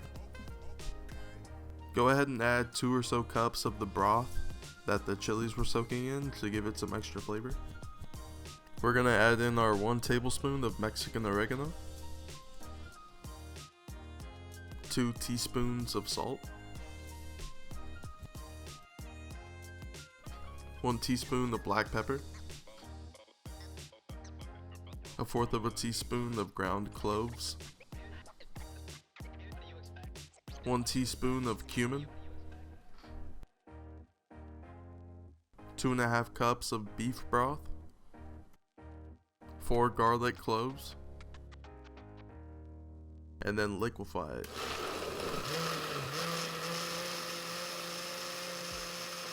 After you've liquefied the sauce, we're going to go ahead and strain the sauce from the blender into the meat pot so that it covers all the meat. Bring the stove to low heat, cover the pot, and leave it to sit for 3.5 hours.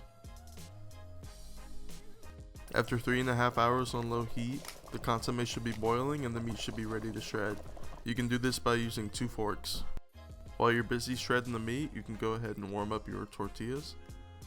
After you warm up your tortillas, you can go ahead and do the most essential part of this dish and dip the tortillas in the consommé, although I would do it while the consommé is not boiling for obvious reasons. After partially burning myself, I threw that tortilla on some butter in a pan on low heat and then filled it with the birria, the Oaxaca cheese, and some sliced onions. If you want to add some more toppings, go ahead, but that's all I wanted on mine. After filling the tortilla with birria and whatever toppings you want, you're going to want to fold it so that you can flip it. The goal here is to heat up your taco and get it crispy. If you don't like your tacos crispy, then you can do it underdone, but I like mine crispy, so I did it a little overdone. After getting it hot and crispy, you're ready to dig in. Thanks for watching, folks. Hope your tacos turned out as well as mine did. If they did, consider leaving a like and following for more.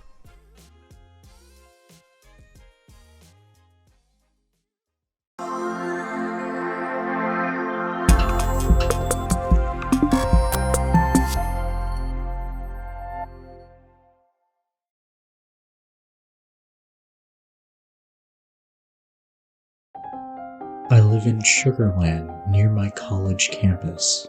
My name is Patrick Hateman. I am 21 years old, and I try to take care of myself by doing an exercise routine and stretching every morning.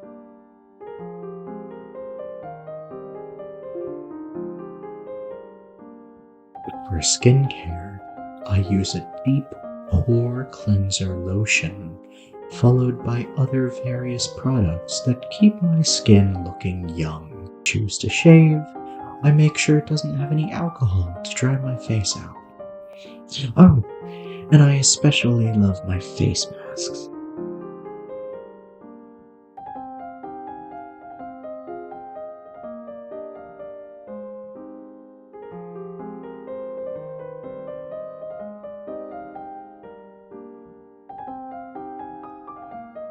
I always put one on when I'm contemplating my next victim.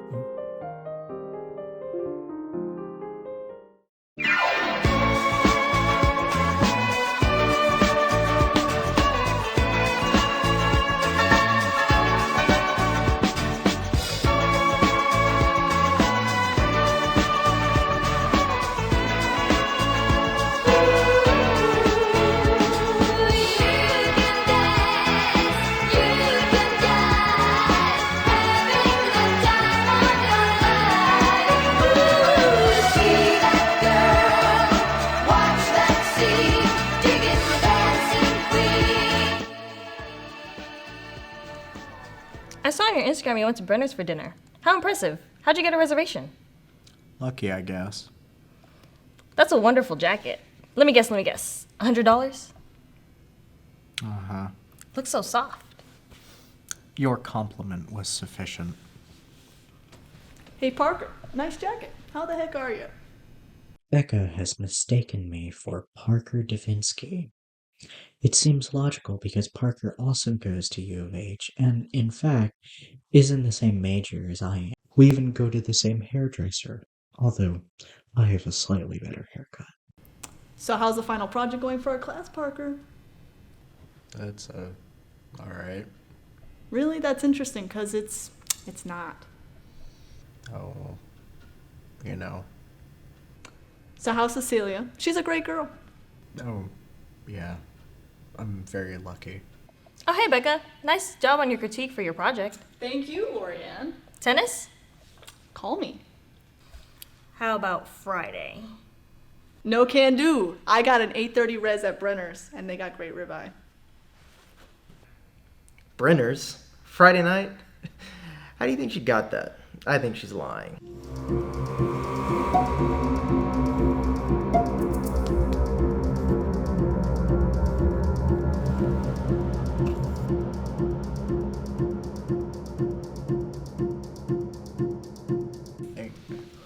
Ooh, jeez, look at that. Very nice. Picked them up from the printers yesterday. Good alignment. That's right, justified. And the font is something called Kendara. That's very cool, Patrick. But that's nothing. Look at this.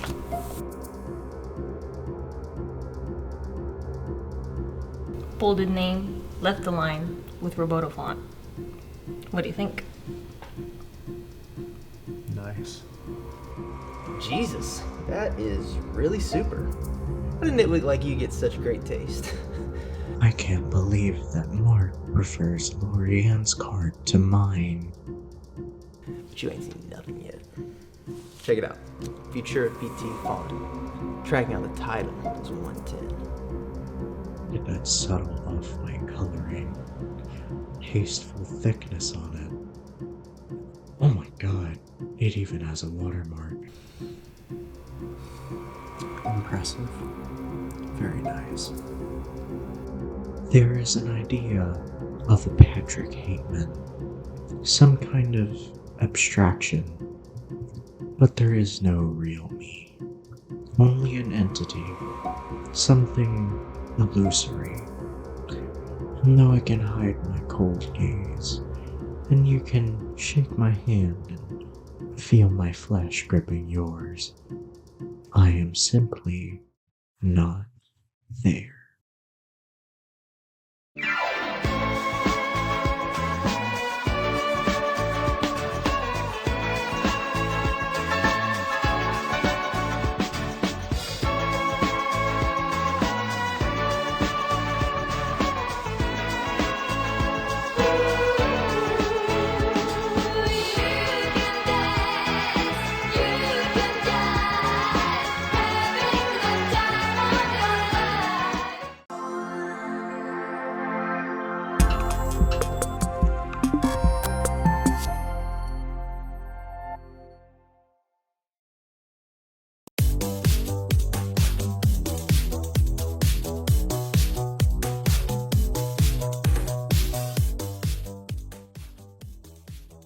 In a world where borders blur and culture converge, one international student is on a journey that leaves her forever changed. Hello, this is Mimi. I was born and raised in Japan, being only able to speak Japanese for 16 years. But suddenly when I was 17, I wanted to challenge myself by moving across the world to the United States. Since then, I have been going through huge adjustment in cultural differences, and my life has been full of surprises. So you might be wondering what things I find interesting as an international student living in America. The first topic is American small talk culture. I spent many years living in Tokyo where discussing about your personal life with stranger is not so common until you became close with them, especially in Texas where people exhibit southern hospitality. I have encountered many awkward situations where I didn't know how much to share about my personal life with people I just met for the first time. If you ever talk to a Japanese person and then they seems like they're not interested in having a conversation with you, trust me, they're just not used to talk about themselves like I was, but definitely happy to hear about your day. And the second thing I'm gonna talk about is a little minor and I don't think you will think about this, but there are so many trash cans in America. In Tokyo, if you're looking for a trash can and you find it when you need it, it's like winning the lottery. Except the prize is trash. You find a trash can only near convenience stores or some train stations. I did not realize how convenient to have accessible trash cans when you need it until I moved to Texas. The reasoning behind less trash cans is to prevent crime. Since Tokyo is very dense city, there are many concerns about the potential for the tourist attacks using public trash cans. No one sleeps in the public here. People in Japan, if we found a chair and time, that would turn into our bedtime. I was surprised no students were asleep in class when I just moved to Texas. In the world, Shibuya meltdown became a trend when America found out that Japanese adults wearing a suit usually sleep on the street after drinking with their boss. Who knew napping could be so trendy? Even though I have been living in the States for over 5 years now, there are things that are new to me every single day. I am grateful to experience different part of the world. Even living away from family is never easy. The richness of these new experiences makes every day a valuable chapter in my journey, and going home with full of stories to tell is something my family is waiting for every year.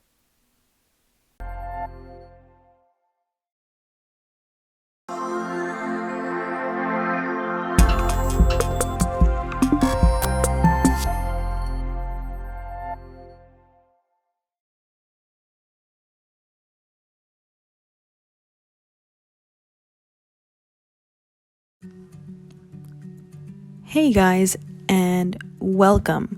Today, my friends and I are going to be showing you how to make a cheesecake. Here's Mariella. Come on in, make yourself at home. This is Mariella's house, and this is our friend Amalia. Together, we will be showing you how to make a cheesecake. It's pretty simple. Here's what you're going to need. First and foremost, you will need 4 blocks of cream cheese, a graham cracker crust, Daisy sour cream. You're gonna need 4 eggs, that's right, 4, and a lemon. Then obviously you're gonna need a KitchenAid mixer, and you're good to go.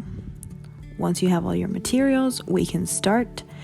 So first, we're gonna add a little bit of vanilla extract, let's say a teaspoon, to the 4 blocks of cream cheese.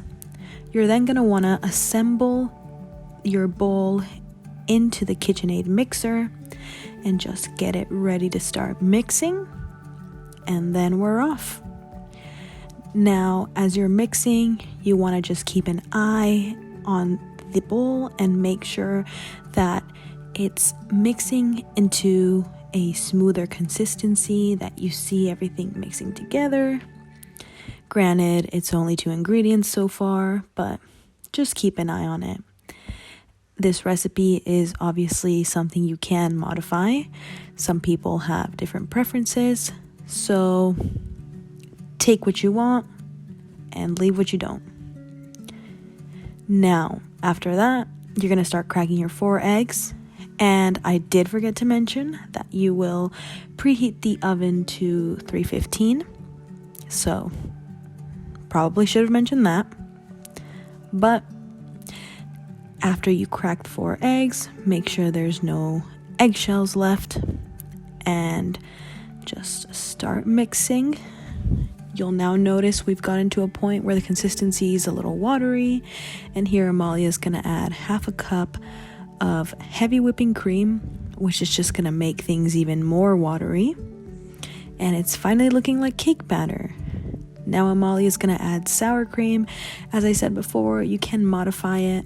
We did add the whole pack because it was tasting rather sweet, a little too sweet for our liking.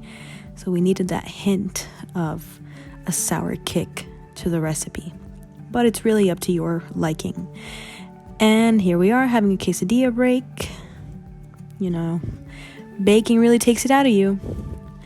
And so now you're going to add flour to your bowl, just a bit to kind of help with the consistency. And after that, well, all you've really got to do is pour your batter into the graham cracker crust, I should say. And here we go. It's now ready to be put into the oven. This is what the consistency is going to be looking like. And Mariella's going to show us a little tactic that we call Baño Maria. When you put it in the oven, you will be putting it in a sort of pan that has boiling hot water, and it's meant to help bake easier. Don't ask me how it works, but we've been told it works. And here's Mariella's sister making her own graham cracker crust, which you can do. All you need are cookies. And well, we've really reached the end of the road here. After an hour, we're checking in on it, and it seems to be ready for the most part. At this point, I would say it's up to you if you want to put it back or leave it out. We did end up putting it back in because you'll soon see that when Mariella cuts into it, the consistency was a bit too gooey, watery. And while some people like it that way, we wanted it a little bit more solid. So this part is really up to you. Make sure you just stick a little fork in it or a toothpick, or you can even just cut into it like we did with a knife. But thank you guys for joining us on our little cheesecake tutorial, and have fun baking and enjoy your cheesecake. Bye!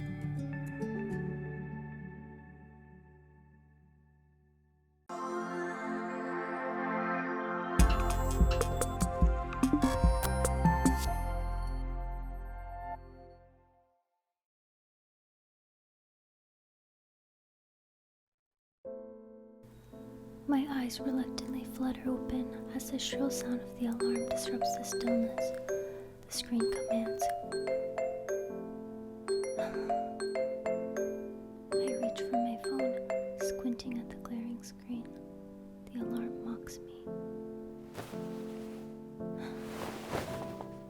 I rise, navigating the chaos of my room, clothes strewn, papers scattered, a jacket thrown on. I settle at my desk, ready to face the impending doom of my academia.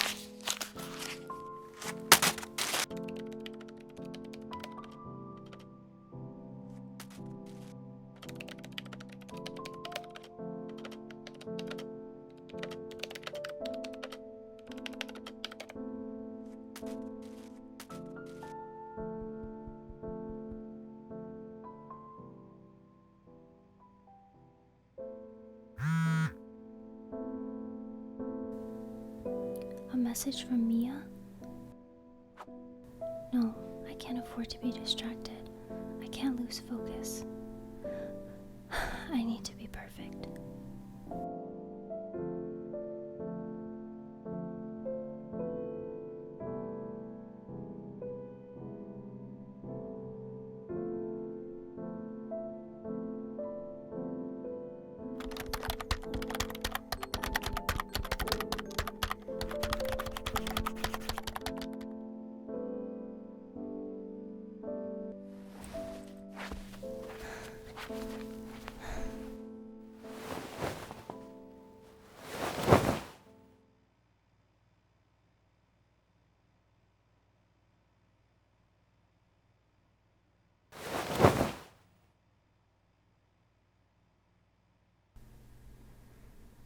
Why do I have to be like this?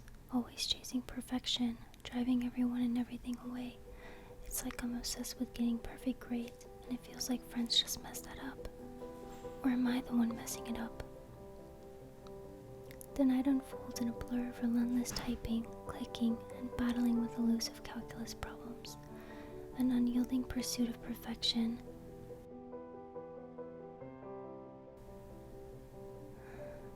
I shift to my bed, but rest eludes me.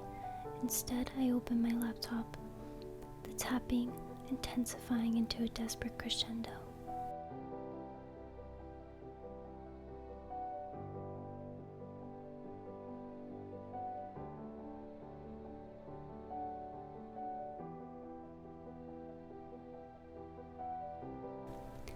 I halt, the room falling into an uneasy silence.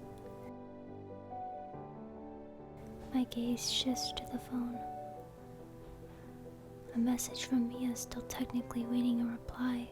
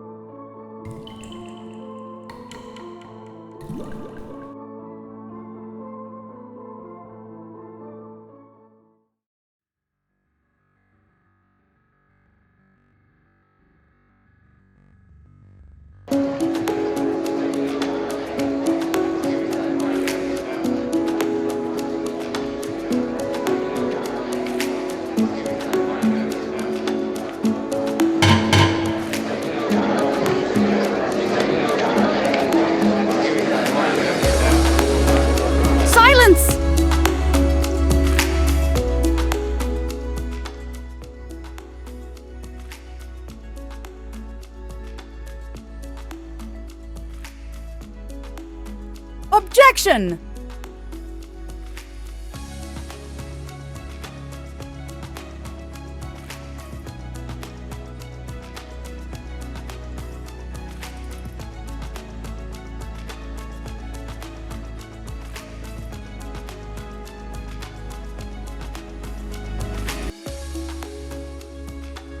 Attention!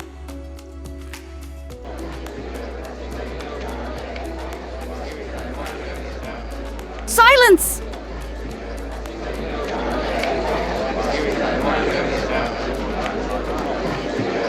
Silence!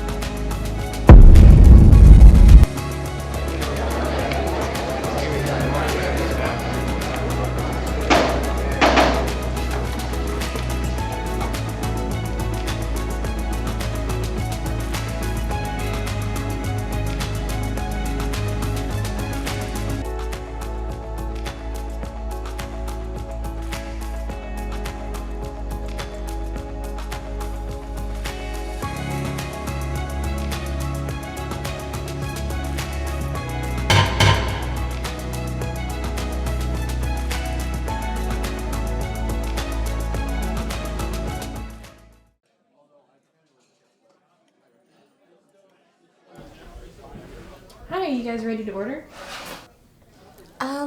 I'll get the fettuccine alfredo with shrimp, please. The same. Okay.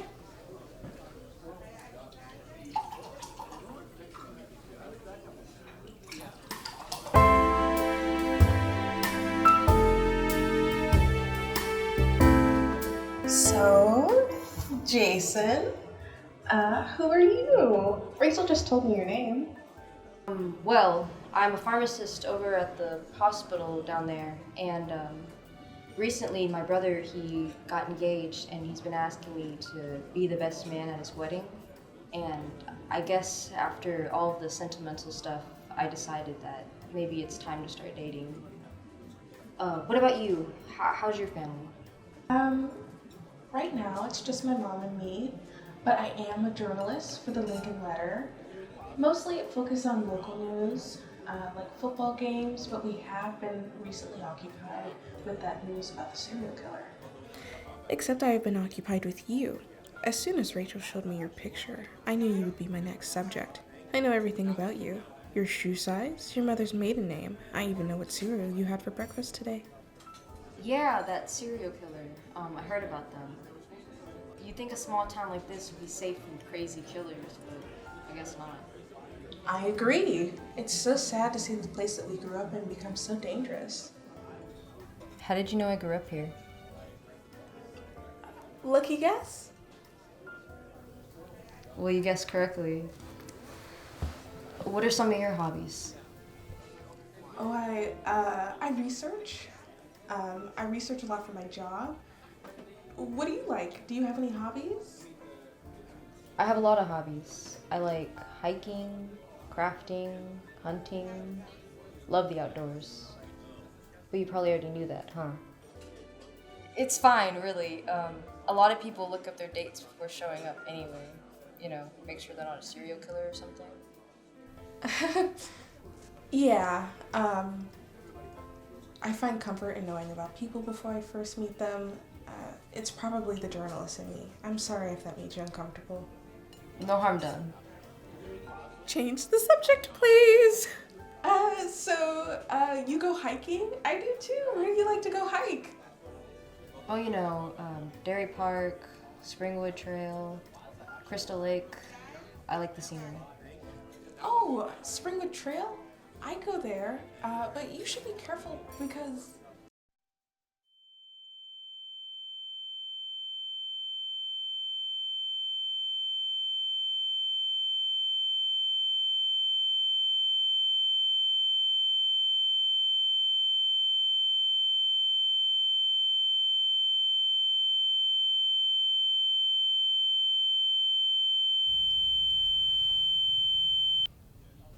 Because there's a lot of poison ivy in the area.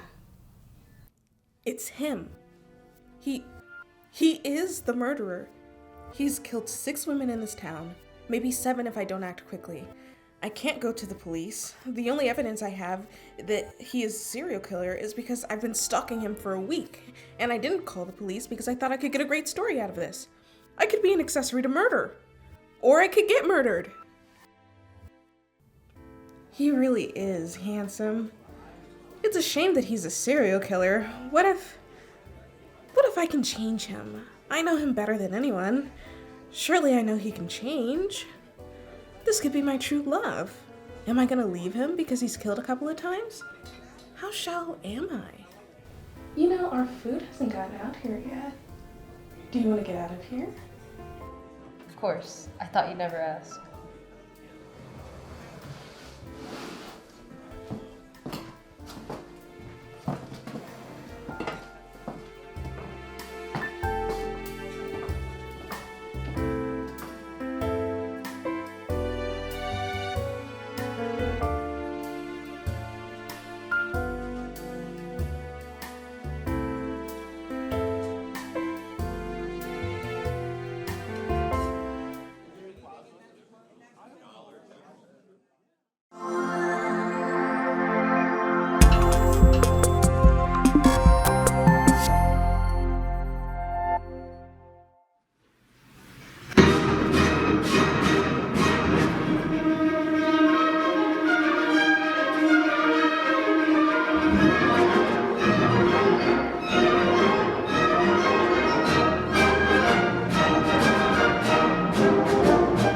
Fort Bend Symphony Orchestra is the only symphony orchestra in the community of Fort Bend County in southwest Houston. This symphony orchestra consists of adult musicians with musical instruments in addition to the chorus. We generally have rehearsals every week to prepare for the next concert and play every musical piece efficiently to intrigue the audience about the song, themes, and colors. This orchestra consists of 2 conductors who are conducting for this concert. Dr. Dominic Royam, the music conductor of this organization, and Mr. Bill Tackett, the assistant conductor.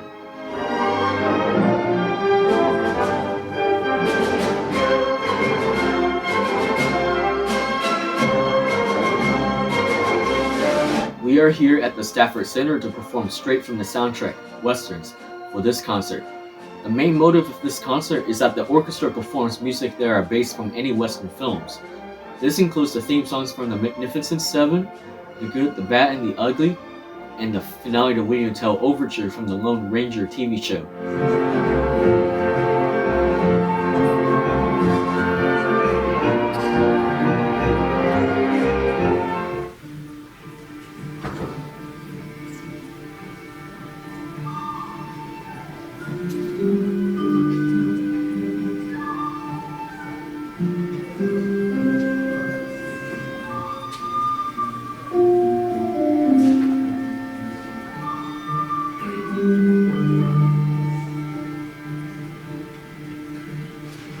What's something interesting about this concert is that some orchestra and chorus members wear cowboy hats, which was my idea when the main theme of the concert is Westerns.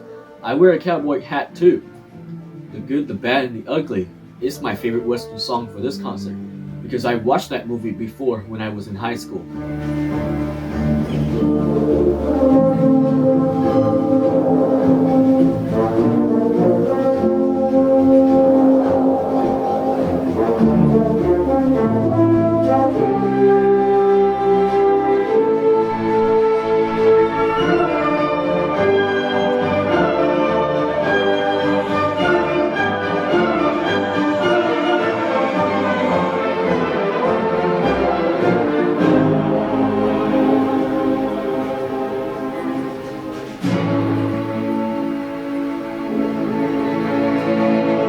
We also have a chorus to sing some songs for this concert, including The Good, the Bad, and the Ugly as well. The male vocals came up with backing vocals during the theme.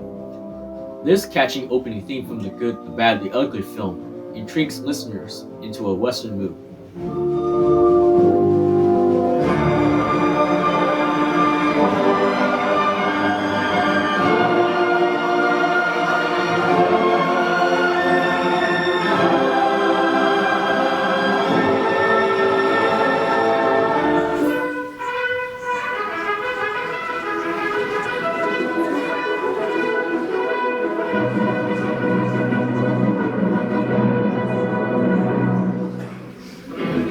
We also played the finale of William Tell Overture for this concert, which was the main theme from the Lone Ranger TV show that is also Western themed.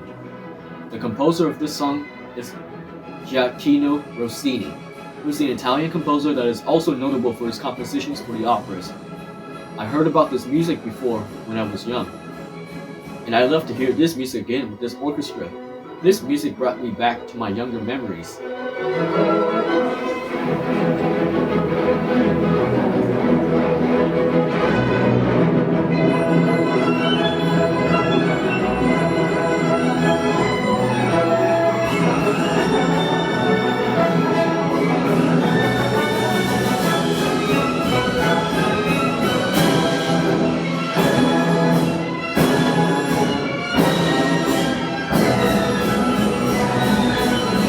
And that's all what this orchestra performed for this concert. Westerns is such a wonderful theme to hear back based from any Western films we have watched. I hope you enjoyed what you heard in this concert, and any of the songs of this concert may become your favorites.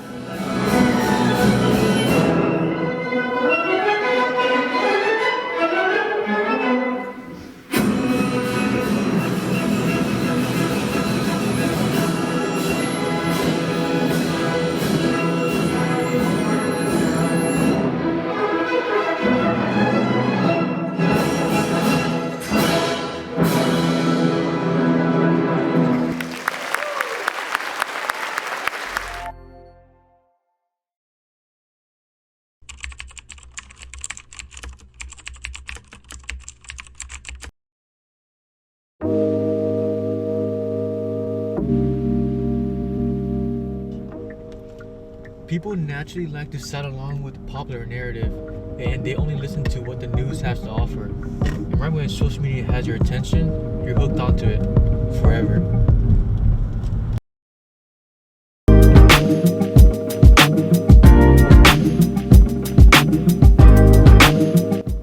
Let's call out the elephant in the room: bandwagoning. No one was a fan of the Cleveland Cavaliers when they won the finals in 2016. People just like to gamble on the fact that they were the underdogs. But when they started to lose more and more, the quote-unquote die-hard fans started to die off too.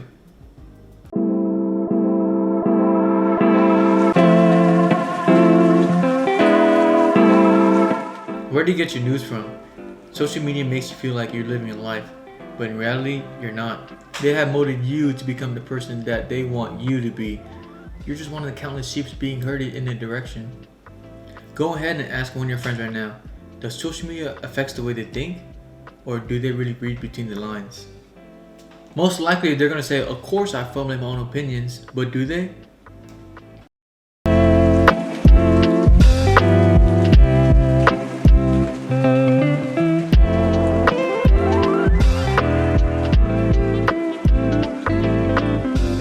Conspiracy theories spread in many ways, including fake stories, clickbaits, and memes. And in these echo chambers, stories, links, and pictures use triggering words to lure people into clicking on the story, most likely sharing it to their friends. This causes a whole domino effect of he said, she said, but she said that he said rabbit hole.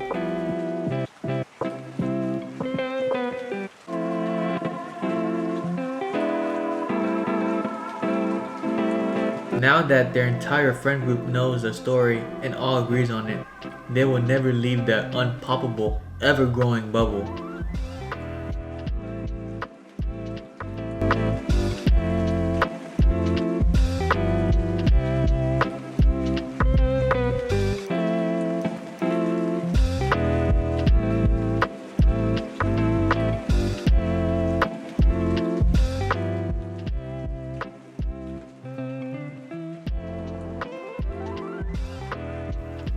This leads to the destruction of talking, or better yet, speech. People are so weak-minded that if you challenge their ideas to the slightest, they'll just cancel you.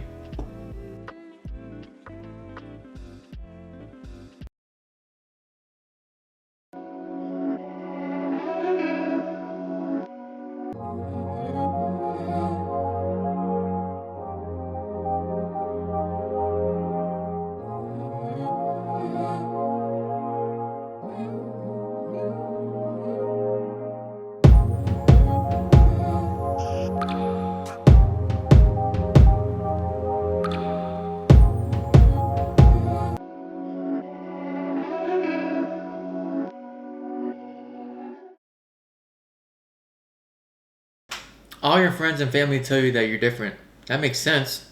There's no doppelganger of you living underground somewhere in a tunnel.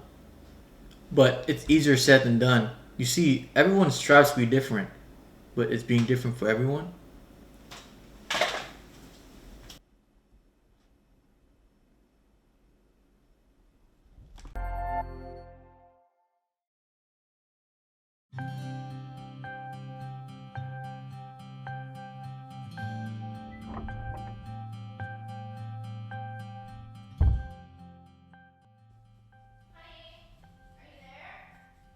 Honey?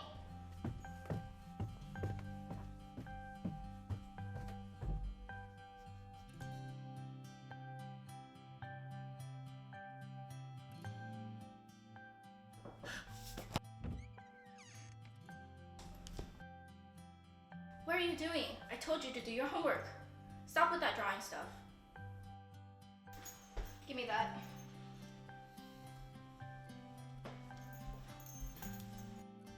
Stop drawing, okay? You need to get your grades up and get a good job.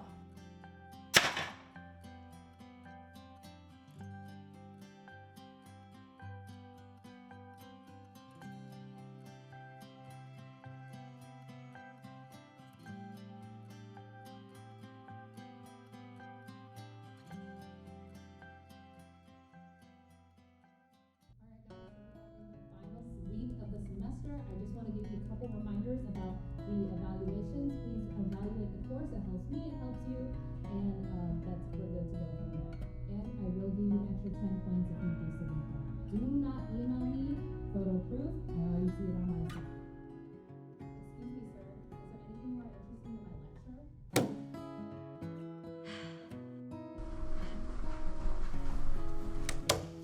Excuse me, sir. These don't look like notes from my class. If you want the sketchbook back, then you can talk to me after class. Distractions in this class will not be tolerated, especially nonsensical drawing.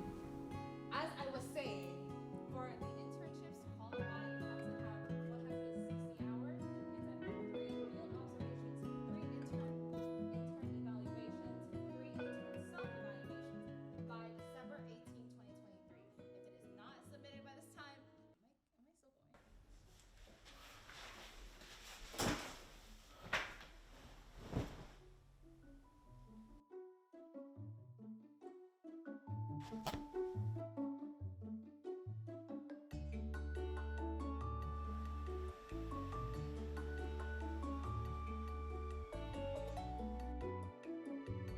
Honey?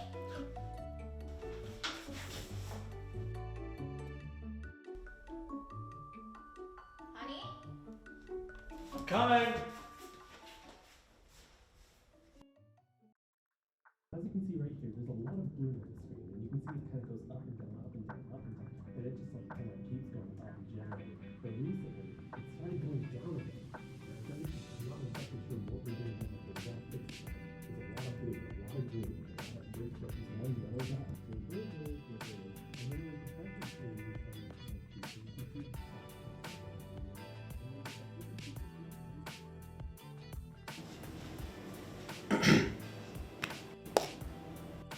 Alright, man, I have to let you go. This is the 5th time I've caught you this week, and your sales are down.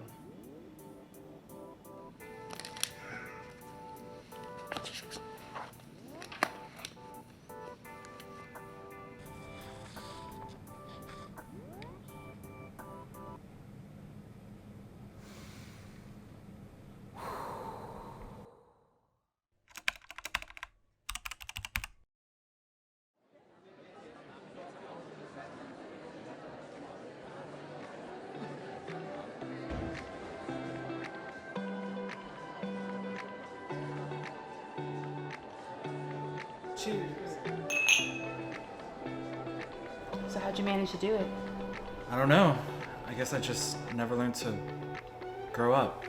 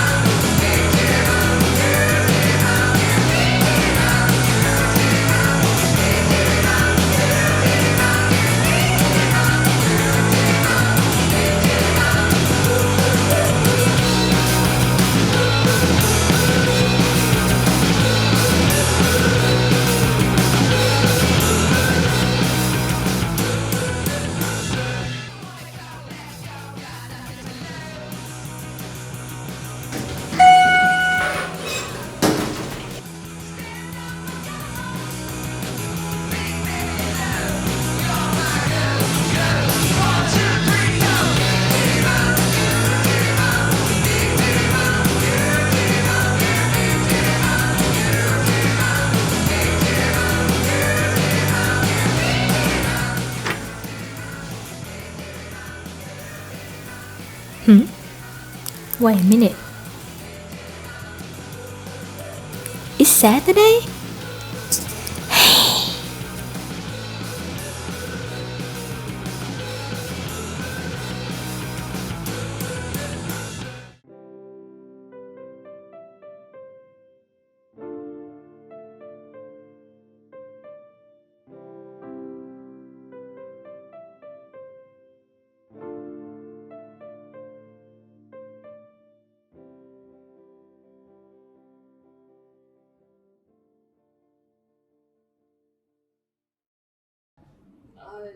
Can I help you?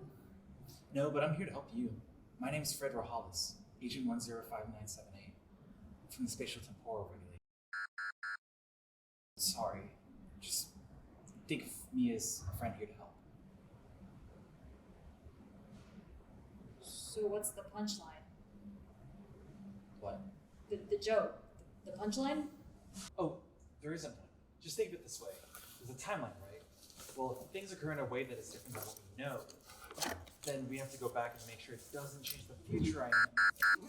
God, how am I supposed to explain anything without it revealing anything? Look, I'd love to hear your skit another time, but I've got places to go. It sounds great though. I'm sure you'll do great in stand-up, but bye. Wait. You're Junie, right? You're leaving right now to look for your vintage storage device that has information important to your career path that you've been able to find since you dropped your backpack getting out of your car, right? My vintage storage device? You mean my flash drive? Yes, that thing. Forgetting what people every time call it.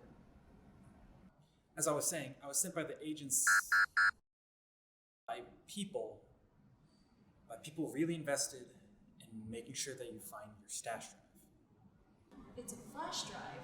Okay, your fast drive. Look, you're gonna go search for it anyway. Let me just join you and I can explain everything on the way. I appreciate the offer, although it's a little weird that you know my name and that I lost my flash drive, but I'm not looking for it and I'm going home. Wait, what? Why? Isn't it really special to you? You've had it since the 5th grade and it's held all of your worst and greatest ideas for film since. This is definitely getting weird, okay? Just lay off. I already tried looking for it, I couldn't find it, and I'm just giving up. And at this point, I'm just gonna quit media production. Look, just give me an hour. 1 hour.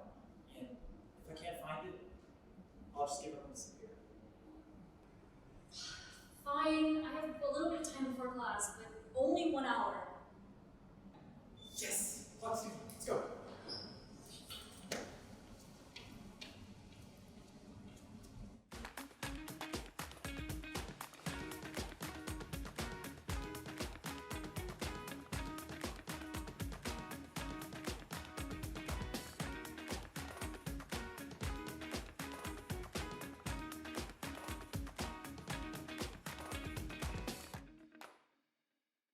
So you're a time traveling agent from the future? Sounds more impressive when you put it that way. I'm just your ordinary employee working for the greatest timeline record. What's with that anyways? Is that like a warning or something if you reveal too much of the future? Something like that. It's more like a sensor that detects temporal ripples that have potential undesired consequences. Ideally, those ripples are small and have unlikely consequences in the future. That one sounded different.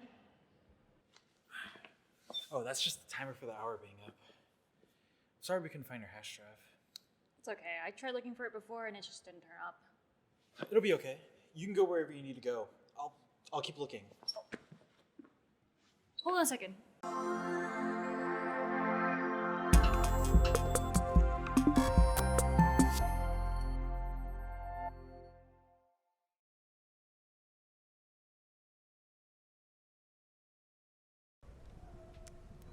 Building a computer can be intimidating, especially for new builders. This is an oversimplified general build guide.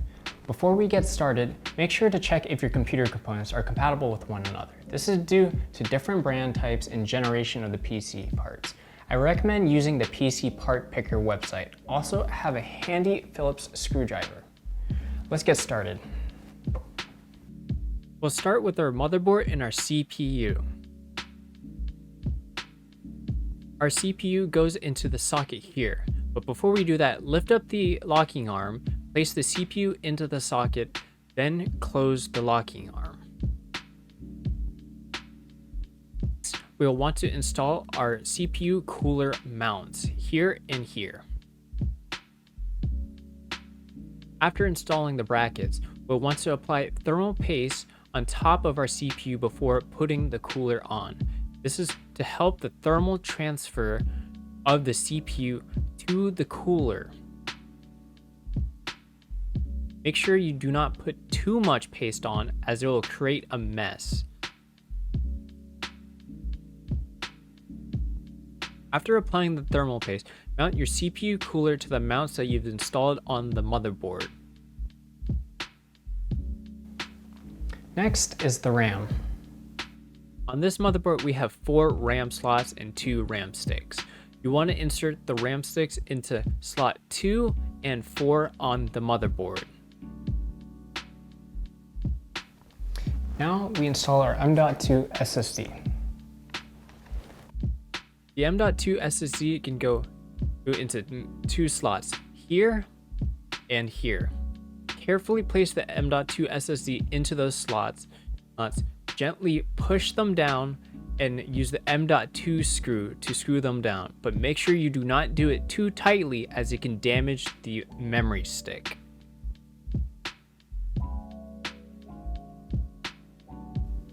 Before we place your motherboard into the case, we have to install the I/O shield. The I/O shield goes into this slot here on your case. Make sure it is oriented correctly, as it will not align with your motherboard when you put it in the case. Make sure the I/O shield snaps into place when you put it into the case. Next, put your motherboard carefully in the case and align it with the screw holes in the case and the I/O shield that was installed. After carefully placing the motherboard in, use the screws that come with the motherboard and screw it into your case. Make sure you do not screw too tightly, as it can bend the motherboard and damage components on your motherboard.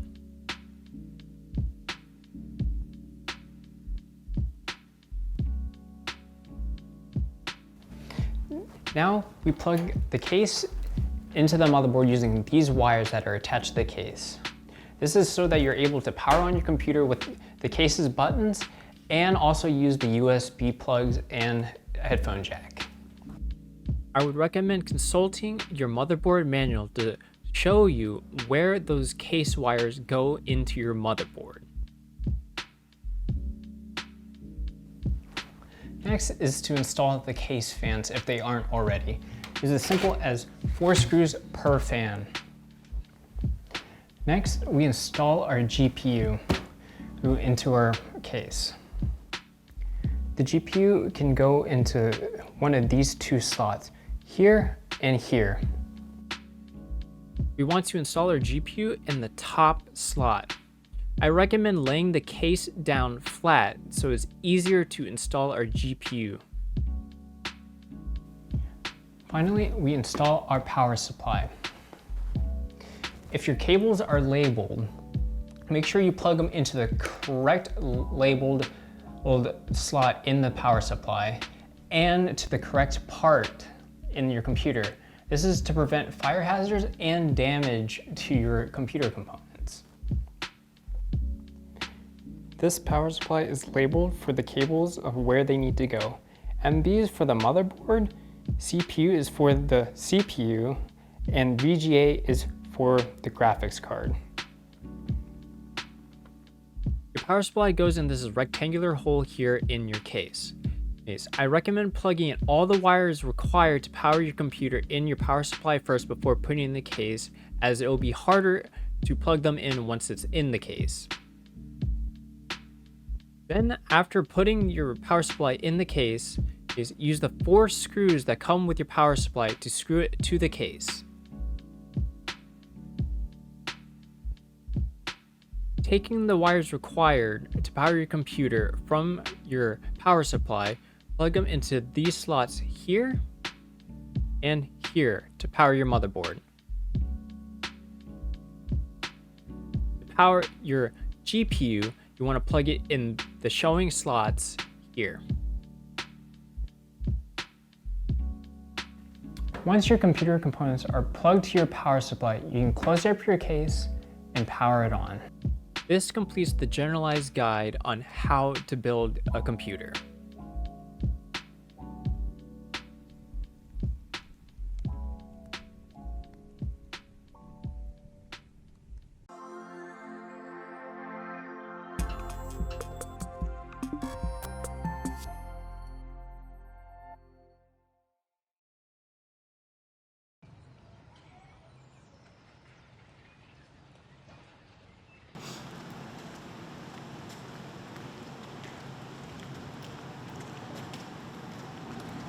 Oh, I'm sorry, man. That's my phone now. My bad.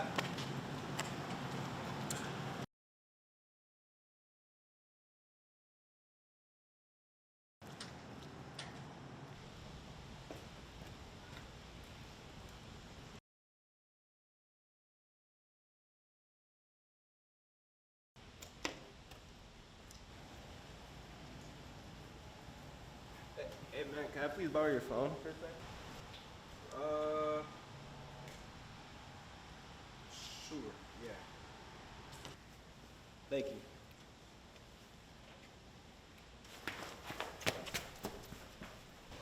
Yo, yo, yo, yo, yo, yo, yo, yo!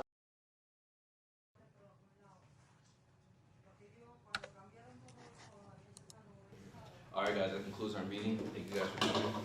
See you guys later. Hey Oliver, we actually left a snack in the back for you if you want to go ahead and grab that. Oh, okay. Yes, sure. Man, what a meeting, right? Yeah. This was like so good. This was my third one. Wait, did you have any one? No, I didn't actually. No? No. Dang. I don't know how they ran out. Yeah. Well, catch you later, man. All right. Yeah. See ya.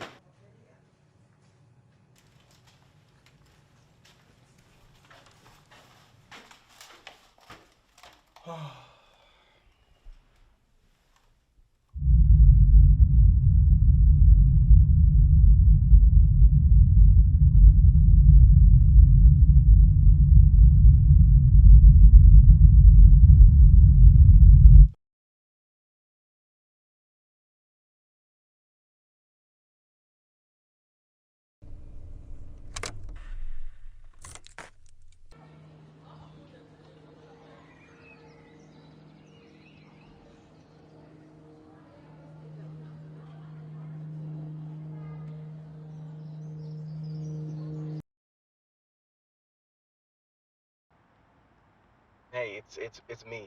It's Oliver. Hey. I'm actually calling you from a payphone right now, but I'm near the park.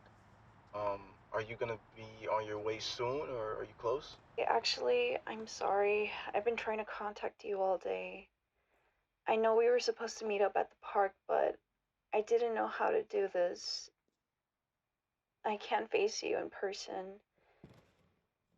I think we should break up.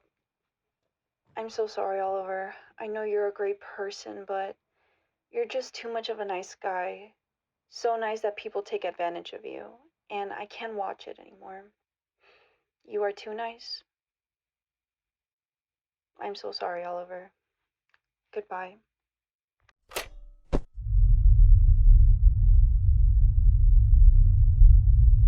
You didn't see me walking there? I mean, it's like I'm invisible to you people. I see each and every single one of y'all every day, and nobody sees me. I give, and they take. What do I get in return? Nothing. I'm done. I am sick and tired. I've lost my job.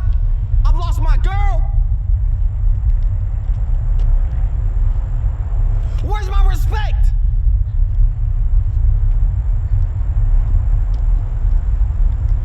That's all I want. That's all I want. You don't see me walking here? Every day of my life.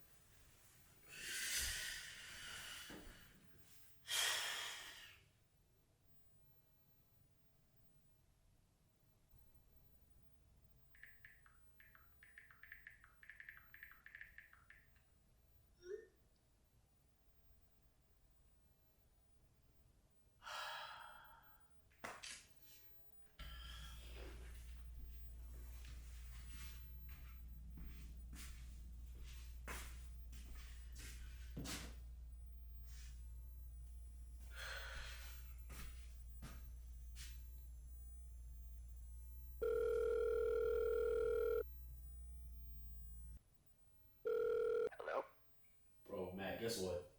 What? Remember that girl I brought with us to the bar last night? The one with the crazy hair? Bro, chill. But yeah, I think she blocked me. What's your record at? Like 0 to 376? Shut up and trust the process, bro. But not gonna lie, this is getting kind of old, so I think I'm just gonna embrace the single life. Nah, your time isn't up yet, bozo.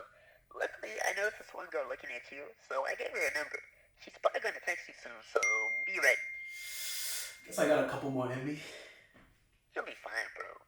She might be the one, so try not to do all that extravagant stuff that you usually do. Whatever, bro. I'll tell you how it goes.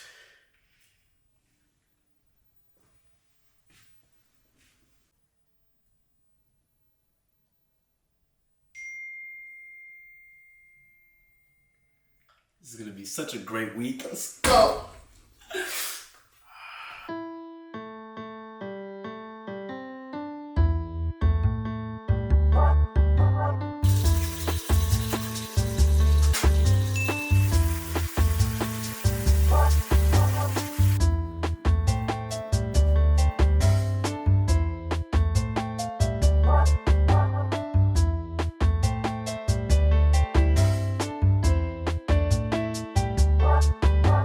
I'm so tired of the same old cycle. I love these women, but I'm going psycho. They'll chase for you, but it's all for show. Cause when they get what they want, they'll be out the door. They're so damn tempting, they're like apples in the garden. I said I'd stop, but this one here looks like a goddess. Oh my goodness. I'm going crazy, I might empty out my wallet. But do I really wanna do this again? Don't give me a choice, cause I wasted. I never wanted to be in love, let's face it. I can't decide if I love her or I'm lazy. I just be living my life, it's amazing. Don't give me a choice. I'm so sorry. Don't give me a choice. I don't know what's wrong with me. Don't give me a choice. What a bad idea. Don't give me a choice. Oh no, no, no, no.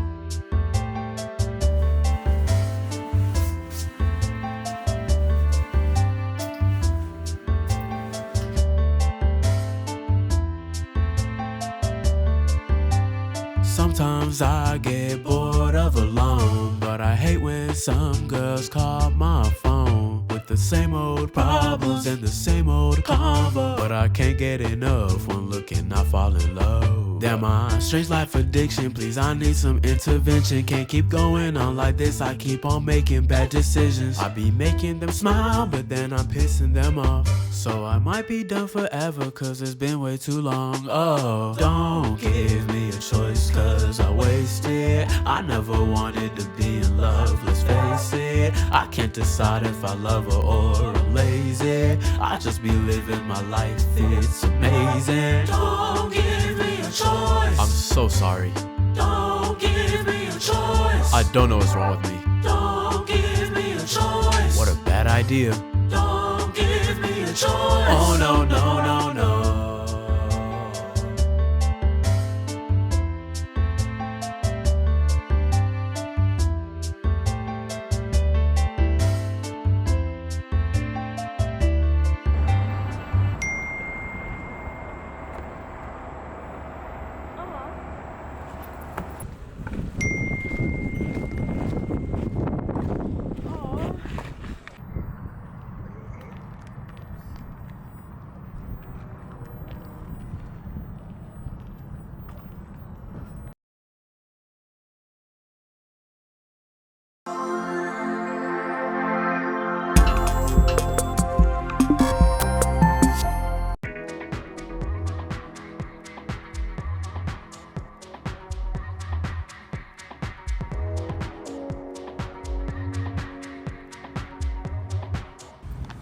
Hello everyone and welcome to the basics of volleyball. Today we will be learning 3 basic volleyball skills: hitting, setting, and passing. Here with me is Cassidy, who will be showing us the skills.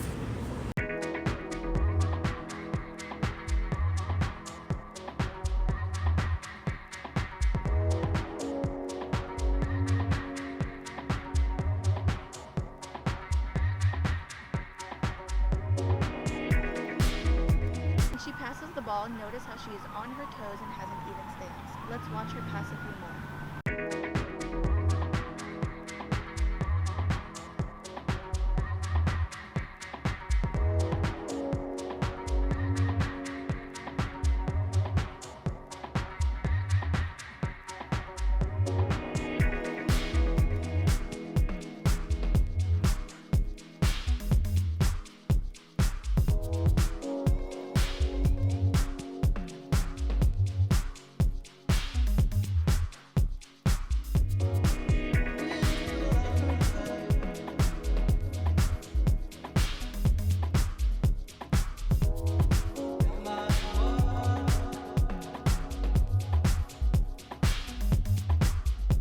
When she sets the ball, she is always facing where she wants it to go.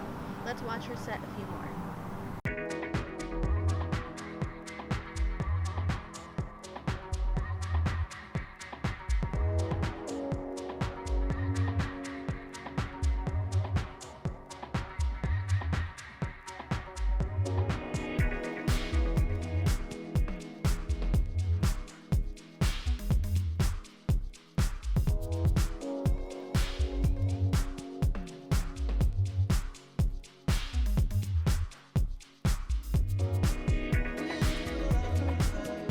As she is hitting the ball, she always has high contact.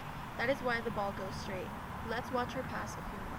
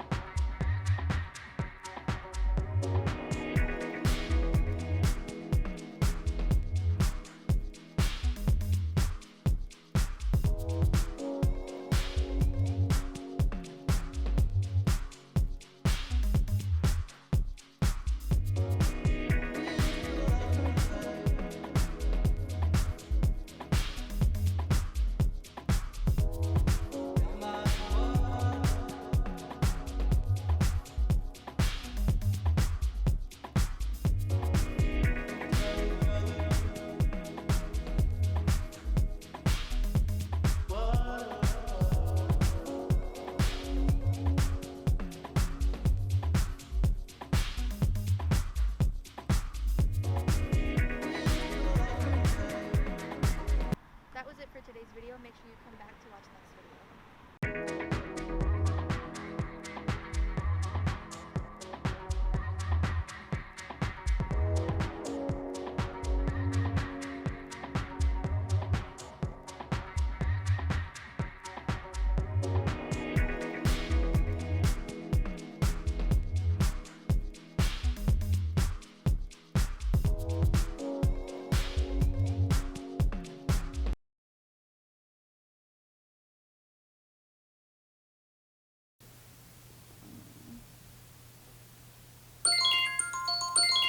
Hi. Right now in Houston it's 66 degrees and cloudy. Tonight, the forecast is for a high of 66 and a low of 55 and partly cloudy. Have a nice day.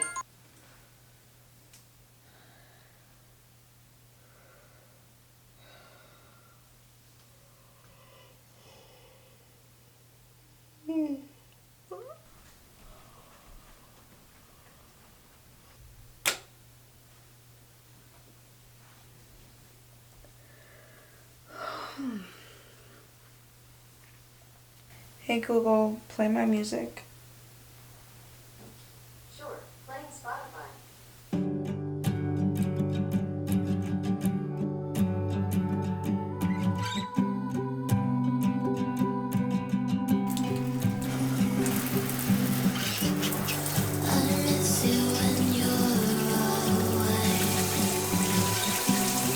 Reality comes and feels unsafe.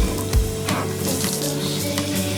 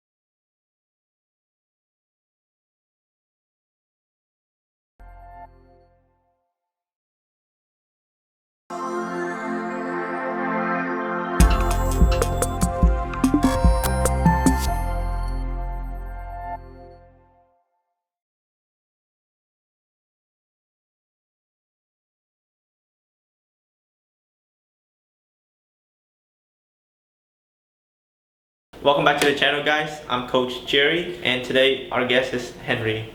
Yeah. Why don't you introduce us, Henry? It's nice to be here. My name is Henry. Okay. How are you? How old am I? Yeah. How old are you? 20. You're 20. Okay. Do you have any workout experience before? No, I've never done it in my life. Okay. Well, your luck today. I'm gonna be showing you how to do push-up step by step. At the end I'll give you some tips and tricks on how you can improve and some more things you can do at home. So the first step is your hand placement. You want your hand to be wide. See how my fingers all spread out? It's wide, it's both sides of it. So for your fingers to be wide, you have more support on the ground, so then your wrist will not hurt as much. So if you come over here, your hand should go flat down on the floor. My fingers are still spread apart, and you want it to be shoulder width, so shoulder straight down on both sides. You don't want your hand to be too wide, or you don't want your hand to be too low, because that is more of an advanced push-up variation that we will talk about later in the video. Now if you come over here, I'll show you a different angle. So my hands are shoulder width apart. My shoulders are straight down. The shoulder straight down. When I'm not too wide, my shoulders and my hands are not all the way out here. Too close, my hands are not too narrow together. Henry will demonstrate what I have taught you guys so far. So this is Henry, hands up, finger wide apart, nice, wider. There you go. Now place it on the mat. Okay, keep it there. His fingers are wide apart, as you can see. Okay, and let me move to this angle. Okay, good. His shoulders are even, and that is correct. First, before you move into the actual push-up, the thing that you can do to help you is practicing doing the push-up on your knee.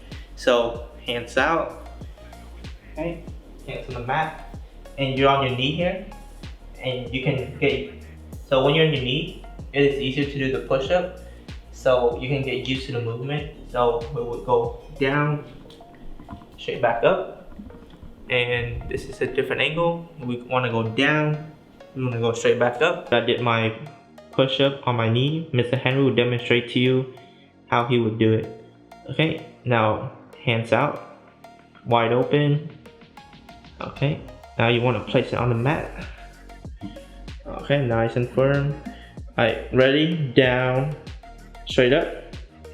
Good. Alright, I'm gonna move to a different angle. Alright, now down, straight up. Another important thing is your elbow. My hands are here. When you press down, you want your elbow to be by your side. You don't want a flare elbow. You don't want to tuck in elbow either. And I'll demonstrate it. If you come over here, my hand placed on the mat. Like same thing, push up on your knee. You can go down. See, my elbow's here.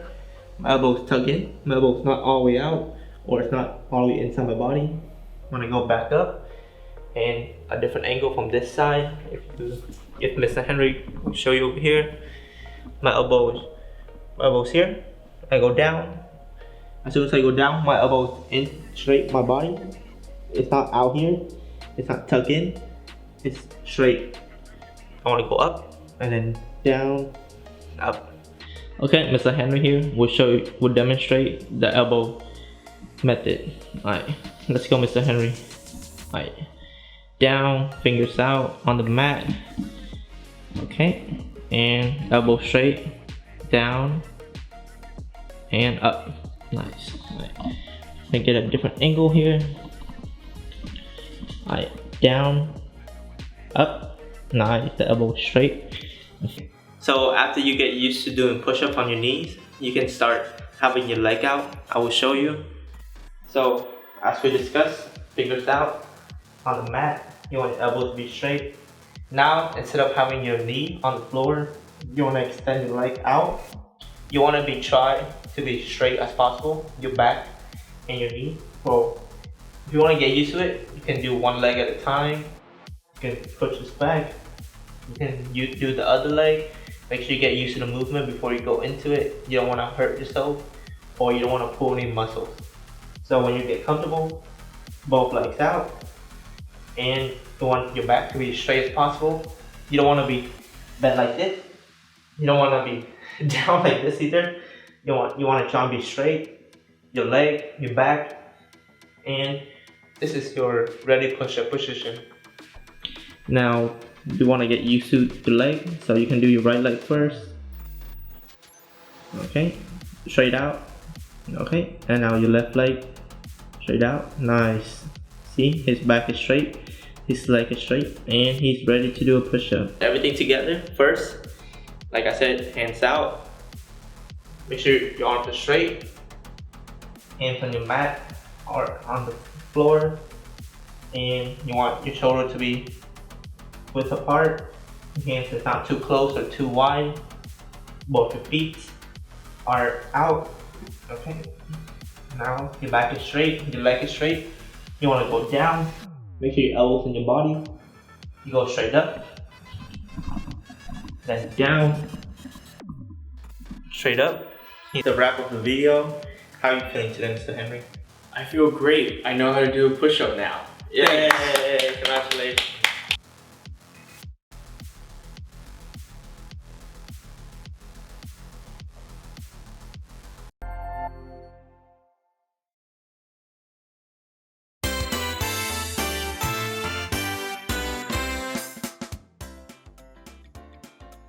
No. I don't have regrets. I try to live my life without regrets, you know? I mean, sometimes I do wonder what would have happened if my teams would just int and run it down. I blame Verdant Lord and Decene for missing all their skill shots and combos and having negative macro play. Okay, maybe I did mess up on my combos, but Carbonetic thinks he never make mistakes. He's a boomer and doesn't have mechanics like me and Decene. Bro, I'm the best mid laner UH has ever had. Undefeated. Never lose lane. Played with the pro player Dyrus. $3,000 in prize winning.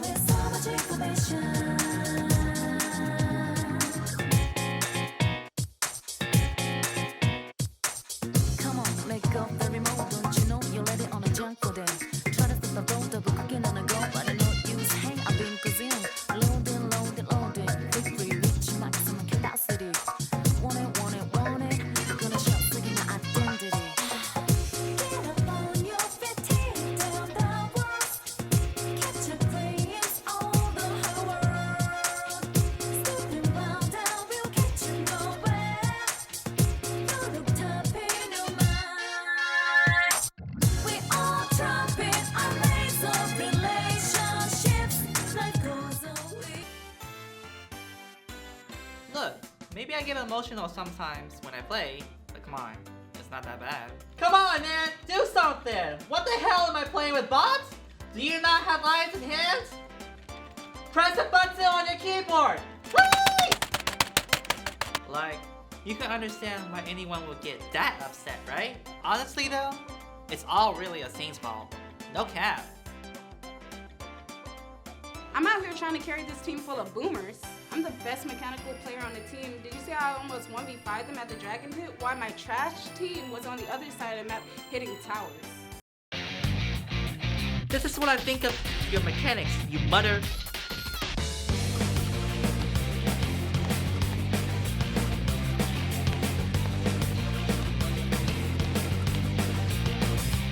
It's a war out there every day. You can't hide from me. You gotta pray for the roots pretty cool. Got an out in the face of this out is free. When your friends and boss look alike on the face of it, they miss the history. But they fight all the place in it. Yeah, they fight all the place in it. Had it perfect times. They just have to love.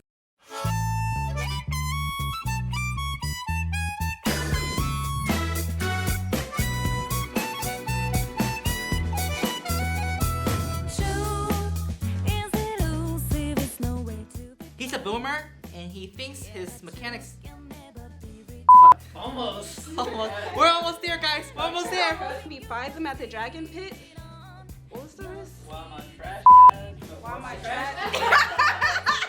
I knew it. I knew you. Trash team was out there.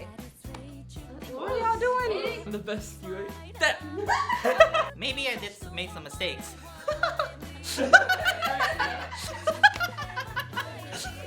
Did you see how my shit?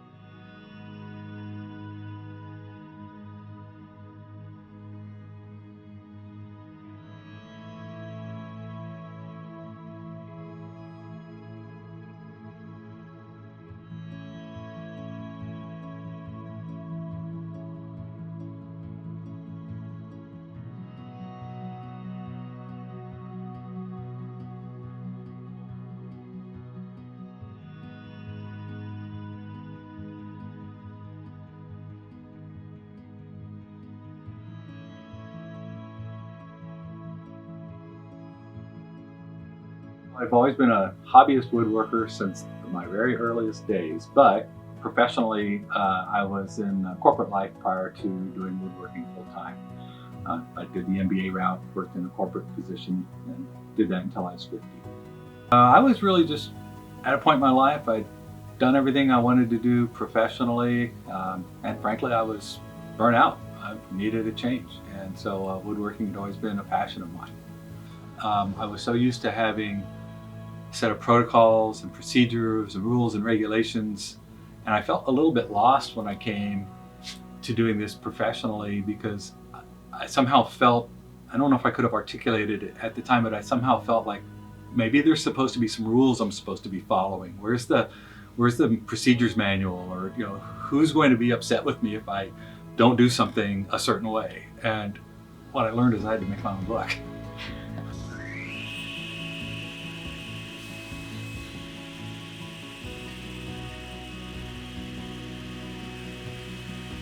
It's great to be out of a suit and tie, and great to be just in a shop environment and working with my hands and creating things, and that definitely happened. I think the things that were different were the kind of work I'm producing is maybe not what I really would have thought was going to be the case.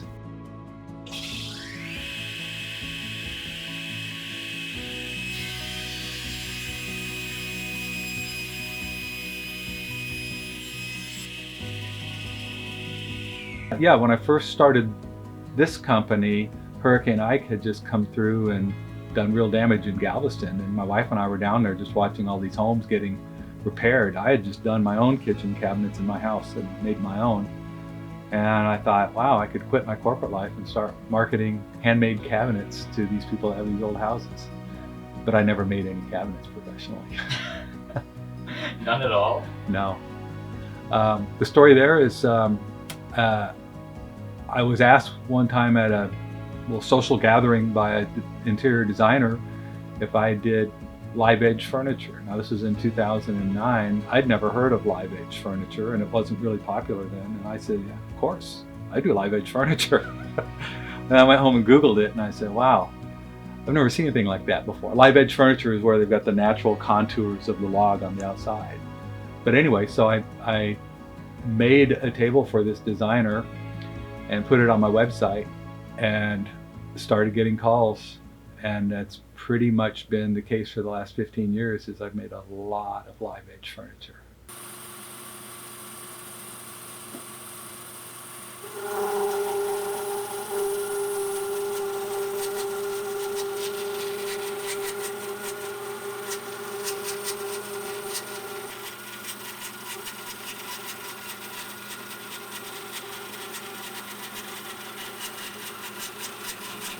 because I did have a fairly demanding job in my corporate life.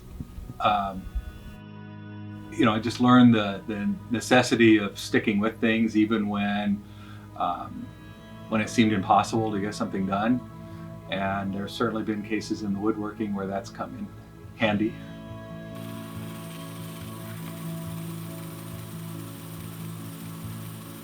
I mean, in one way, frankly, I started doing my sculpture as an outgrowth of the furniture. I'd have these offcuts of like really cool piece of wood, but what am I going to do with it? Well, stick it on a stand, and so that's really how the sculpture started. But so they are similar in that way. And like I say, the furniture I think of as not just utilitarian, it is functional art. At least I hope it's functional art. But sculpture doesn't have to be functional. It doesn't have to have 4 legs that sit on the ground at the same time. Were there any specific moments in your past career that you really felt you needed to make that change? Next. No comment. Shut that thing down. No evidence.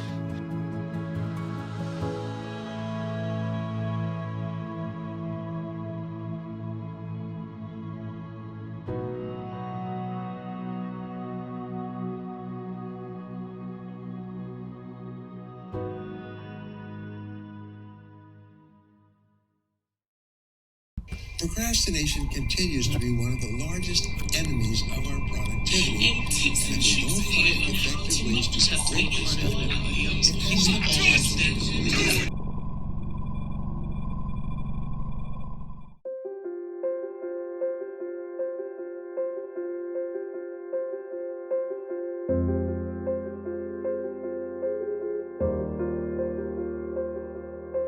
We have a problem.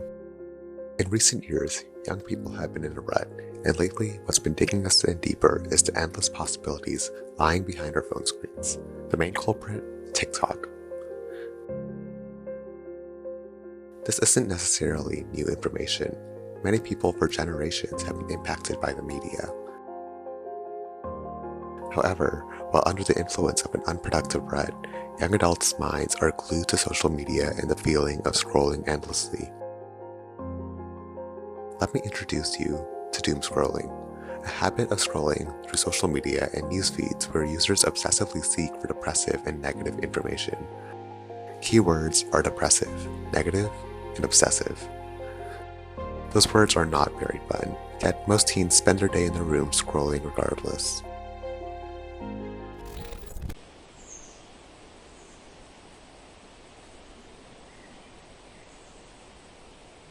It's gotten to the point where most people are looking at their screens more than the sky.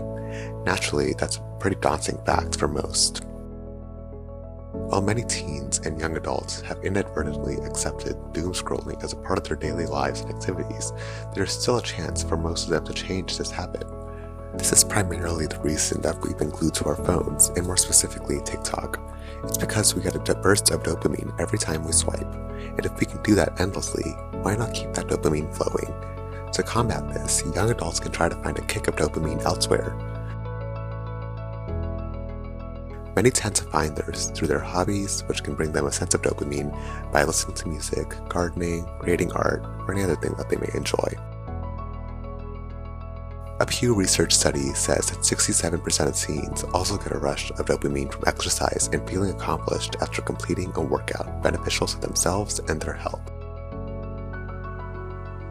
On the moral end, journaling and reading also helps people receive a boost of dopamine and fulfillment from engaging in reflective activities that can change their own worldview or help them reflect on their daily activities.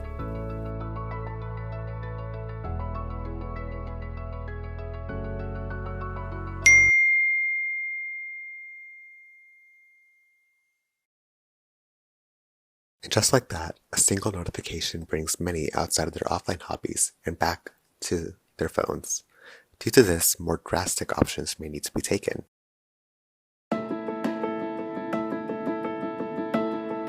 We conducted 2 phone interviews with college students to see what they do to avoid doom scrolling.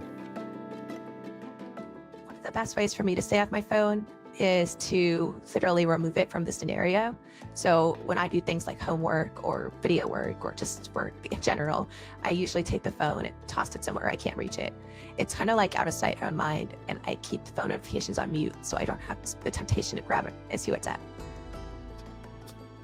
Sometimes I'm able to stay off my phone when I'm doing something really important, but if I'm being honest, I usually go back to scrolling right after. Like you said, it's doom scrolling usually.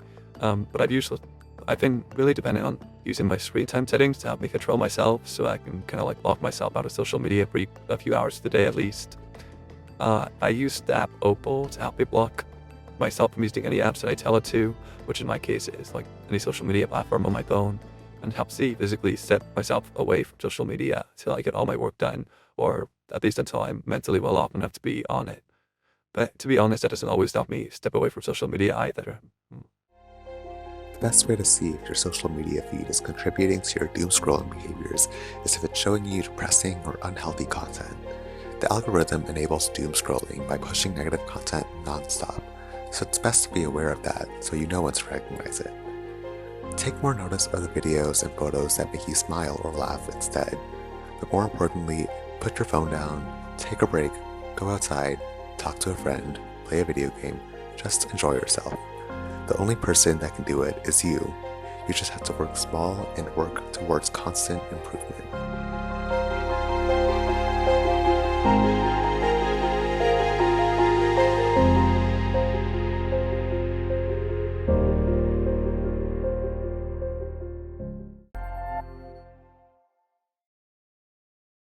What I love about baking is that it's a way to share happiness with the people you love. It can be a bit tedious and hard sometimes because it takes a long time to bake. But when you see the reactions of people's faces after they eat your baked treats, it's totally worth it. Hi everyone, my name's Jenna. I'm a culinary arts student and I'm aiming to get my degree in pastry arts. Today, I'm going to be your host and we are going to be making raspberry lemon scones.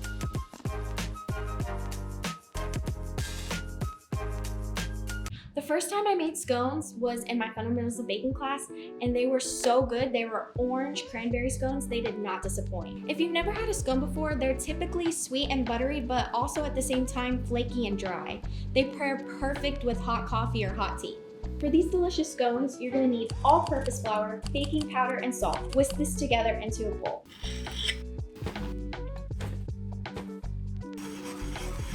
You're also gonna need some lemon zest,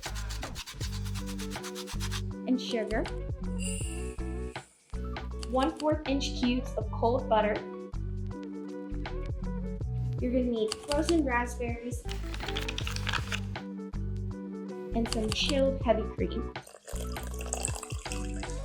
For your glaze, you're gonna need powdered sugar and half of a lemon squeezed.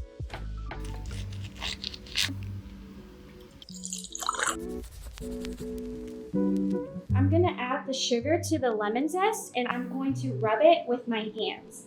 This ensures that the lemon oils come out and gives it more of a lemony flavor. If you don't do this, you're not gonna get much of a flavor profile. We're gonna add our lemon zest mixture into our bowl of flour and we're gonna whisk it together. Make sure everything is nice and incorporated. You're gonna need that whisk. So for our next step, we're gonna take our flour mixture and our butter and we're gonna add it into our bowl. Make sure it's frozen because you do not want your butter to melt. If your butter's melted, you're not gonna get the steaming pockets. We're gonna take this and we're gonna use our fingertips and we're just gonna come up and over. This ensures all the butter is coated and it also ensures that it doesn't melt. And then our next step for this is we're gonna take our pastry cutter and we're gonna cut the butter into the flour and make sure it is like very coarse. So we're just gonna take it and start pulling it down. This may take a little bit. Try to work fast because you do not want your butter to melt again.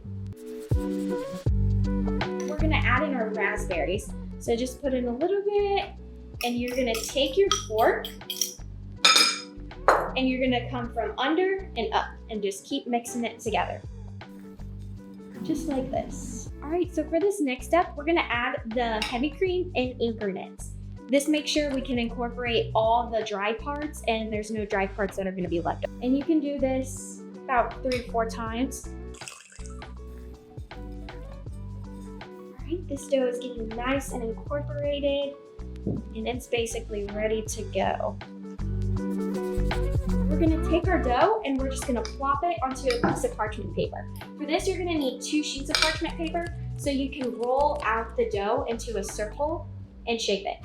You're gonna roll it out to an 8-inch circle, and then you're going to make sure it's at least 3/4 inch thickness, because you don't want a thin, you don't want a thin scone. Take that. I'm gonna take this and I'm gonna press it down, roll it out. Like this. Let's check the thickness of that. So we are at 3/4. All right. Now we have our dough ball. So what we're gonna do is we're going to cut it in half. Like that, and then you're gonna cut this way. You're basically making 4 quarters with it. That, and now you're gonna cut right in the middle of those 4 quarters, just like that.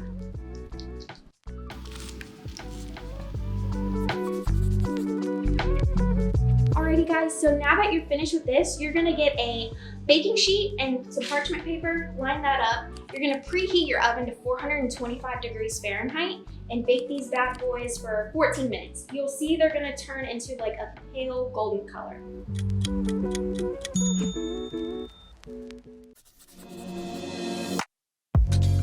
As your scones are baking, we're gonna start on our glaze. So all you're gonna do for this part is just add in your lemon juice to the powdered sugar, and you're just gonna whisk it. This is pretty simple.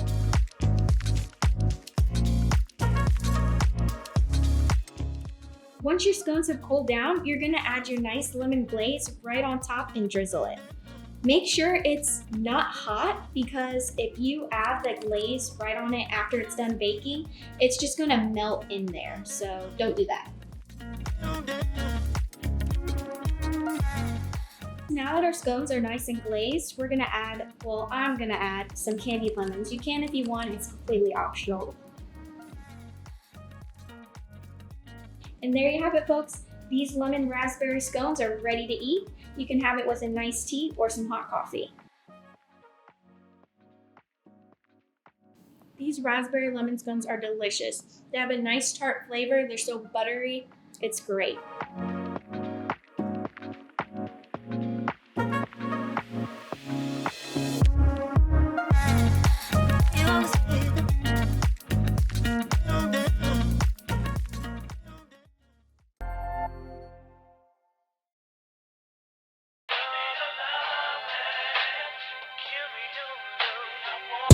Kids think she the one in charge.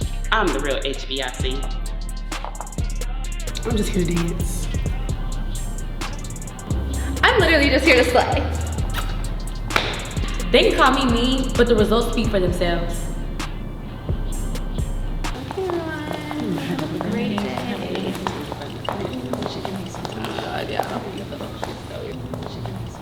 You're late. You told us rehearsal started at 11. Exactly, meaning that you should have been here by 10:30, stretched by 10:45, and ready to rehearse by 11. And what I tell y'all about wardrobe? Y'all supposed to come stage ready always. I don't know why she talk about being stage ready when she only got 3 fingernails on each hand. Absolutely insane. Do better! Let's get started. And 5, 6, 7, 8, and 1, 2, 3, 4, 5, 6, 7, 8, and 9. Oh.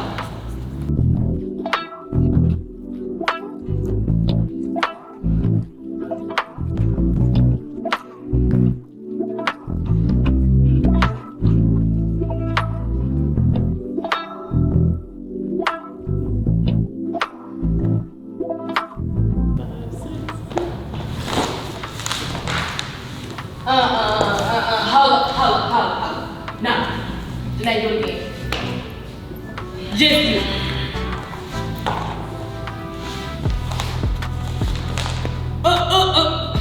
Pull it out of the way. Yeah, like that.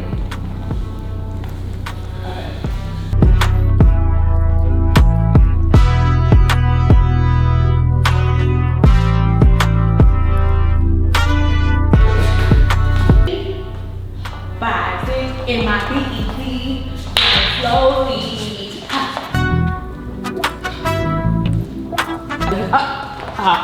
Hold on. Everybody hit these.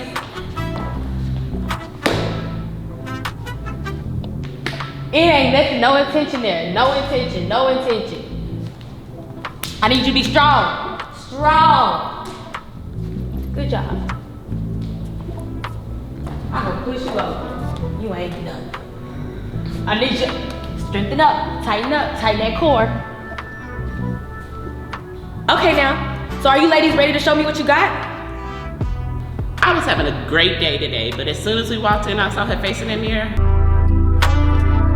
I knew she was gonna be on some BS.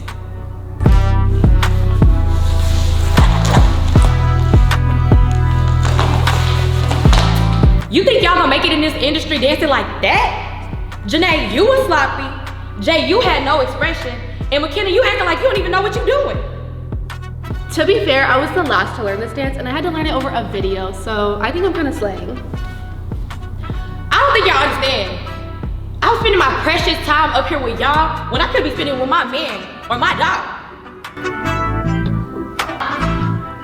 Your man? Okay, I can understand that. But your dog though? And don't think just because this is a trio that you can't get cut. Do it again and do better. Now she knows she didn't have to do all that yelling. I'm so over her. Okay, your music's on. Oh, it's alright. I know you wanna rub, I know you wanna touch, I know you wanna feel. So baby, keep it real. I know you wanna see, I know you wanna be in my BED, grinding slowly. I know you wanna rub, I know you wanna touch, I know you wanna feel. So baby, keep it real. I know you wanna see, I know you wanna be in my BED, grinding slowly.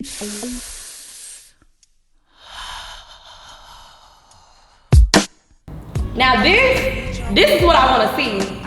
Great job, ladies. You're dismissed. I really feel like I make a difference in these ladies' lives. What would they do without me?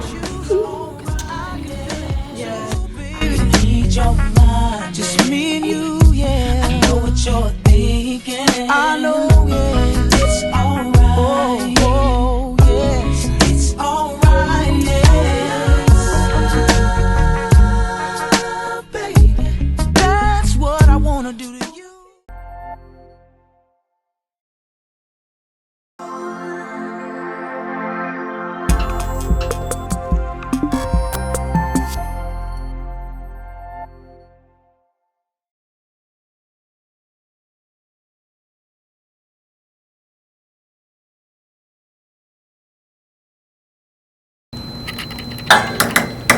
Oh, hey, glad you can join us. Come on in.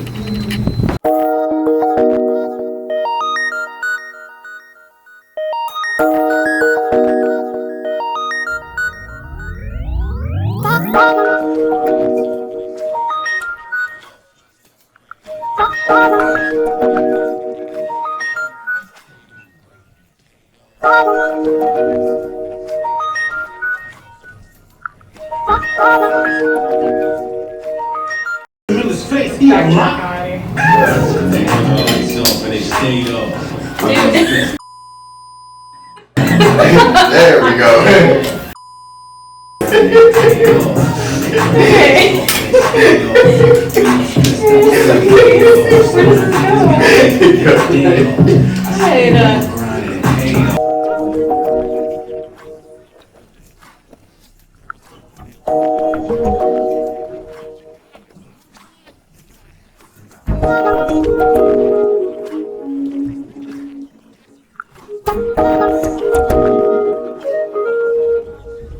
My name is Isabella. I am from Houston, Texas, and I am an assistant property manager.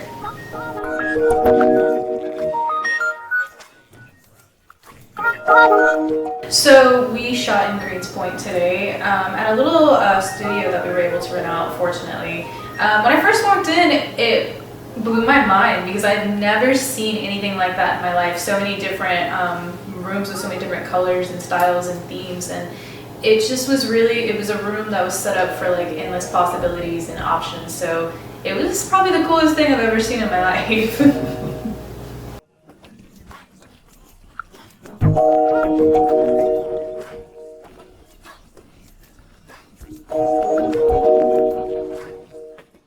You ever done a photo shoot like this before? Like all super professional, whatever? No, never. This is my first time. First time?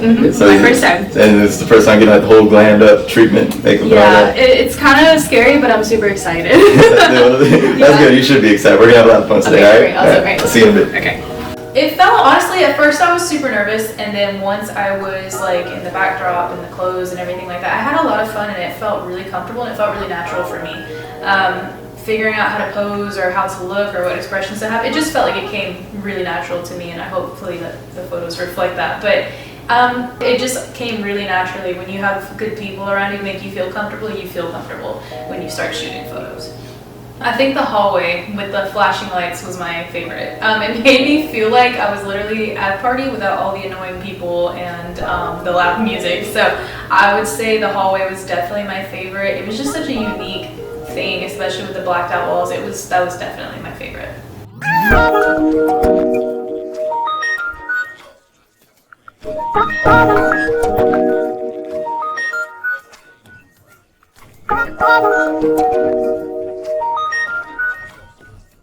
Maybe the Selena outfit was my favorite. That one made me feel fun and colorful, and of course, I mean, it's Selena, so why wouldn't I? I think that one was going to be my favorite outfit that we shot in today. As a matter of fact, you know, Isabella was also into photography, and so I remember she would do photo shoots of me and everything, and when I saw the photos that she would take of me back when we did that years ago, I was like I thought it came out really good, and it made me more confident in myself, and that's why I like doing these photo shoots, because, you know, I like helping people find their confidence, put their confidence on display, because, I mean, you know, self-love is really important. If you can't love yourself, how are you going to love someone else?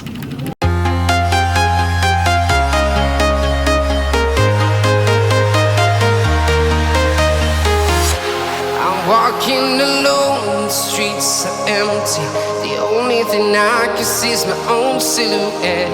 I'm getting stronger, step by step. The clock is ticking, but there's no time for regrets. I've been flying from town to town, from London to Taiwan. I've been all around the globe, trying to protect your soul. We are heroes tonight. We will fly above the sky. Working with you today was just really great. You were super chill, you were super awesome. The way you treated me was just so respectful and so calm and natural. Even if I kept messing up, you allowed me to like readjust myself and get it together. It was a lot of fun, and I would 10 out of 10 do it again. And my final order of business, the retouching process.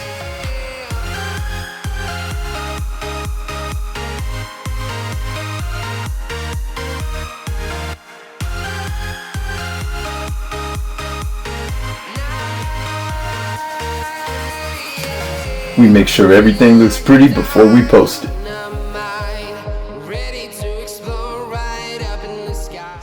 I've been flying from town to town, from London to Taiwan.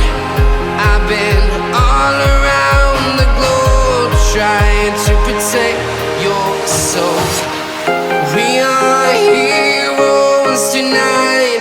We will fly above the sky. We are heroes tonight.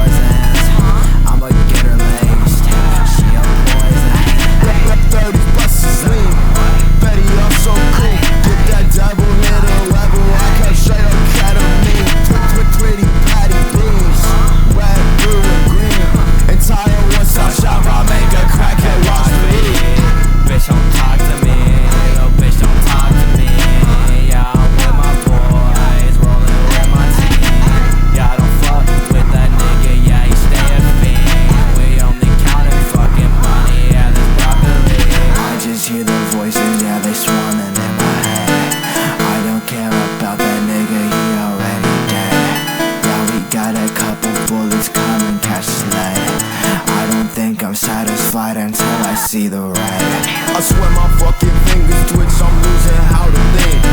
Cut off some associates, these niggas useless fiends. I started stepping up on shit on the business underneath. Taking orders off of Reddit and the feds was trying to creep. Yeah, I pull up to the scene now, I pull up with a beam. When I see the blood I'm seeing now, some needles and the fiends. Yeah, she wanna pop a pill while doing tricks up on the deep. Yeah, I pull up like it's beef, bow, I hand over the cheese. And I'ma call you back, bro. I'm heading to the trap, bro. Honestly, nigga, I'm just trying to get paid. Got the fuck about the city, I can't stay, I got no sleep. I'm not even kidding, yeah, your characters with me. I was kicked up till I sleep.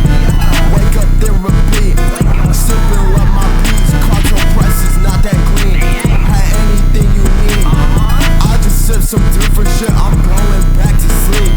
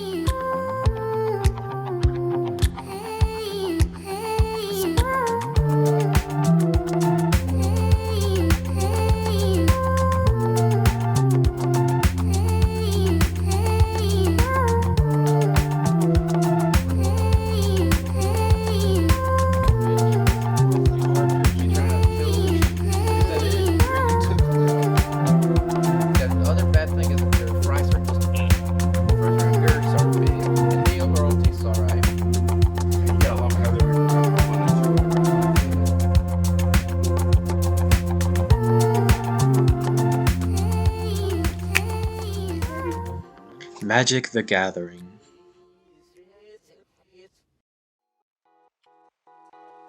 There's lots of ways to play this classic tabletop card game, but the #1 most popular format to Magic is with its Commander mode.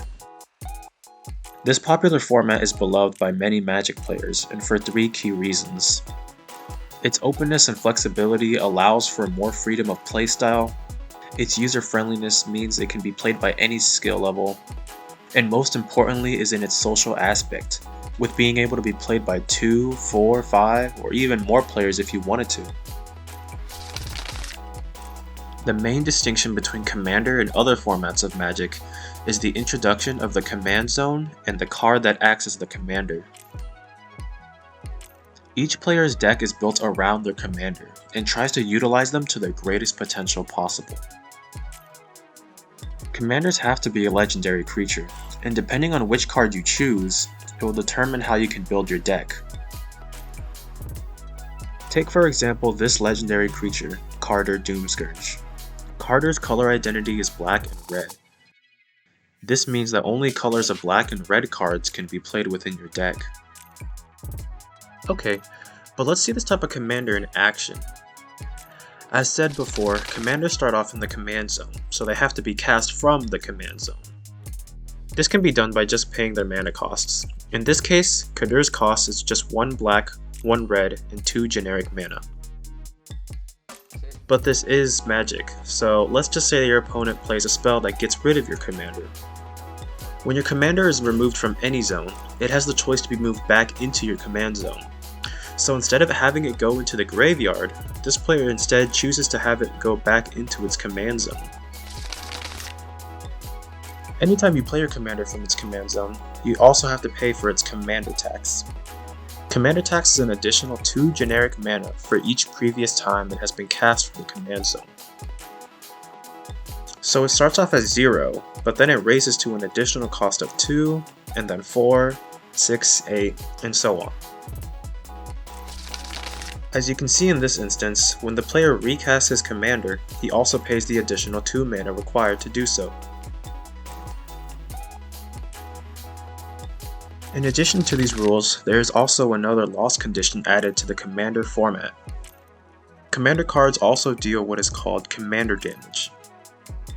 This damage is kept track of separately for each individual player, and functions differently than the regular life total. If a player is dealt 21 or more points of commander damage from a single commander, then they lose the game. The commander format is supposed to be a flexible format that's meant for fun. The starting life total is at 40 points, giving players more room to develop their boards. The decks must contain 100 cards, including the commander, making for complex and diverse deck building. Only one of each card is allowed within decks, with basic lands being an exception. This ensures less of a focus on quick combo playstyle for a more relaxed and casual experience. With very little restrictions on cards, the commander format creates a unique playing experience that simply isn't possible in other modes. Often played with 3 to 4 players, commander games not only last longer, but also involve interesting table dynamics, where players have to consider more than just one opponent. Alliances and betrayals can form between players, as only one winner can remain at the end. With all these considerations, Commander can be played by anyone, new or casual. There's endless variety to be had, so it's no wonder that it remains as Magic the Gathering's most popular format.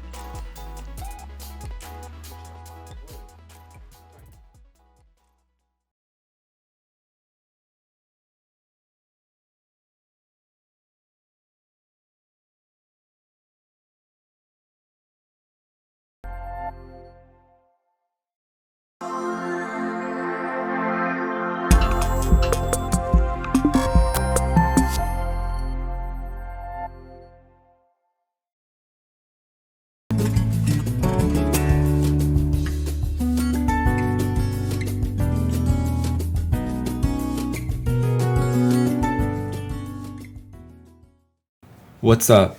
Welcome back to Cooking with Chef. Today we're going to whip up one of my favorite sweets, banana bread, but with a layer of cream cheese. It's the perfect treat for any time of the day, so let's get started. Alright, so first let's gather our ingredients. You're gonna need around 2 or 3 very large ripe bananas, almost this brown. They could be a bit browner, but this looks fine. And then you're gonna need 1.5 cups of all-purpose flour. And then you will also need 3/4 a cup of brown sugar, 1 egg, and then 1/3 a cup of salted butter, melted, of course. You're gonna need to melt it. And then 1 teaspoon of baking soda, and then 2 teaspoons of vanilla extract. Alright, in this next step, you're gonna need to get a giant mixing bowl because we're gonna start mashing these old crusty bananas that we got.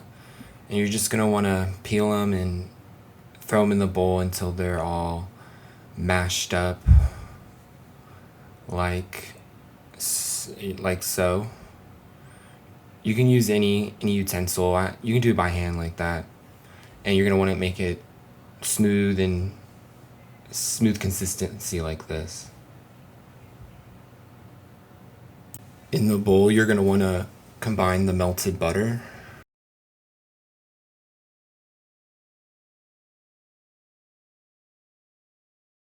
and then you're gonna want to add your 1 egg.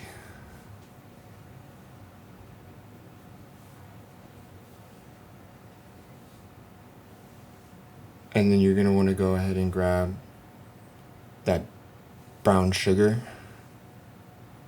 You only need 3/4 a cup. Oops, made a little mess there.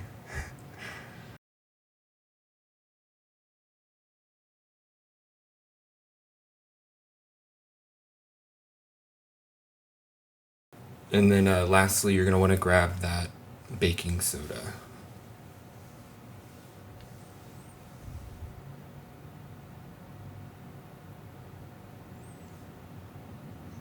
Just a tablespoon's fine. I'm using a 1/2 tablespoon.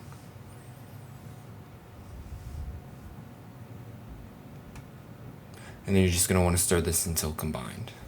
Alright, and then lastly for the dry ingredients, you're gonna have to add the 1.5 cups of flour to it, but you're gonna want to do it very slowly. So I like to do like 1/2 cup at a time, stir a little bit, add some more, and then it should end up looking like that. And then you're gonna want to go ahead and set aside the dry ingredients, and you're gonna want to start on your cream cheese. So you need to get a small mixing bowl, and then you can go ahead and throw in the cream cheese.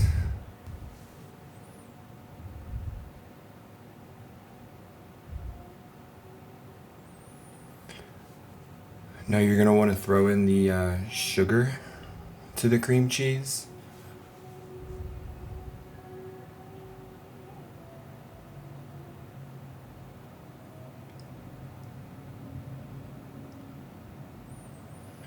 And then you're gonna want to, you can mix it by hand or with an electric mixer, and you just want it to get it real smooth like that, smooth and creamy.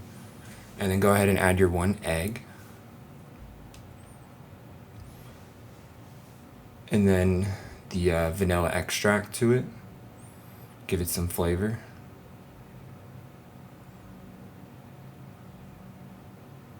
And you're just gonna want to mix that until it's like a very smooth consistency like that, it's just dripping off. And then lastly, you have to just like the dry mixture, you have to slowly add the all-purpose flour to it. Once you have that mixed up, you want to go ahead and get your 9x5 loaf pan out, and you're gonna want to grease it up with some butter, like so. And then you're gonna go ahead and get your dry mixture, make a little small layer, then your cream cheese, and then top it off with some more, and it should look like that. Give it a try and let me know how you like it. Thanks for watching. Like and subscribe.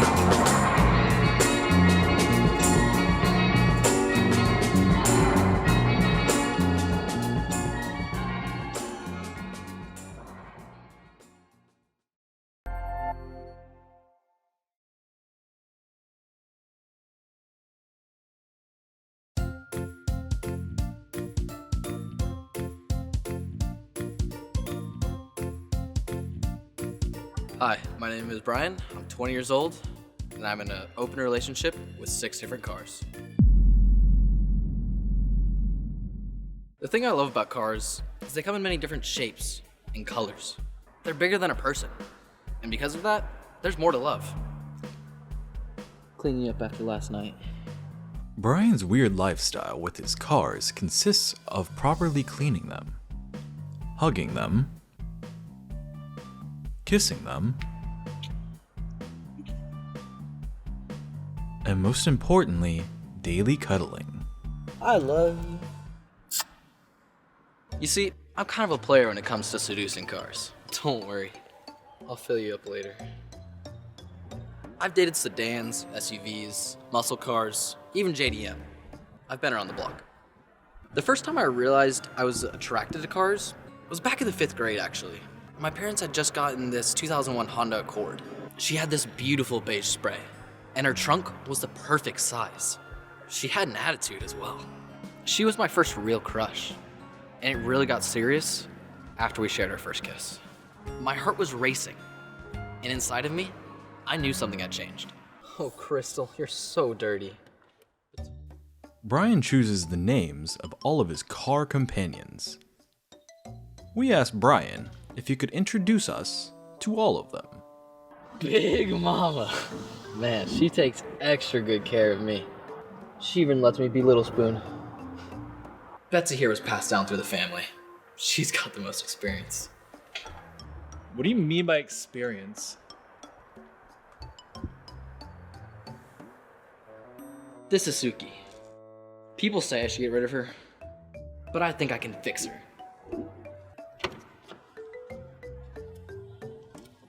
This is Charlie. He's the only one I swing for. Someone's getting excited. I treat Sally the best. In return, she treats me right too. The other girls get a little jealous, I'll be honest. But Sally deserves it. She's the one for me.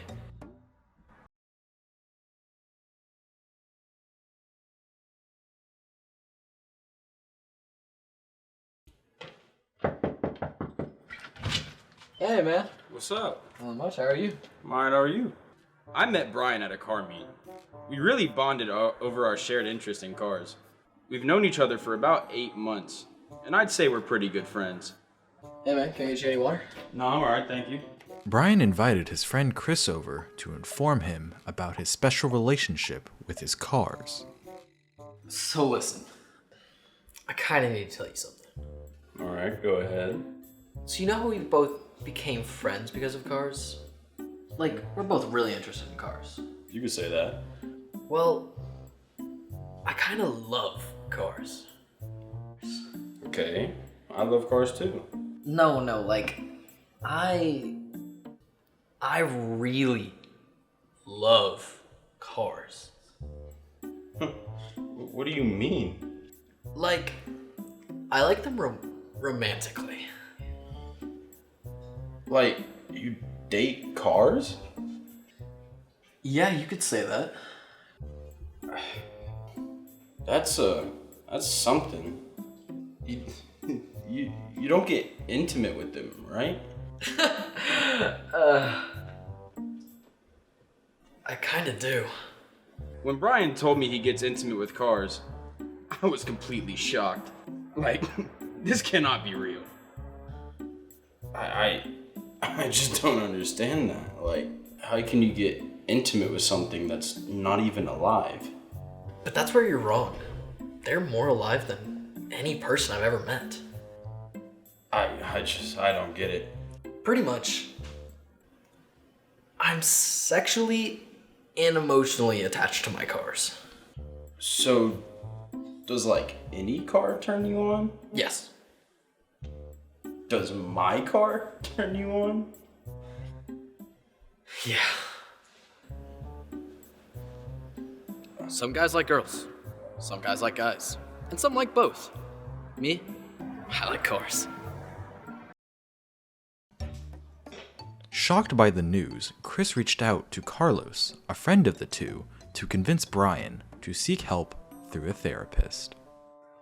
I found out about Brian's fetish in the worst way possible. I came outside of my house one day and he was mounted on one of my cars.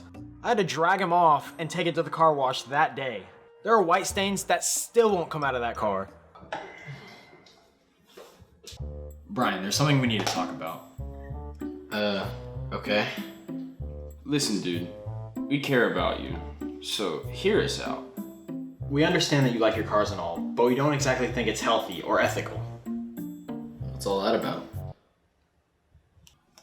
I understand how some people can think that way. You might need to see someone about it. Seriously? What's wrong about liking cars? It's not just about liking cars. It's about making sure your emotional attachment is healthy. We want to help. We think it might have something to do with how you were raised, with both parents missing. I think that might have something to do with it. Another perspective might help you realize something about yourself.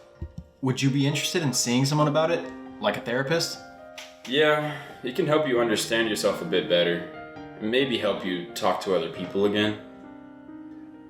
You know, you might be right. Maybe a little insight could help. Okay, can we try for next week maybe? That's fine with me, I guess. Thanks for being open with it, Brian. Yeah, thanks for letting us help you. No problem. You guys are just trying to help. I should be thanking y'all.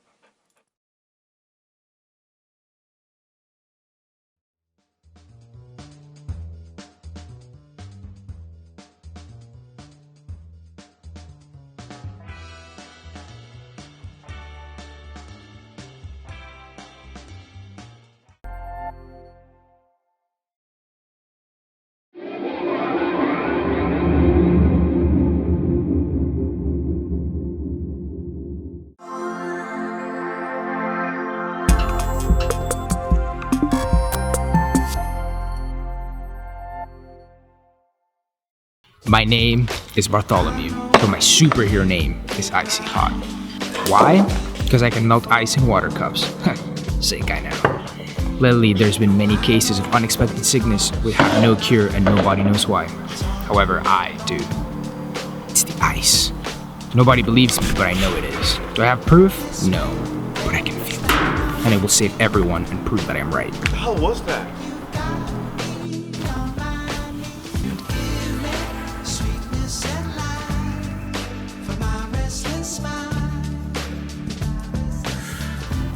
With this mask, my identity is kept a secret.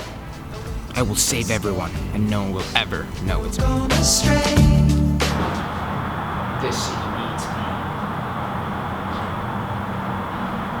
me. You! I'll help you!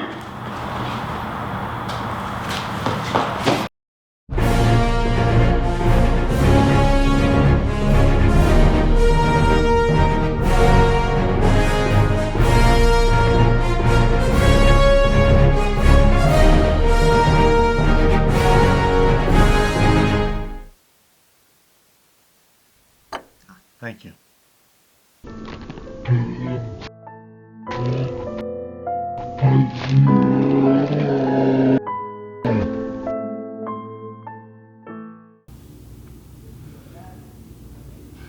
Today, a person unexpectedly collapsed and was taken to the ER after drinking water. Using that word, they have figured out what the causes of these outbreaks have been.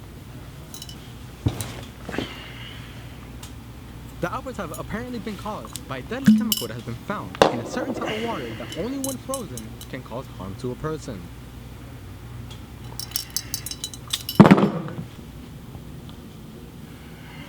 We just got another word that apparently the mastermind behind all of this has uploaded a video. Come on, how do you get this thing to work? Okay, I think I got it. Hello, Icy Hot. Not so hot now, are ya? Heard you failed to save someone. You're gonna go cry to your mama. Boo-hoo. I'm calling you out. Meet me outside in 2 minutes. Be there. Okay, now, how do you turn this off? Okay, I think I got it. Icy Hot, if you're seeing this, we're sorry. We're sorry for never believing you. We need you.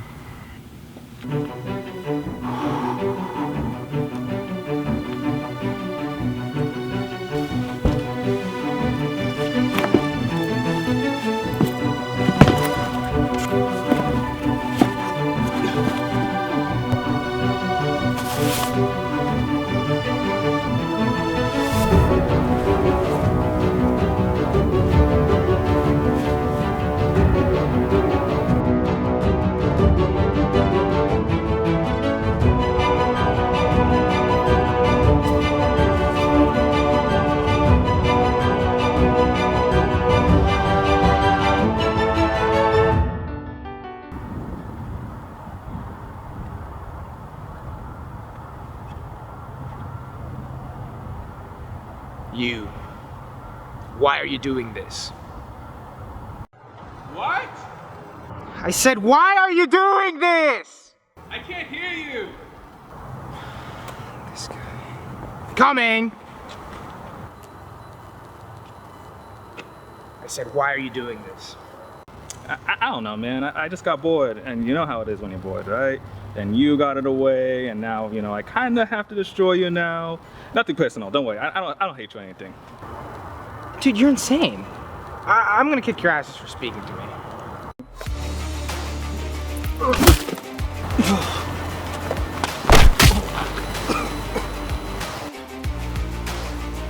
Three, two, one, fight.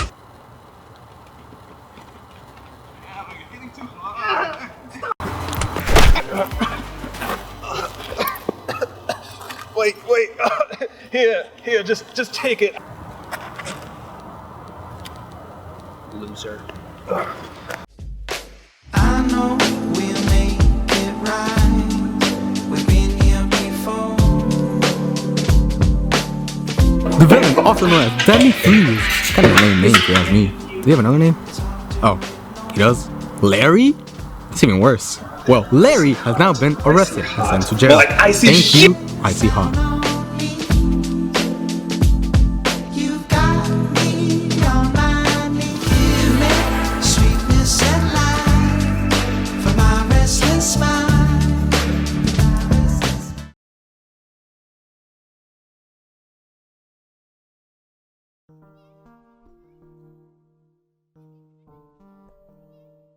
There are many factors that go into whether or not a person wants a pet.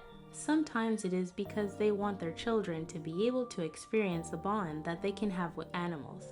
And sometimes it is because the pet themselves are the ones that appear into your life. I have had for pets that I consider family, and I believe many people feel the same way about their companions.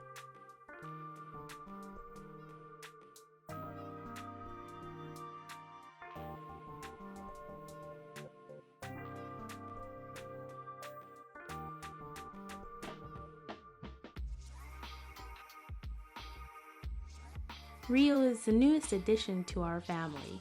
He turns 3 on December 24th. My dad brought him home when he was 3 months old around my birthday. He was very energetic as a puppy, but as he has grown, he seems to prefer sleeping in and will even whine if he doesn't want to go outside.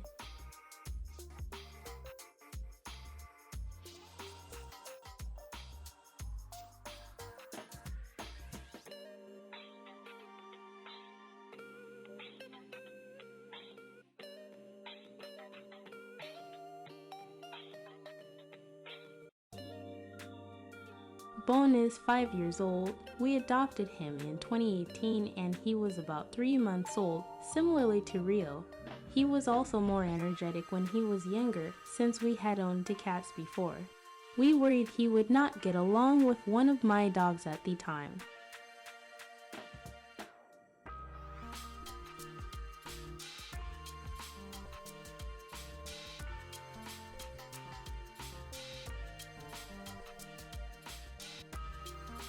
Bone's gentle manner is seen in the way he gets along with Rio.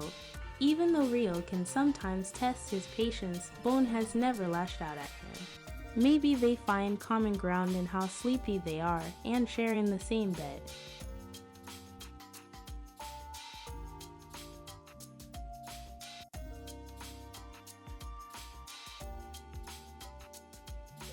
Bruce was very serious. He was bigger than Bone and was 6 years old, although he may not have been as gentle as Bone. He was a very crucial part of my teen years. He was there while I was growing up, and I am grateful that we found him when we lived in Florida.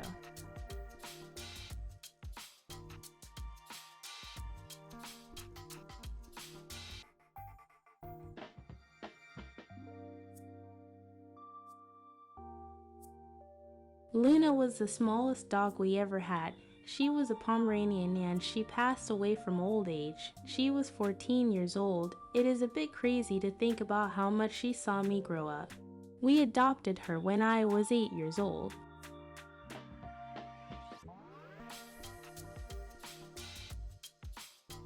Although it is difficult to lose a pet, I like to think about all the memories I was able to make with them. I'll always be grateful for the time I was able to spend with Luna and Bruce. They will always hold a special place in my heart. I will continue to make memories with Rio and Bone, and I will cherish each one.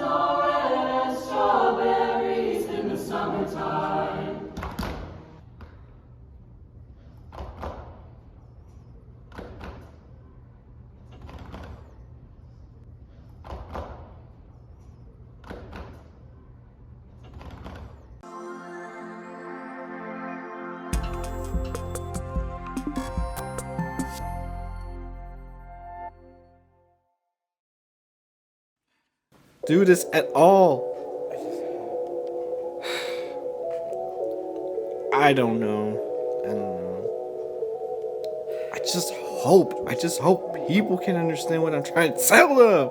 The decency to be able to just give me what I want. I don't want to be this person that's just completely. My mind is completely lost. It always has. It always will. I just don't get people. I don't get people. And it's like, how do you expect I to follow with people? I cannot. I'm really sorry. Oh, hey, look, But Charlie. even now, You don't deserve to be able to have fun with Get people. it. Or we don't think you're fun. I'm so done with it. I am so done with it. I just really hope that, like, people can at least respect me. Because what do you want people to what do you want people to do? I can't really do it. I can't do it. I can't fucking do it. Even now. What do I need to do? Because, golly, it's like, hello.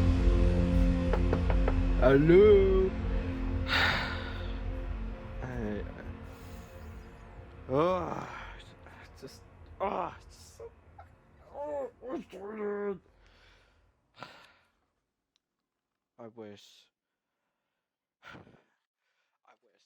Part of me feels very. Part of me feels like I'm strained and constrained by everybody that says what they want to say, but they really don't know what they're talking about. I just feel like, as a person.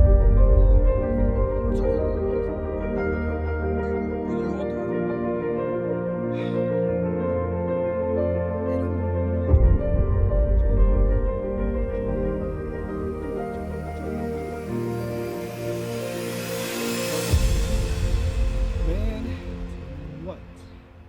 Charlie? Oh, it's a frustrating type of way to experience what I'm living with. It feels so lonely, man. Oh, man. It just feels so lonely. It feels so lonely.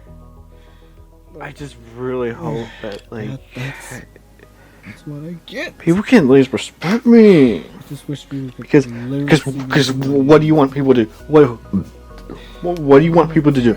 I can't really do it. I can't do it. I can't fucking do it. I don't know. Even now. Man, what do I need to do? They tell me to do these Because, things with them. golly, With them. I don't know. it's like, I just feel so damn frustrated. hello. I just want to listen.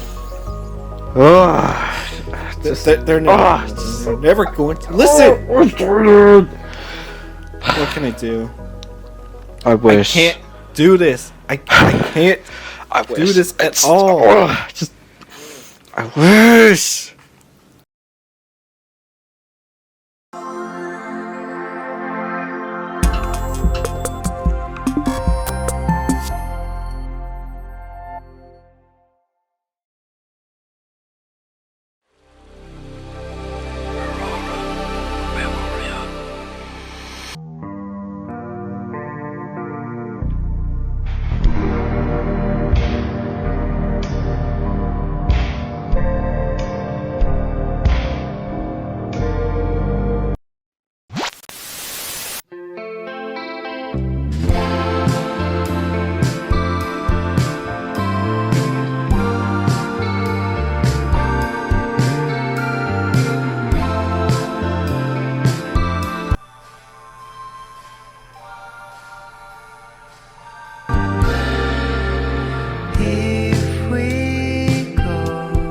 far away out of this land. I want to spend this whole night with you. There are waves in your eyes, I'm getting into you. I'm into you. When you spoke to me, the words are like a flowing star. Now I'm next to you. The waves will take us far away.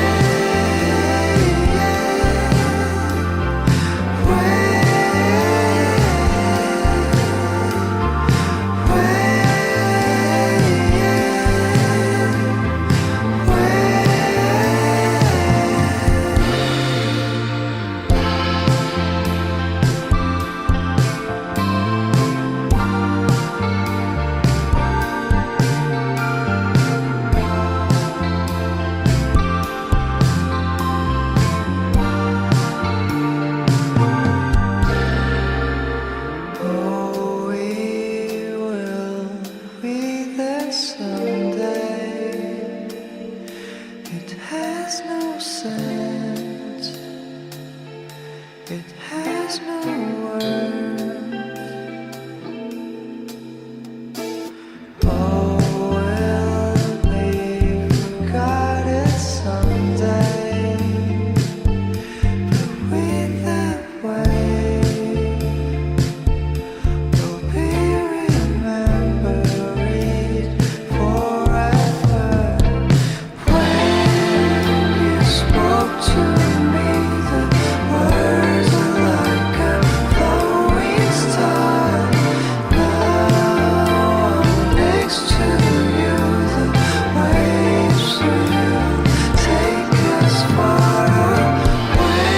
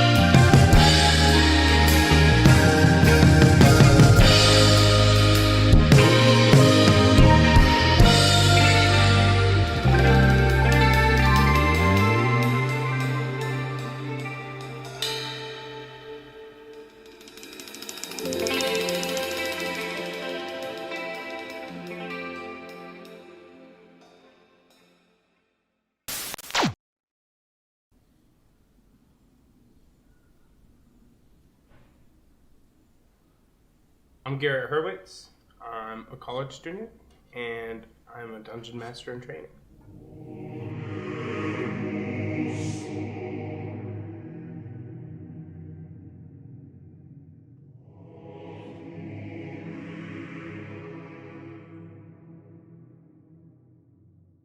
I started playing Dungeons and Dragons back in high school. I don't know, it just kind of clicked for me. I don't know if it was like the escapism or just getting to hang out with my friends or if it was the imagination process, but it just made sense. It was just like something that I clicked with immediately. So our original Dungeon Master is Jamie.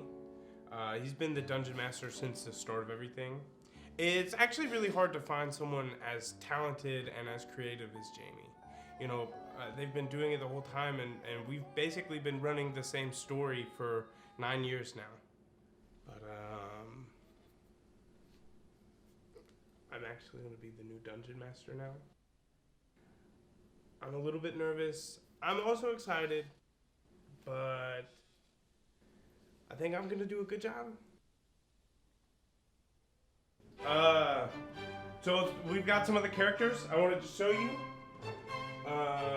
This right here is Jamie. It's his character is a human rogue named Cassandra.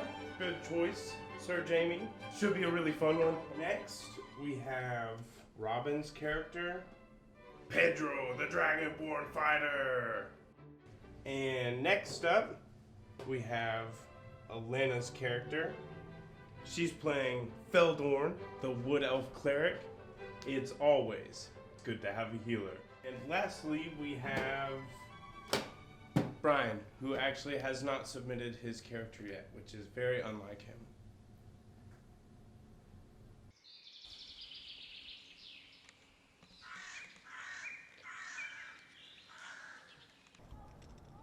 Brian. Yeah, that guy's but, you know, in a good way. I mean, he outside of D&D, which is pretty insane, even for me. I mean, I thought Garrett was a bit sometimes, but compared to Brian,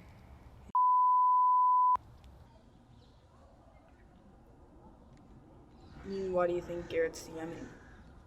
Don't get me wrong, I love the guy, but the only reason he's Dungeon Master was because Jamie didn't want to be it anymore. It's all Brian's fault.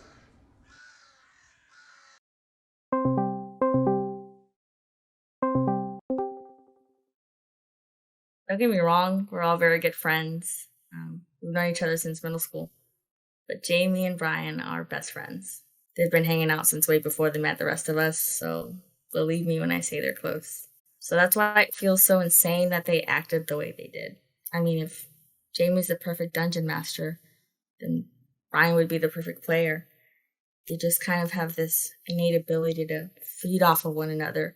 They constantly push one another to new heights, but I guess they must have pushed too hard.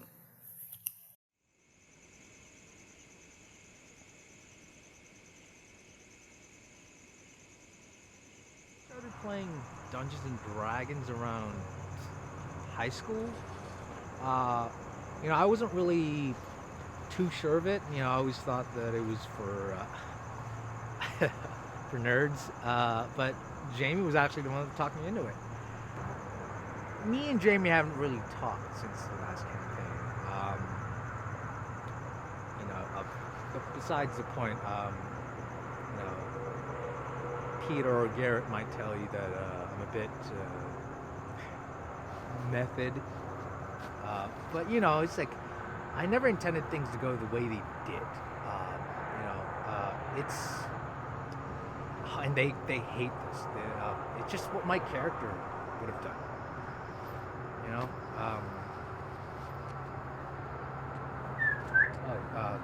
Sorry guys. Rush hour. I'll see you. All right.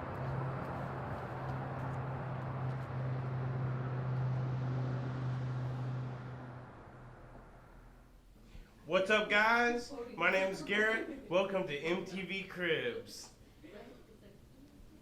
You like that, the show on MTV Cribs?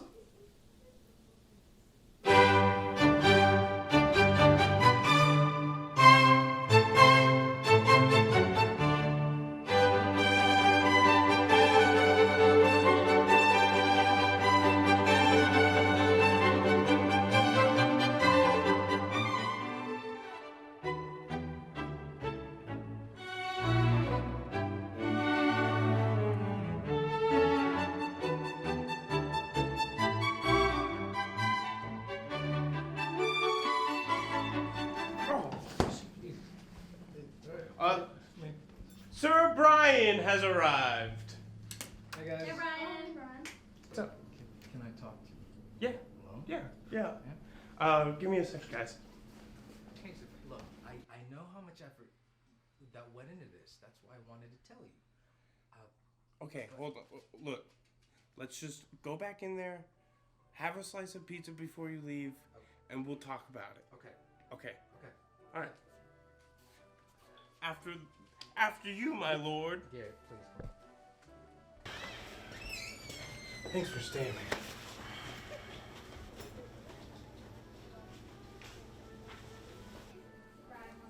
Hey, yeah, sure.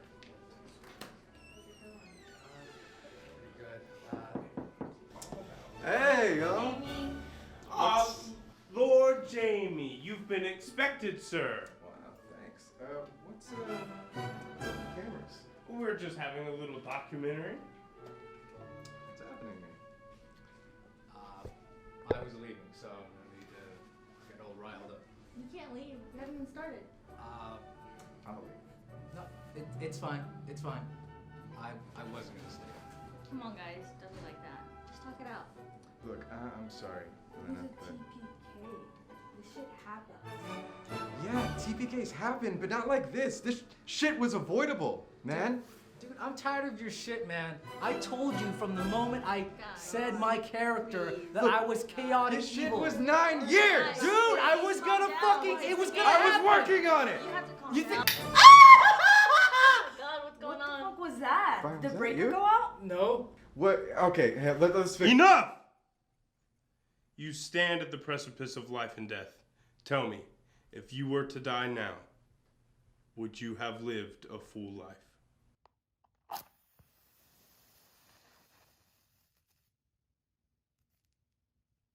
Sit. No, I think we were just. Sit. Okay. All right.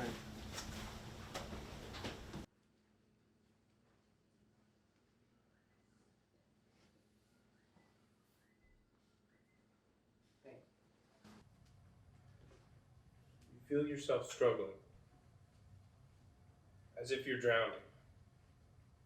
You're sinking into your own bed. You have visions of your childhood home that you're chasing. But every time you take a step, it's just that much further from you. The further it gets, the hotter you feel. As if you're submerged in boiling water, you can see the heat mirage lines in front of you, and your skin, like hot wax, begins to pool and stretch. You're under so much heat and so much pressure, and then, in an instant, it's vanished. You're in a cavern, surrounded by sand, tightly packed in, with a glimmer of light coming through. You try to adjust to the small light that you can see, and just as soon as you can start making out the faint hints of warm light, you see a hand stretched out, willing to help you. Brian, what is your character? Garrett, I told you I didn't have a character prepared. Do you expect me to believe that? I guess playing a rogue would be interesting. I'm already playing a rogue. Do you think that there can't be two rogues? I guess it could be interesting if they knew each other. Like, if we were brothers? Yeah, that could be pretty cool. Like we were brothers. Yeah. So what do you say, Dungeon Master? What happens next?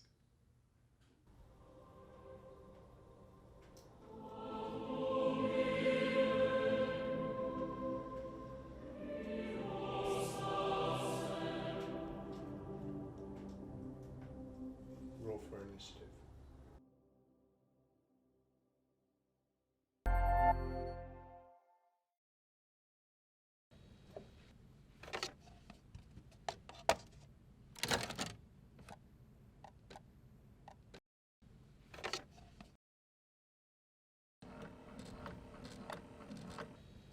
So have you talked to him?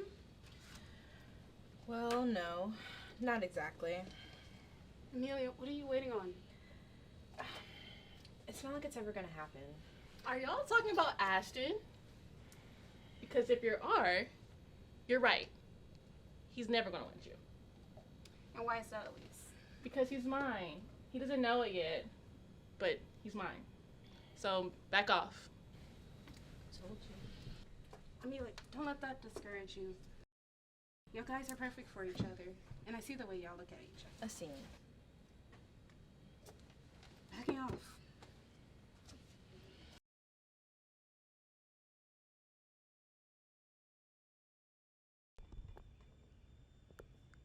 Here we go, exchanging glances, like lovers do. Don't know if you're the one or imagination. Our eyes write million stories.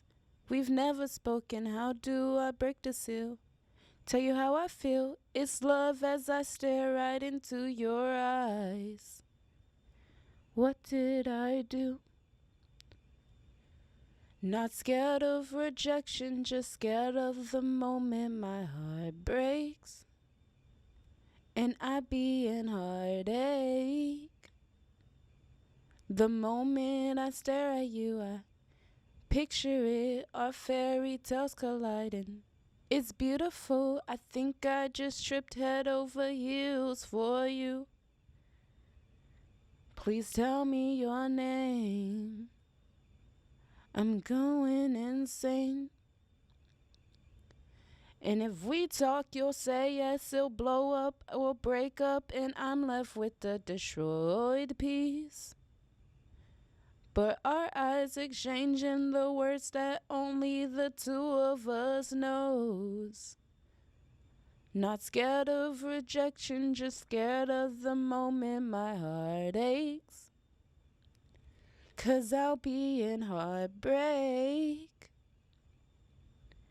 I've seen like million stories. They're never working and we've never spoken. Don't tell me that you feel the same.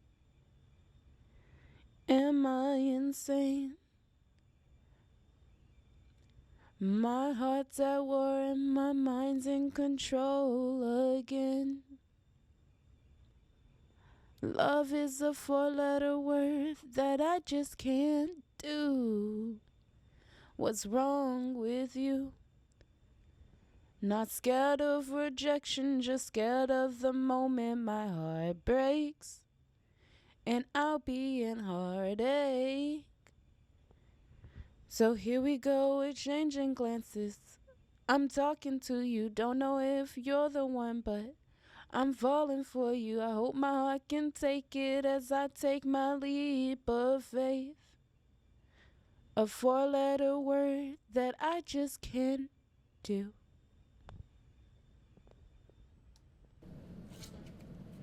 2 of diamonds. Goldfish. Hey, you think she forgot about us? Definitely.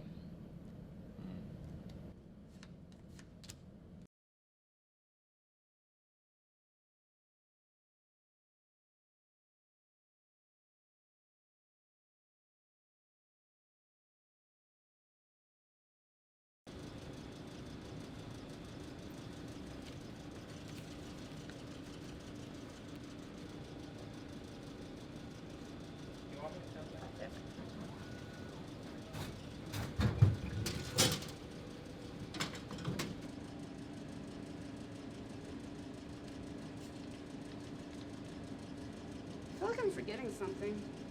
Oh well.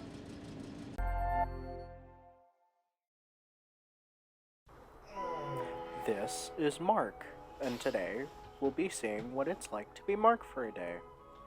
What goes on in Mark's life on a daily basis? Well, we're about to find out.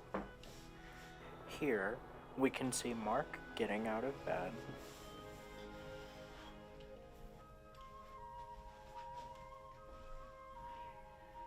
Going to do his business.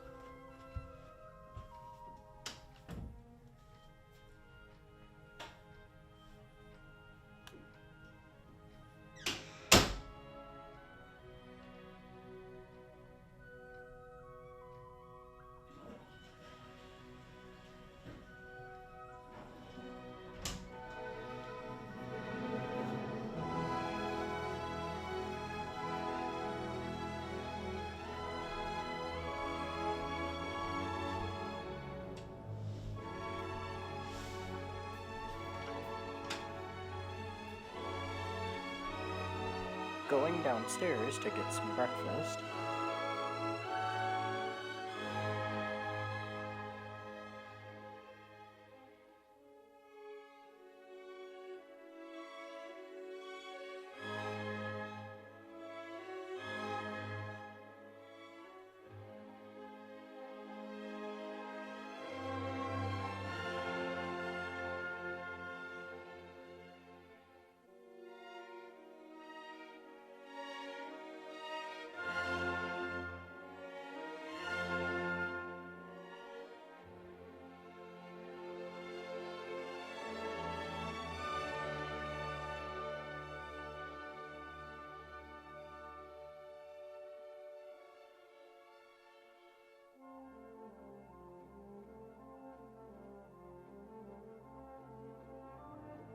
And going back upstairs to get ready for school for the day.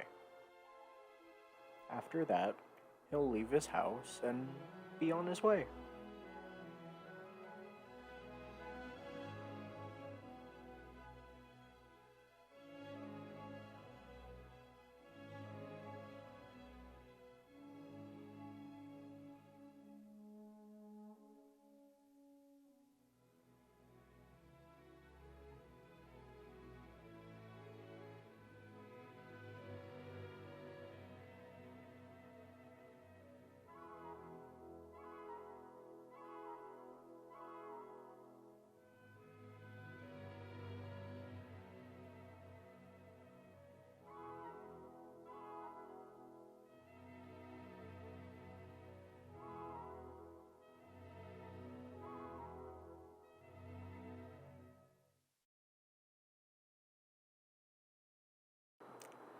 Now that he's arrived at school, he's all ready for his video production class this morning. Oh, but what's this? Class was canceled today. Well, it looks like Mark has just stumbled upon an abundance of free time. Let's see how he chooses to use it.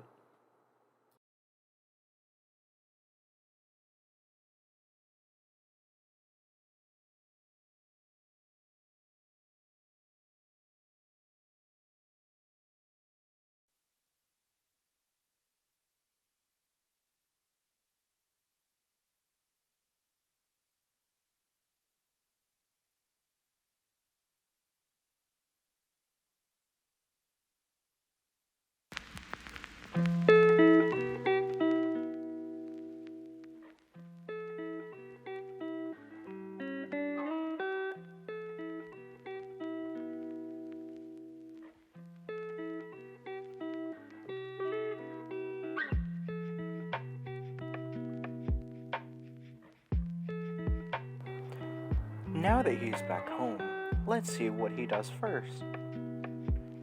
Going for a jog around the neighborhood to get some exercise? Great choice, Mark. Gotta make sure to keep yourself in shape.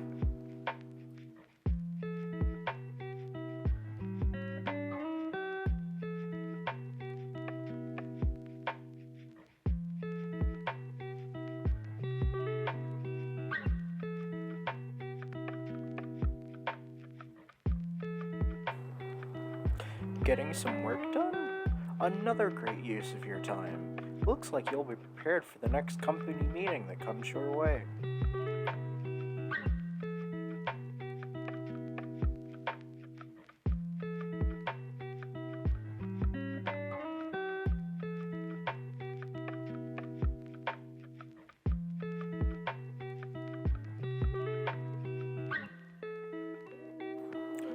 Spending some time with your friends and playing some games?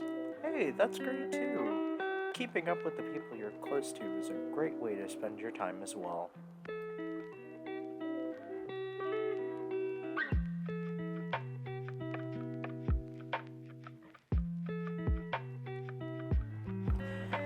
After spending some time with his friends, it sounds like it's time for Mark to get ready for bed. Tomorrow might be another long day, and you'll want to be well rested in case it is.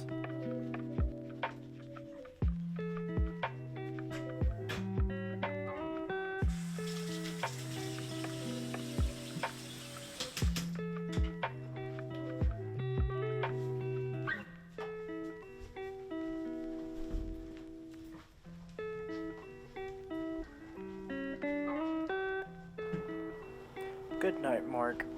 We'll see you again soon.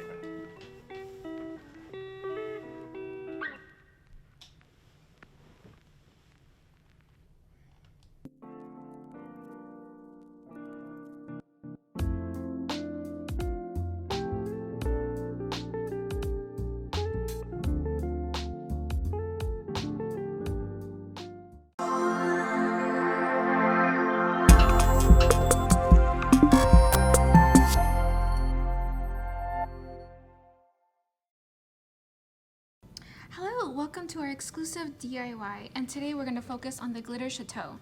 Now, I don't know about you, but I'm feeling really excited during the holidays, and with this, we just have to get started. We have a variety of colors, we have festive little characters here joining us today, and really overall, I'm just excited to start on this amazing sugar cookie set. So today, apparently, we have some pre-baked pink sugar cookies. Of course, they look delicious. We have some icing. We have a piping bag. We also have some amazing green and purple icing tubes waiting for us.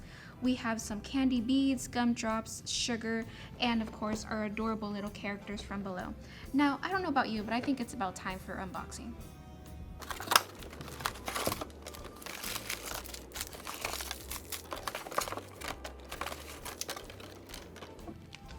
So to start, we're going to massage the icing bag. Now, the important thing about this is that you continue to do it for a few minutes, because what's going to happen is you're waiting for the icing to soften.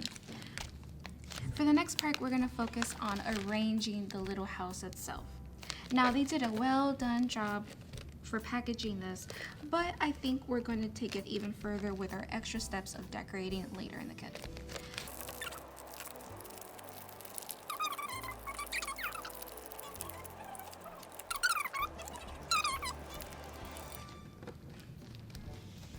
Now, why don't we go ahead and unwrap these as well?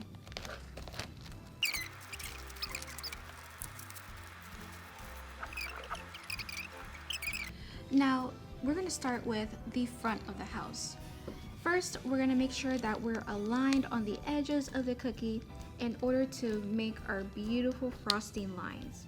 We're going to squeeze the bag while already having in one corner cut, and we're just going to go along the edge, making sure that our lines are straight, our lines are aligned, and that they're going to connect with the rest of the creativity from the other parts of the house.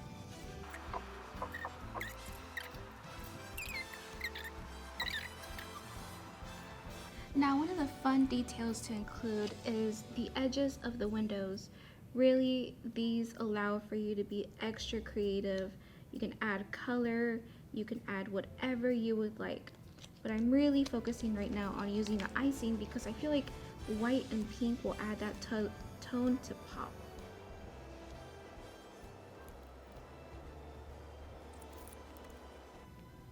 Now, because I'm such a fan of color, I'm gonna go ahead and go with the purple ink we have here. And we're gonna go along the edges, making little dots.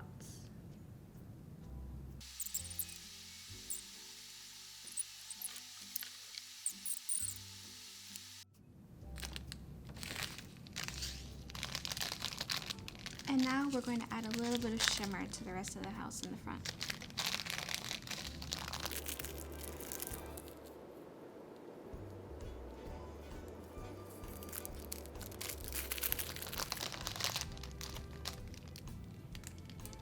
And while we're at it, we're going to add some beautiful blue beads.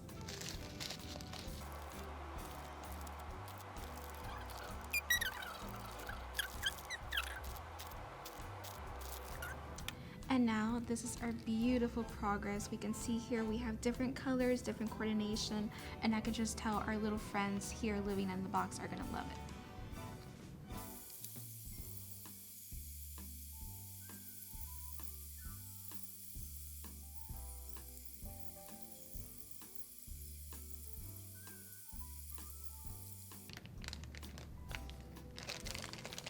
And now we're gonna go ahead and open these up. These are gonna help with the alignment and the structure of the house.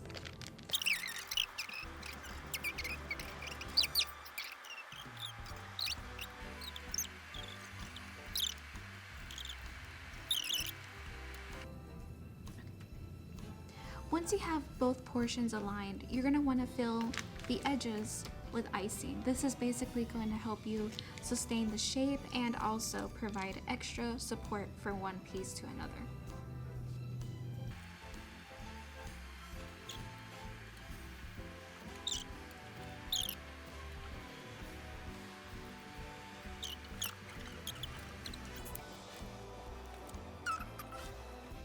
And there we go, first piece down. Now one more left.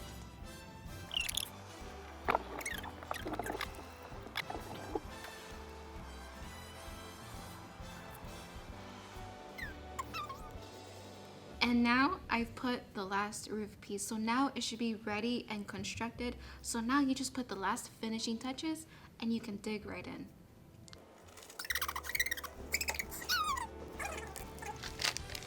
And now if you take your packet of gumdrops, we can actually add these as a portion of decoration.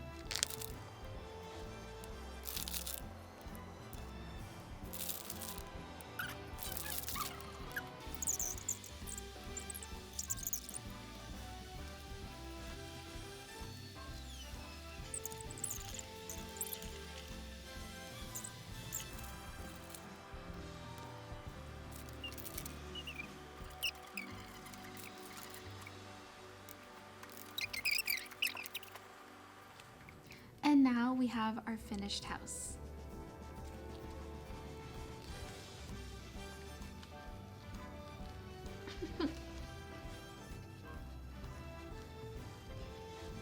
And now we get to show our friends their new home.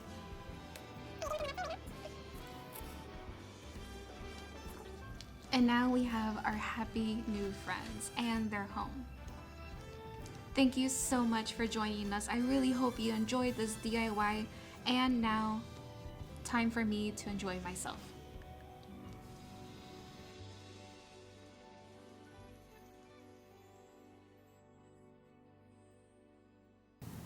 This has so much sugar.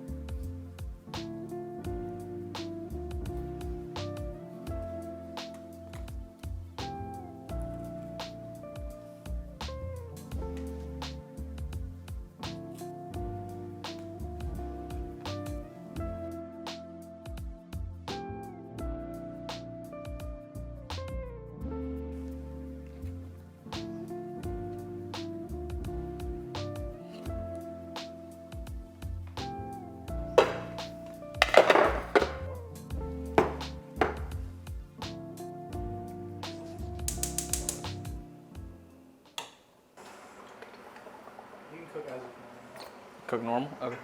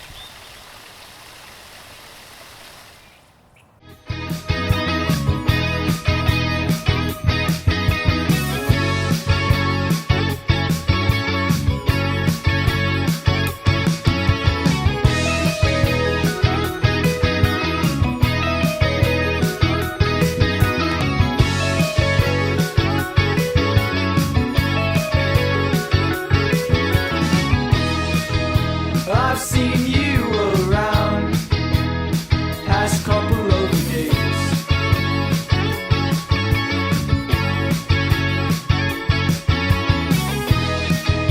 Acting up downtown, I should ignore the craze.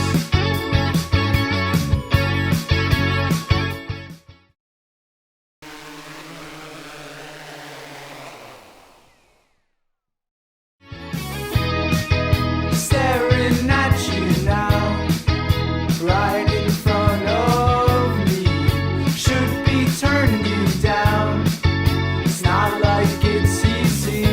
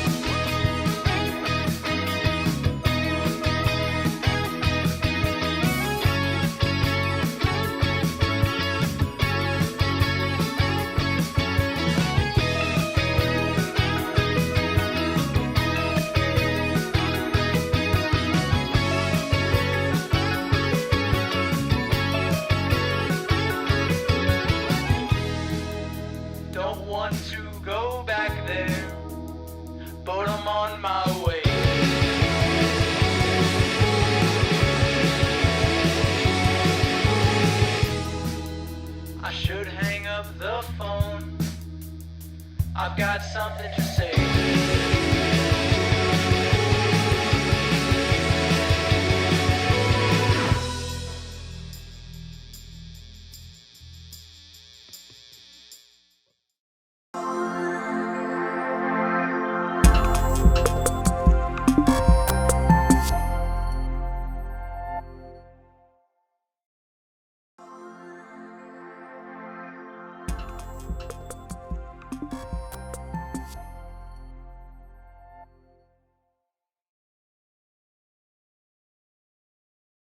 So recently, me and my girlfriend took a trip a couple states away to visit some family that I haven't seen in a long time and that she's never met. While we were there, we stayed in a hotel room. We originally took my MacBook so that we could kind of watch some shows at night before bed just to chill out after the day. Well, I don't know if you've ever tried to share one laptop between two people in one bed, but suffice to say, it wasn't very comfortable and it wasn't easy to watch. So the next day, we had to go to Walmart to get a couple items for a get-together we were having later that evening, and I thought, you know what?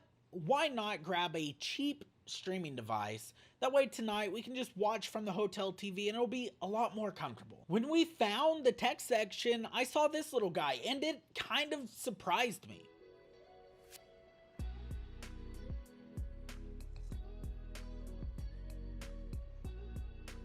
This is a Walmart or on-brand Chromecast, and its value is kind of great. A 4K Chromecast that is also HDR will run you $50, but this on-brand Chromecast, well, I only paid $20.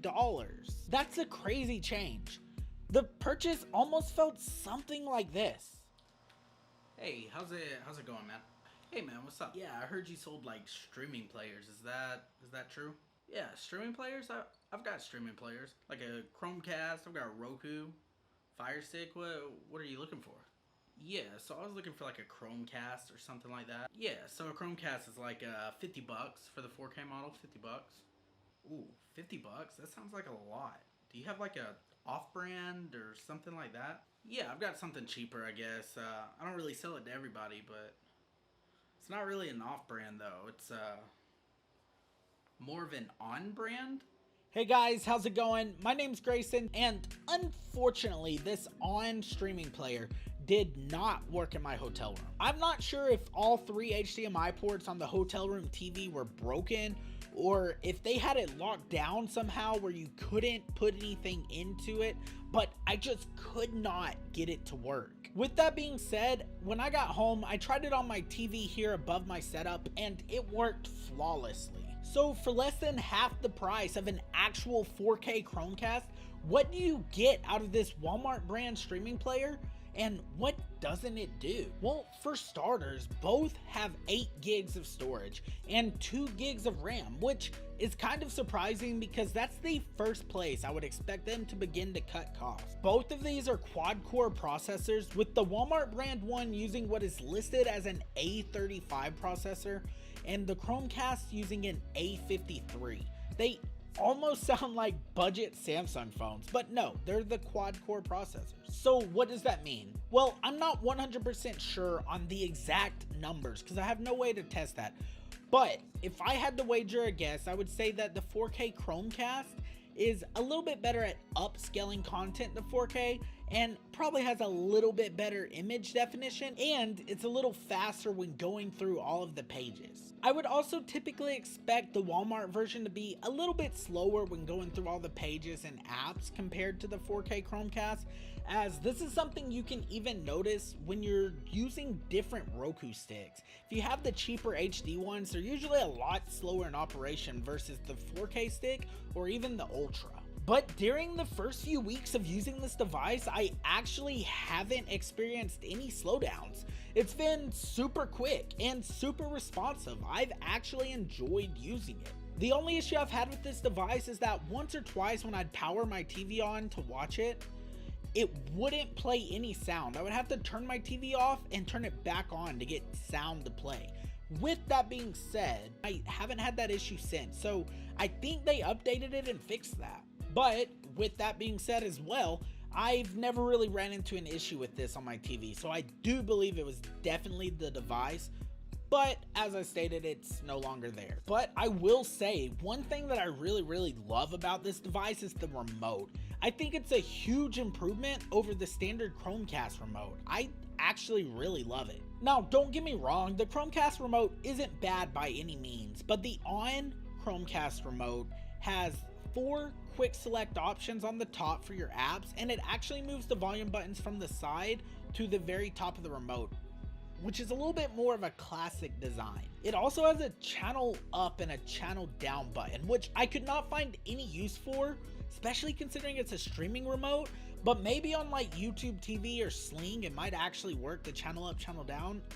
I'm not sure. I don't know why it's there. I also really enjoy that it has an actual settings button on the remote to quickly get you to your settings where you can change things if need be, versus the regular Chromecast remote, you have to go to the home page and then to the settings, and it's just a few extra steps. This actually helps a lot. And lastly, the ON remote is actually a little bit longer, more ergonomic. It just feels a lot more comfortable in my hand. Overall, it's not that the Chromecast remote is bad, it's just that the ON remote actually has a little extra good, which I quite enjoyed. But yeah, for 20 bucks, I would definitely recommend this device. It's 4K HDR, has a great remote, Google TV, which I love.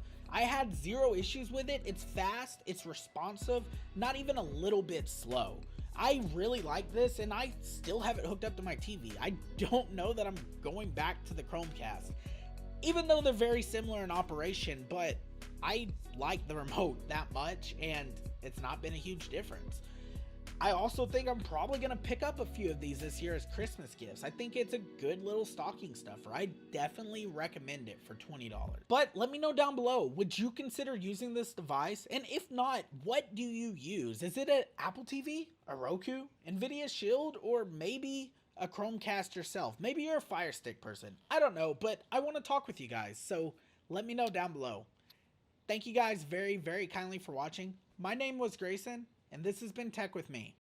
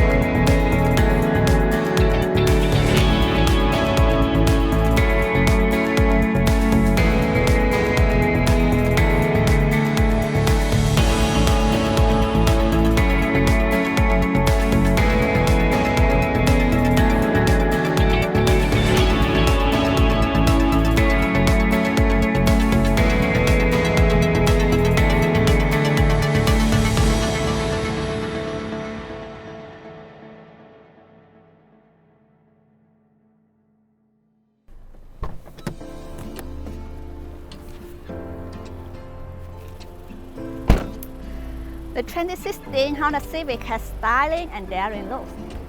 Its new turbocharged 1.5-liter engine can produce excellent fuel economy and performance with about 174 horsepower.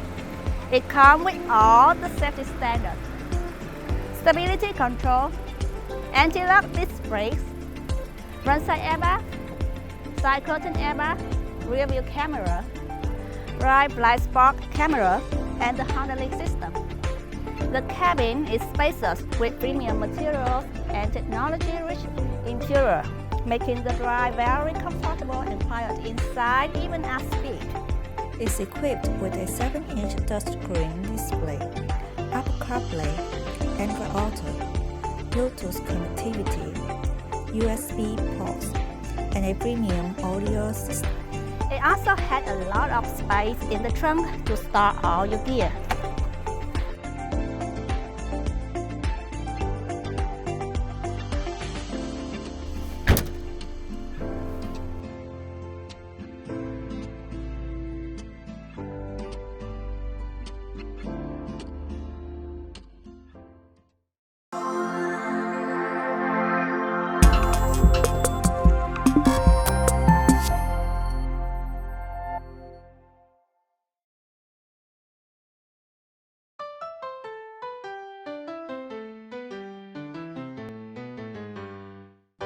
Hello!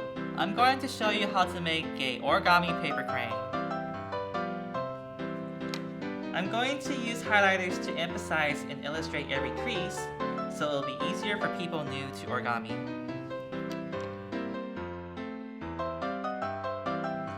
We're going to use the origami paper from Origami Kit. You're going to take this corner and fold it down along the edge.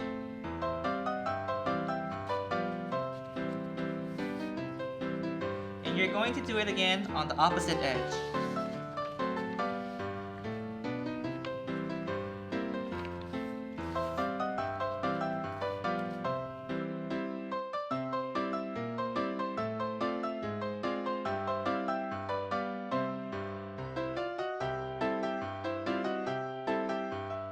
Next, you're going to flip it over and fold it like a sandwich.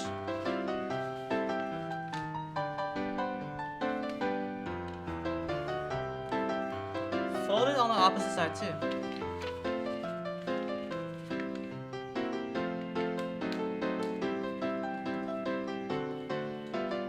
You'll want to fold along the edges I highlighted and bring these 2 points down inward down to the bottom so it looks like a hamburger square.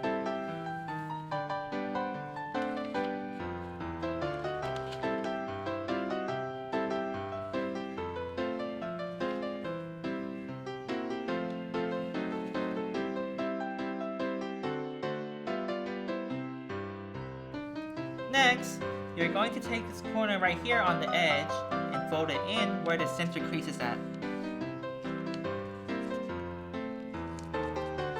Do it for all 4 sides.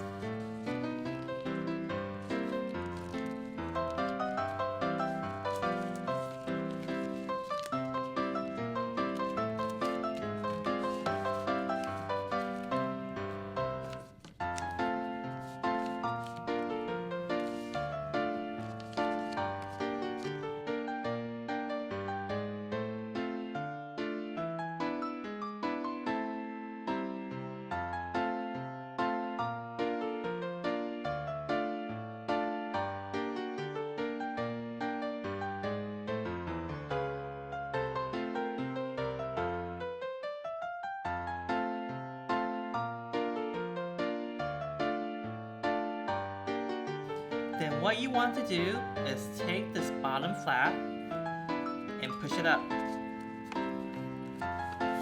Fold it on the side of the edge to the highlighted part and let it fall flat so it looks like a diamond shape.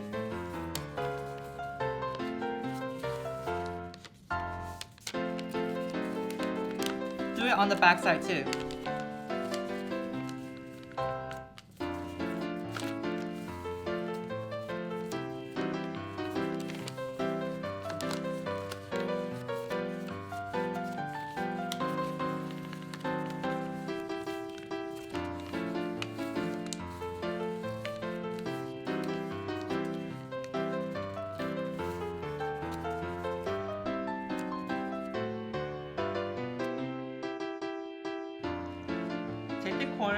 left and right side and fold them to the center.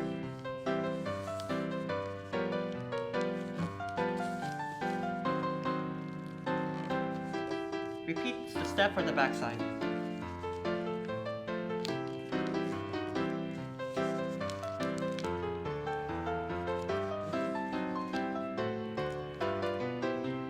Next, you take two flaps and then pinch them together. Same time, pinch the other two together.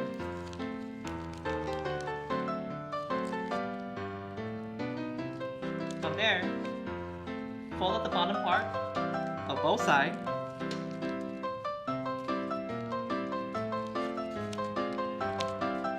Once you're done, pinch them again.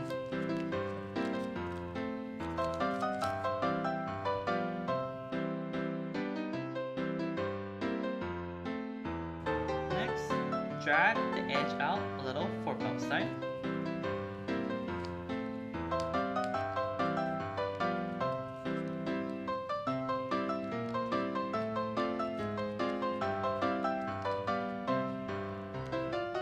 Pinch one of the edge inward.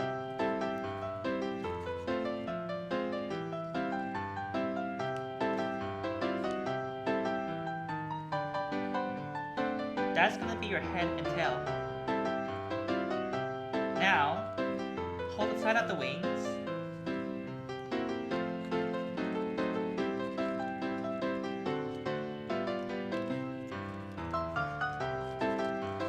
And there you have it. Origami paper crane.